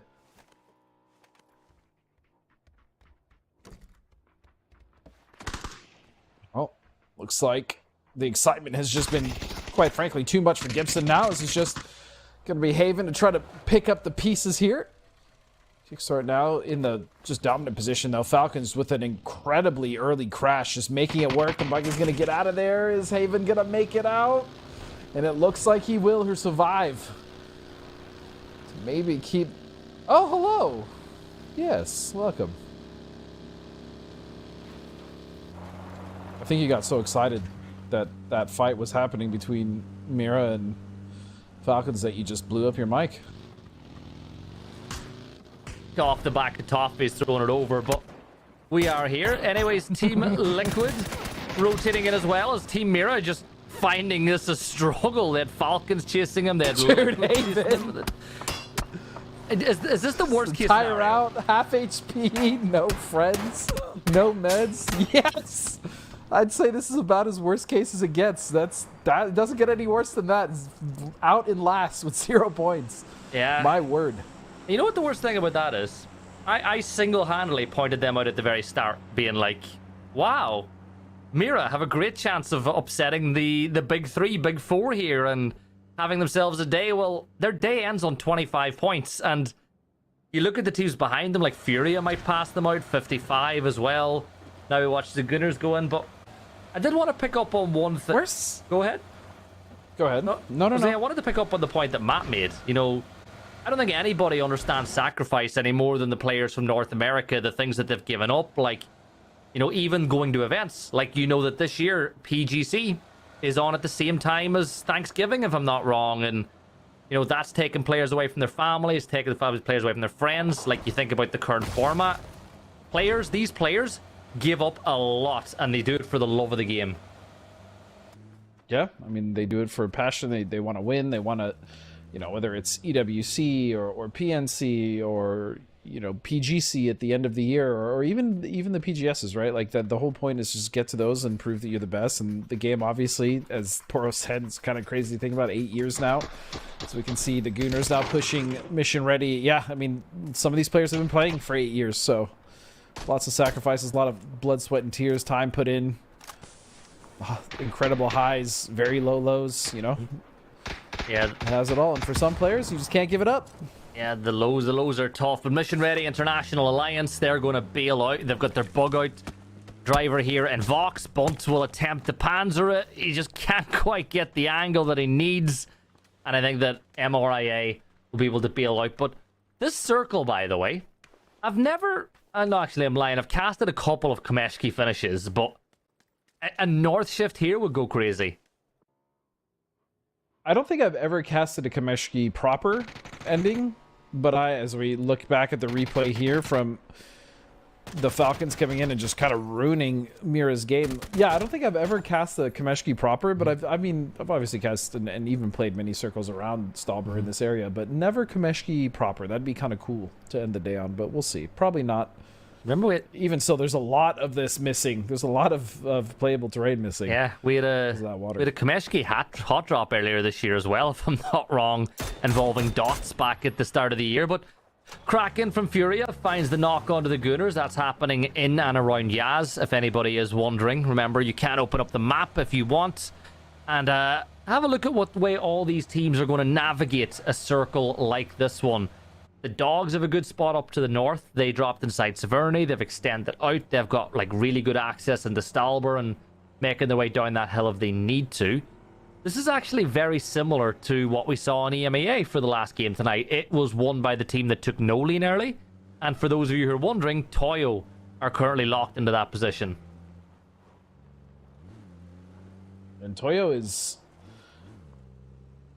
I mean... slower start on the day. They did have, I think it was the second game on Miramar where they actually had a really strong showing, so I was hoping that they'd continue that. So far, not so much, but again, with a position on no lean, they actually have a great spot in this current circle. Even if it does hard shift, even if it keeps water in, they'll be able to rotate even to the north if they wanted to around Stalber and around a few teams that are up there. So again, great spot for them early. We'll see what they can do with it. Well, I think that we heard Poro refer to somewhere on Miramar earlier today as like a funnel of death. See that little... I think it was Matt. It was Matt. But I think it was Matt. That little corridor between the the Yaz Lake and Stalber Hill, where no lean takes you into Yaz, that's the real funnel of death. Like the amount of teams that you'll see try rotate can be. Yeah, like we've seen so many teams try to rotate through that spot, and someone in no lean or just north of Yaz can ruin their day. The only caveat to that is if they do try to go further north into Stalber, like even Stalber proper, they actually do have some ridges, but most teams don't do that, right? Because especially coming into a circle like this, when it gets later in like phase 2 or 3, they're expecting teams to be there, so they often go for the the no lean channel, so to speak, and yeah, it usually causes problems for those teams. And Wujitsu might be one of those teams. We'll see. They're coming in on the northwest side, so a couple teams trying to come in as the 4 Dogs are fighting on the north side of Stalber against Sakura Zensen. But I don't expect much is going to come out of this. Just some shots back and forth. I don't know. Hyman and Adam actually still there. Very curious if they're going to stay here. Yeah, they've got the vehicle, the Dacia there's in a position that they can bail out if they need to. He-Man with the barrel at the ready as well. I think for the Dogs, they're just going to hold up in this position. Like, there's no reason for the Dogs to go any further, but at the same time, they should know that Sakura Zensen have some presence here. And the longer that you don't deal with it, the more of an opportunity you give Mika and Penta to get an angle onto you and cause some problems. Like, I actually like the way Sakura Zensen are playing this. Like, if you look at the 2 players in the compound and then the angles the 2 far off are getting, this is clever. This could work out really good for Sakura. Yeah, you can see Mika and Penta if you're watching the map feed.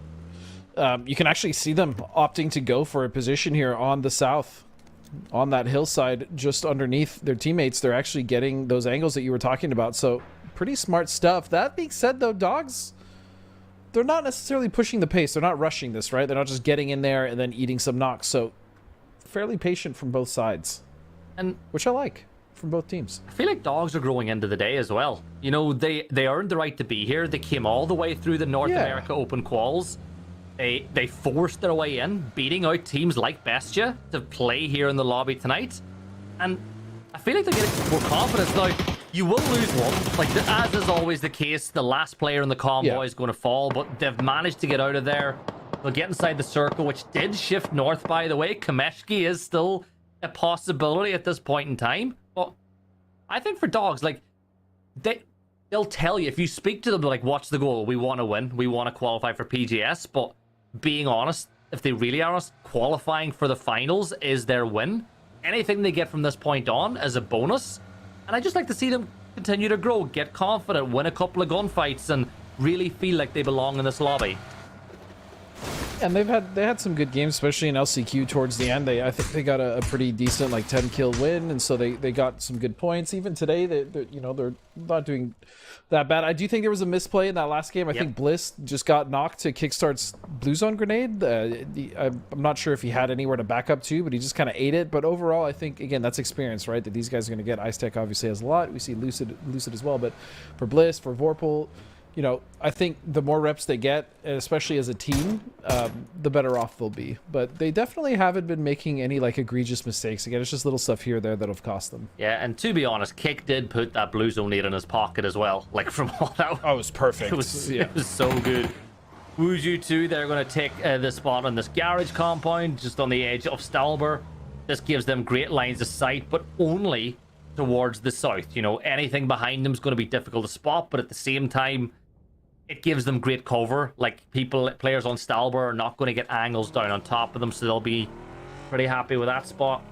I'm looking elsewhere, and I'm kind of trying to work out who could be in real trouble with this zone. And I don't think that there's any massive loot. Maybe Rock could be in trouble, depending on how they follow these teams in. But a lot of teams are going to be really happy with where they are, at least at this point, as they wait for that next shift. Yeah, I mean, Rock could even just scout out J compound and see that it's completely open, right? They don't necessarily have to backfill Yin Yang, but they're taking their time and they've made it in. And yeah, no one really is going to be that uncomfortable. Falcons coming in from the north side, as we can see here with them now checking in. They're going to just come in right above Kameshki, potentially running into Sakura Zensen, but I doubt it. There's still so much room around Stalber proper as well. So I think they're just going to take their time. And really, yeah, like you said, there aren't many teams that are going to struggle, at least in this phase. But as we hit phase 3, phase 4, right, once we see what the water is actually going to be doing in the next shift, are we going to keep any, or are we going to go completely landmass early, right? Yeah. There's a lot of variables still for the teams, even that are safe inside the circle. Yeah, a couple of 2-2 splits as well. Duel have got a really large 2-2 split. That's a very wide 2-2. Yeah, very wide. Even PD to an extent are split, and then you have that's groups. Okay. All right. He just got 4 Before kills. you can even finish your sentence, Psycho just deletes Gooners. One mag. Just like that. I mean, as quick as you like. One magazine, he killed 4 players in the vehicle. Okay, sure. You're kind of good, Psycho. I don't have much else to say. That happened so fast, my word. Impressive. I think that even the Gunners are probably just going to give it okay, fair enough. You can't even be mad if that happens. You're just like, all right, and let's look forward to tomorrow, boys. Let's review the VODs. Yeah, let's scratch that last game out. Let's see this. Right. We saw Karak get some damage There's one, sure, there's 2. okay, but yeah, Psycho just Karak helped. Damn. Karak helped, but Karak did help, but Psycho put in mad work. Jesus. Okay, well. Sorry, you were making a point before we got derailed by the action, but that was insanely fast. Whatever was in my brain at that point in time has been knocked out. I think I was going to talk about the Cowboy and the split that he has with the rest of Al-Qudsiya. And you look. I think you were, yes. You look at the spot that he's in right now. It's kind of tough. I don't see a vehicle. I see him hiding. I think Yin Yang knows he's here because he's taking a ton of damage. if I'm Cowboy, I'm saying, hey, D, could you maybe put down some covering fire? Maybe? I was going to say, D, it looks like he's the only one that's actually looking in this direction. I think Rilo's trying to go wide to get a better angle on these rocks, but Cowboy is not in a... He's in a very precarious position. We'll leave it at that, as he is just underneath here. Yin Yang looks like the circle has also posted Gibbs, which means that we're, in fact, not going to keep any water for that Phase 4 shift. It's just going to go straight landmass, straight center, right from the jump. Yeah, Relo has brought a vehicle down to the beach as well, in case he's maybe considering Operation Saving Private Cowboy, but there is a UAZ just beside him. If he can creep up just far enough, sneak in, get out of there. Yin Yang still seem to think that he's below. They're tossing smoke grenades. Oh, no, they know. They've heard. A footstep. Cowboy's going to get inside the UAZ. Kane. Is Kane going to be able to get the angle? Cowboy, get your foot on the gas. There we go. There's Relo putting the covering fire down. Cowboys? Oh no, he's trapped. Has he trapped it? He wasn't able to get out. I think he was worried about getting knocked before the shots came in from Relo. Meanwhile, Shrimsy is going to find Pentalo, so they have in fact ran into Sakura Zensen on the north side here. There were trades back and forth. Penta unfortunately did get flushed though, and it looks like Falcons will be able to recover their knock. Yeah, you said this fight was going to happen a little while ago. You expected Falcons to potentially run into SZ, and that's exactly what happened. The Sakura Zensen look to get some revenge on their fallen comrade just off the back. It's been a very good day for them. They're on 34 points, just outside the qualification spots for now, but there's still plenty of PUBG still to come. And look at, I love this. Like, they're not done. They're not backing off. I think they still realize that the terrain will help them in this fight with Falcons.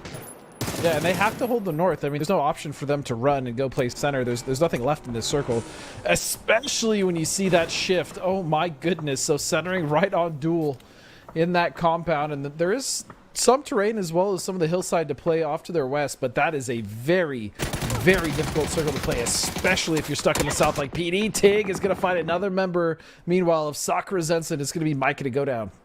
As much as the terrain is helping Sakura Zensen, it also kind of trapped them a little bit as they were using it as a crutch, and the Falcons were able to spot out one. So another member falls. That leaves Adam and He-Man as the last two players left alive, and they're going to try to isolate some individual players. Really what they need is some help from the dogs, who've sent Vorpal a little further north to keep an eye on what's going on.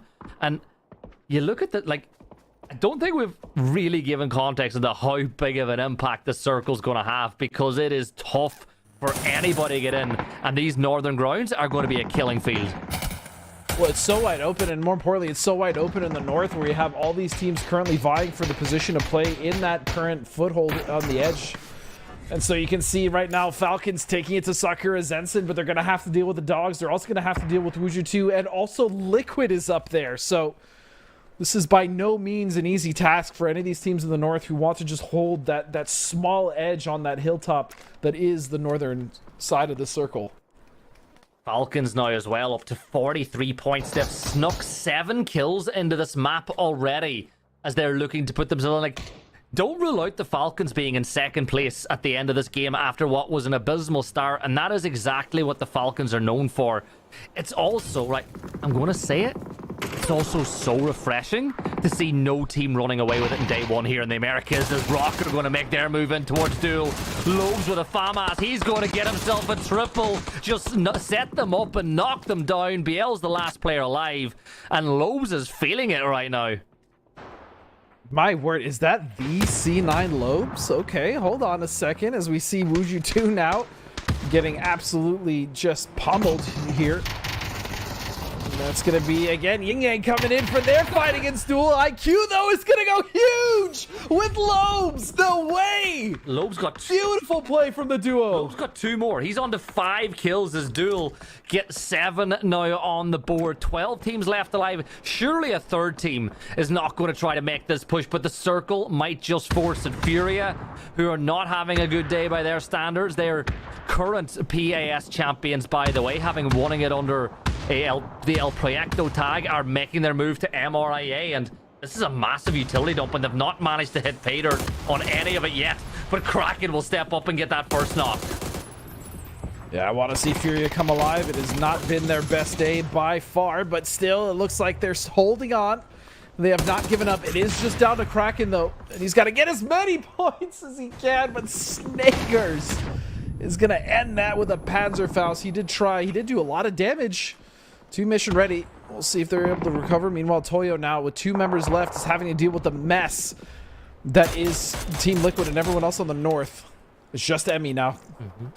Falcons now just 2 points away from the top 3 as they have been dominant so far here on this map. 8 kills. Jewel have 7, by the way, down in 13th place as Kurt will confirm another kill for Liquid. Emmy throwing those nades over. He knows exactly where at least one of those players are, but that's a really good BZ. That's going to bounce. That's going to force him to choose to fall back or move a little bit closer towards the blue. He elects to step towards the blue. It's a double blue zone, and Alo will confirm out a kill as he is having one of his best days inside the Americas with another kill on the board. But Liquid need to move once more. The circle just keeps shifting away from them, and all these teams need to make a move. Like, I'm looking at this. It is so hard to call a winner. Well, again, it's Falcons and Team Liquid are going for the same spot. They can both occupy, but that spot that they want to play on that edge is already pretty much being watched over by Duel. And so they're going to have to fight at some point. You can see Falcons now going further in. Meanwhile, Mission Ready having to deal with 55 coming in from the west with their spread of control.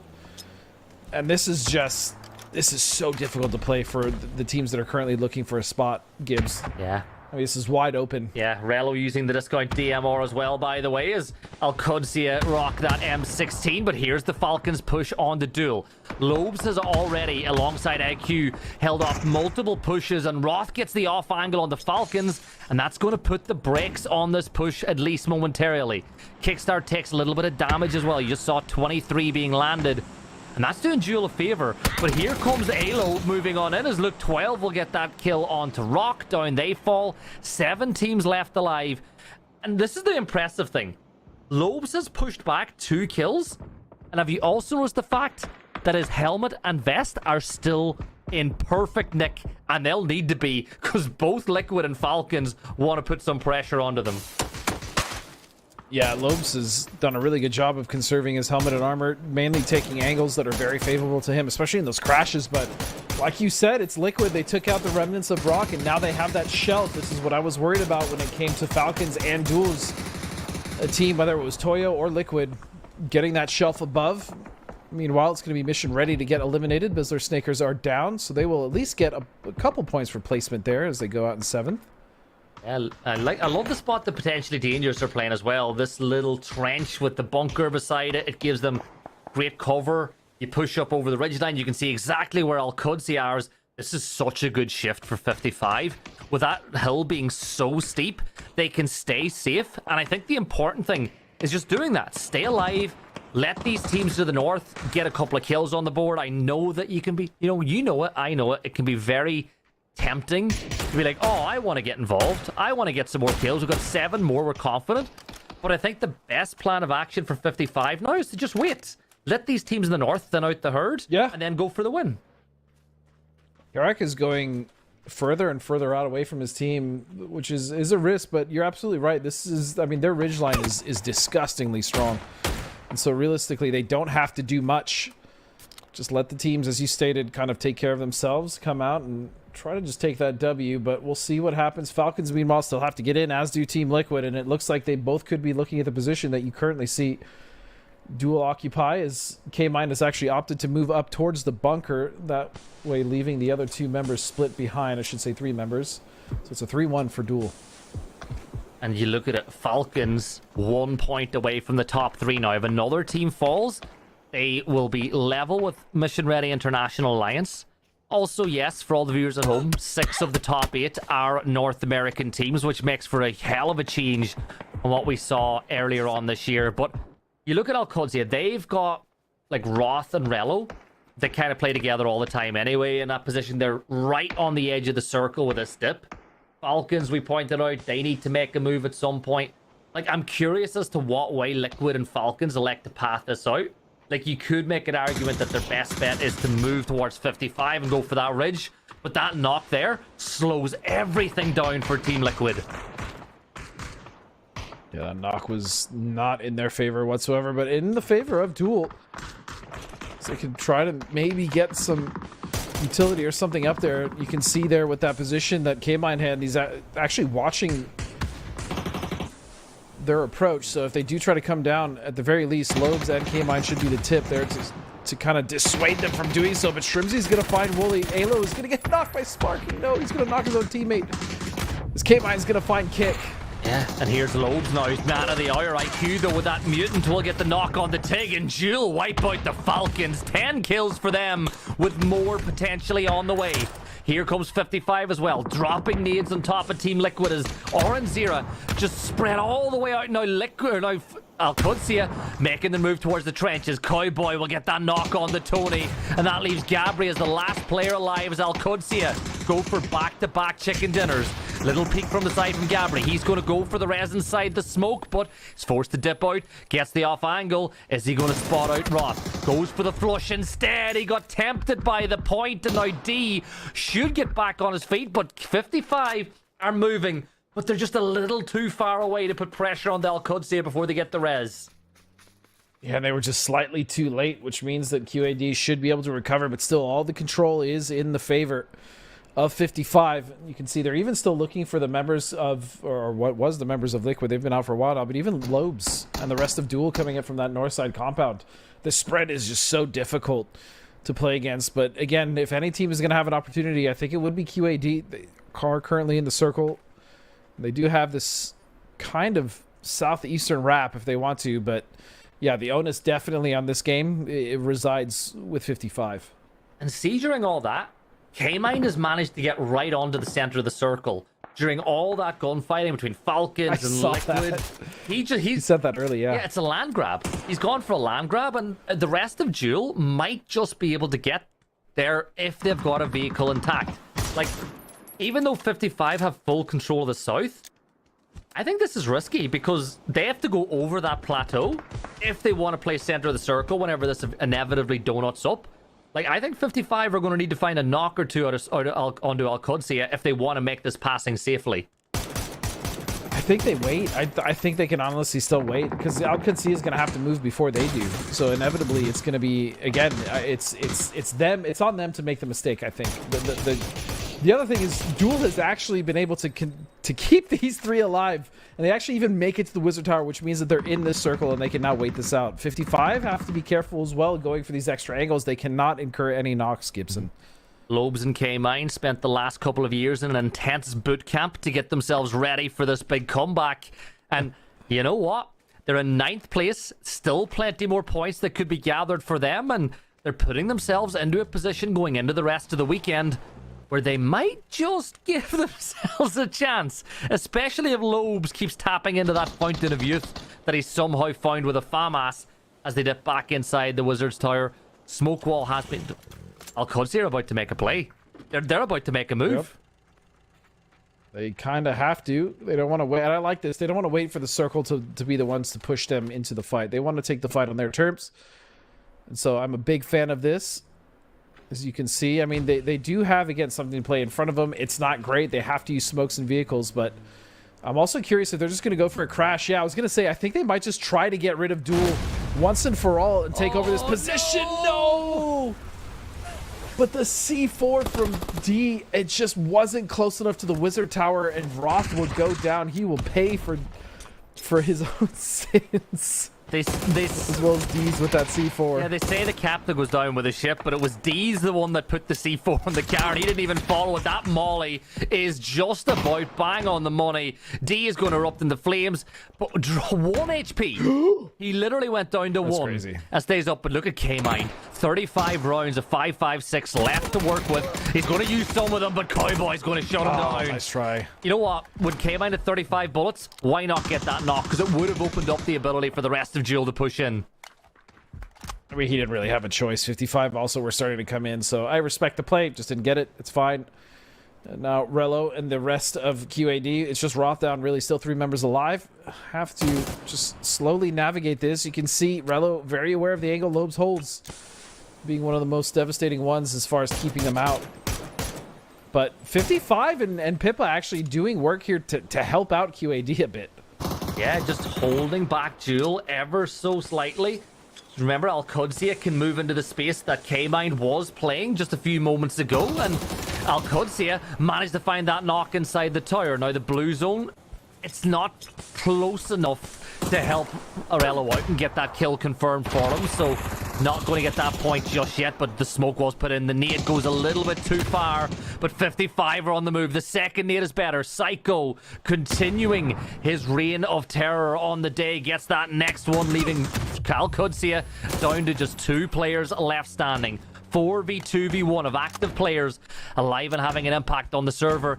And look at Lobes, he's gone belly crawling out with that FAMAS. As Psycho will wrap towards Rello, but the smoke is just timed perfectly, and Psycho gets another. Oh my god, Psycho is so clean right now. The blue zone to get him to switch, the angle to cut off on the smoke. My word, 55. Okay, it's not like they were in a position to win and they had center circle and they just kind of sat there and they didn't really get many kills. They had 15 kills. I think 10 kills going into that last fight with those 2 teams. That was a very, very impressive performance. More importantly, that just makes the leaderboard shakeup even better because, man, they shot themselves up in that top 8, I can guarantee it. Yeah, and the sign of a good team is winning the games that you're supposed to. And they were supposed to win that game with the position that they had, with the circle they were given, and they've put themselves in with a really good chance going into the weekend as well. This game, though, it started off crazy. I couldn't even speak. My mic stopped working. But I know 3 fellas who love speaking. One of them really loves speaking, and that's I'm not going to tell you which one that is, but you know what, Toffees? Why don't you break down all the action from the last day, or the last map of the day? All right. You know, Gibson, I was going to let it go that you said good teams win the ones that they should, instead of the fact that good teams wins the ones that they shouldn't. Mediocre teams win the ones that they should. But it's okay. I'm not going to talk about that too much because it was a great game. This is how you wrap up a day of play, boys. Porosaurus, Matchroom here on the desk with me. That was a fun ending. Erangel just delivers, man. It's just been delivering consistently for the past year now. And once again, and this time we got to see it all the way up north, playing around Stalber, a circle that you don't get to see too often. And in the end, you know, Psycho and the boys from 55 managed to pull out a very, very nice win. Let's just not ask what they did the rest of the day, but they managed to collect a lot of good points here and put themselves back in the conversation. 25 points in one game is big. I love the mindset from that, though, Al-Qudsiya. The execution wasn't quite there, but the mindset on how to take the win there and to try to do something out of it. Because, yeah, it was 55 holding a very strong position into the circle, and this was just the 55 show from pretty much killing the Gooners through the rest of it. I mean, Psycho sitting at, I don't know, 7, 8 kills at the end of it is ridiculous. 9 kills. Sorry. 9. Is it true, though? Is that enough for us to really declare that this is Psycho's reign of terror, Porosaurus? Is he truly a psycho? Hey man, I'm not taking anything away from a guy who just got 9 kills in the game. Like that's a really good performance by them, regardless of how you come across them. Like the first 4, that's about the easiest vehicle spray down you're ever gonna get. But you know, he got 5 more after that. So you know, good performance from Psycho, good performance for 55, which is good because they were having a pretty middling day up until then. And now they're going to be right back in that. Remember, because you had brought up, like in that last time we looked at the overall leaderboard, Matt, that Liquid had let it slide, QAD and them both sitting at that top 50s. 55 with the 25 point is going to be easily jumped into the top 4 and in contention to win this event, right? Off the back of a game like this. It's like one game. Yeah, this has been kind of like we had a couple of teams at the start of the day that did really well, and then a couple of teams at the end of the day that started popping off, and Al-Qudsiya that's just been kind of threading through the entirety of it with a couple of big games, or like a big game and an okay game, a big game and an okay game. This has got the recipe for a very interesting top 3, on top of the fact that now we're also getting Falcons coming much more alive and getting integral into the later stages of, well, the later mid game, I should say. We did see them in the later stages a couple of times, but overall is, I think, what we really need to be focused in off of is, 25 points for 55 is big, but where does it stack up? Last thing from that game is, I feel like it's very rare that you see 5 teams in double digits in points at the end of it. So yeah, it's a whole side of the leaderboard got starved out that time. Yeah, especially when one of those teams has 25. Overall leaderboards, 67 and Al Qudsiya at 66 as they go 1-2. Team Liquid, Al Qudsiya into tomorrow. Maria is tied with the Falcons at 47, 45-55 Esports after a spectacular 25-point game and on down from there. The question, Matcham, is I'm starting to worry about that gap at the top. Those top two teams look significantly stronger right now. Yeah, consistency has been very strong for them. I mean, just stellar kill performances coming up right now from both of the squads. We also do have a drop after 5th place right now at 55, 45 to 34, already having a 10-point gap at the end of day one. Not necessarily worrying, but the other squads that are chasing in back behind that can sometimes be a little bit less consistent. So you don't want to let anything inside, I would say, whenever we're looking at 6th down into 12th, you need to not make sure that you're staying in that inconsistent zone. Like Furia, if you want something out of this, you got to make sure that you're popping off and at least keeping your points per game high. All right, so those are the overall scores. We're not done. We got 12 games left to play in the coming days. And I want to remember you guys keep coming back around. We've got tons of G-Coin to give out. You can go over to our social media, send in hilarious jokes, send in awesome historical videos, send in questions, and have your chance to earn lots and lots and lots and lots and like a shockingly high amount at PAS 6. I actually am shocked at how much G-Coin we've given away. We've been giving out a lot. We're making it rain. I don't know how our production team talked to Krafton into giving away this much G-Coin, but I'm super, super proud of them for doing it. Great games today. That's us with the Lots G-Coin. of fun to watch. And while the matches are over for the day, it's not the end of the show. It's time for us to pivot, to the post-show podcast. Time for us to get a little comfortable, change the music up, get ready to talk about a little bit of PUBG, you know what I'm saying? Oh, shirts are coming off. Hold on.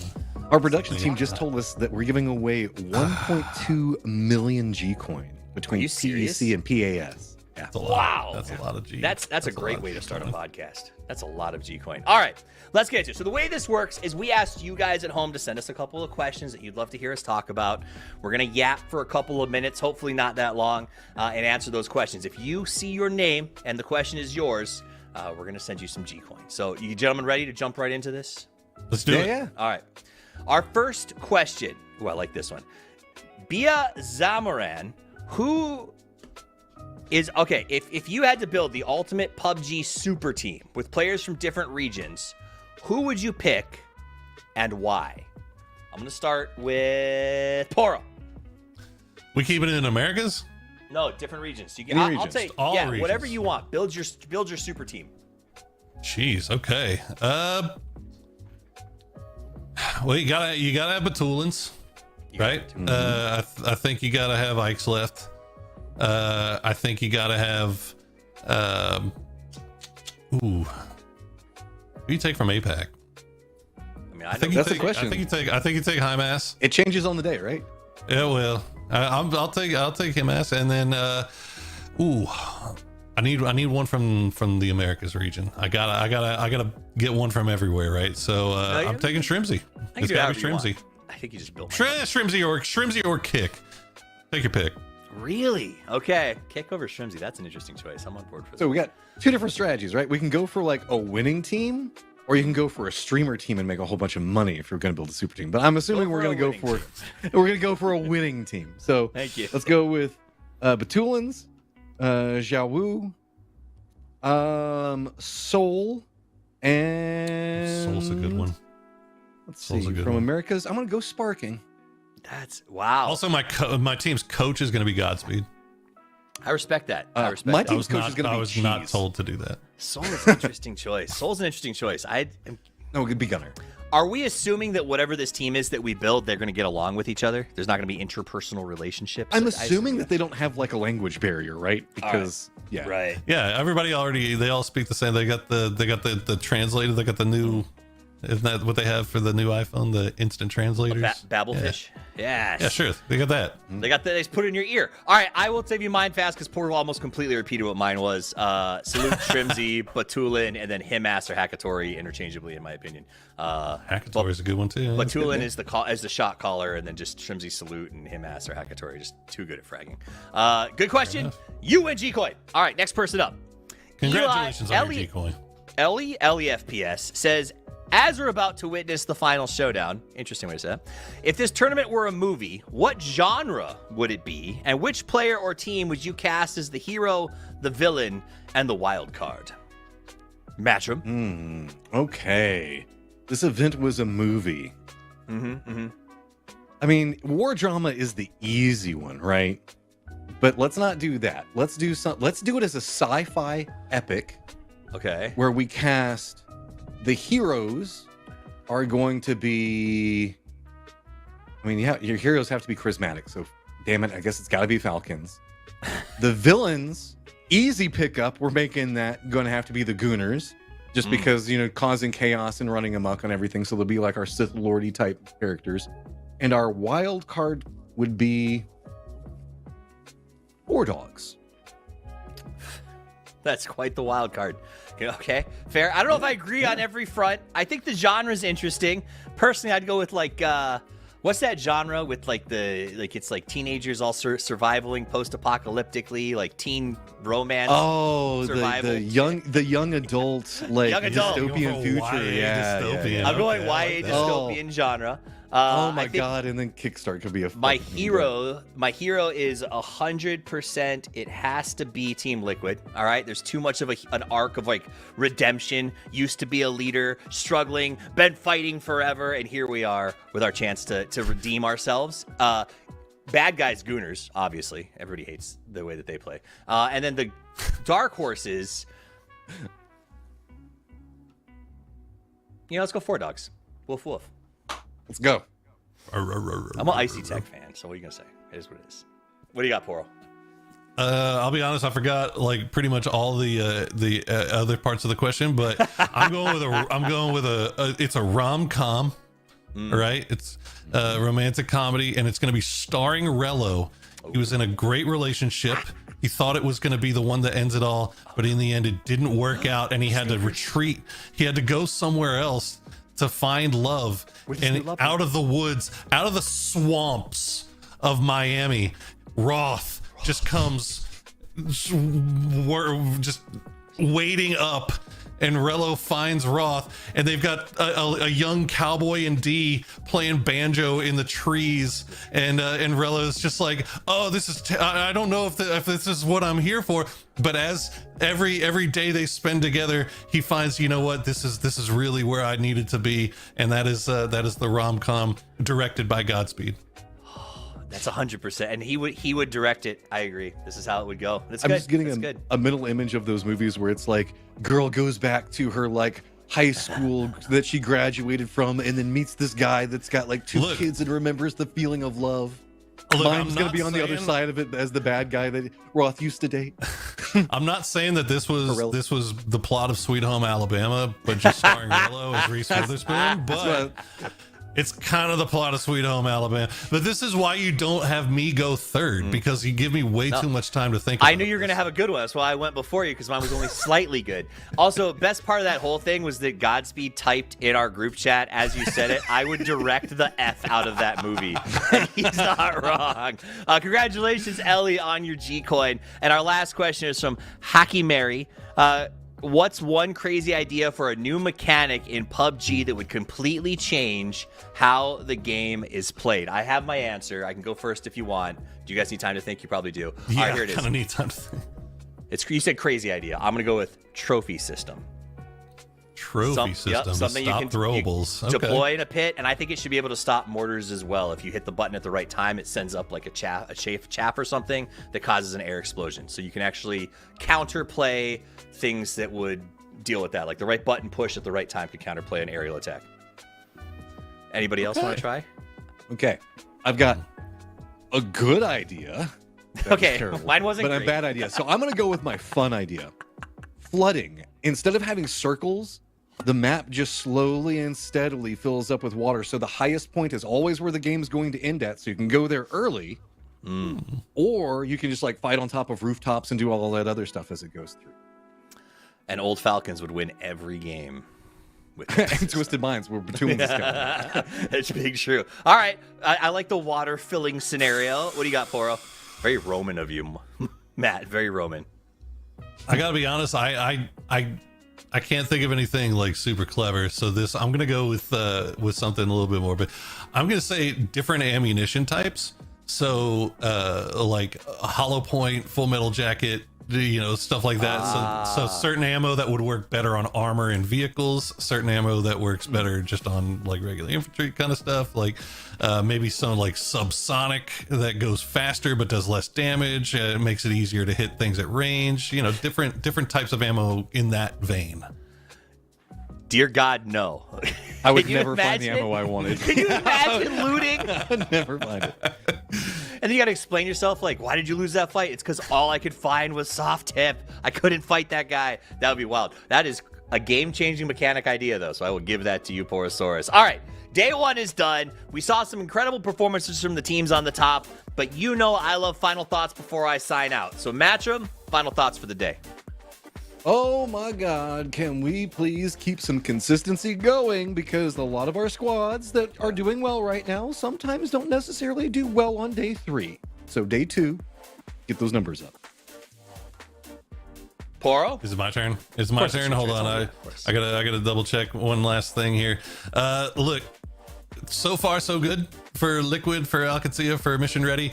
Remember at PAS 5 when we finished, the only North American players we had were from Team Falcons, and Latin America really took the top 3. It was at the time it was El Proyecto, Bestia, and Working in Silence. Now obviously Furia and Rock have replaced 2 of those along with Bestia. Bestia is not here.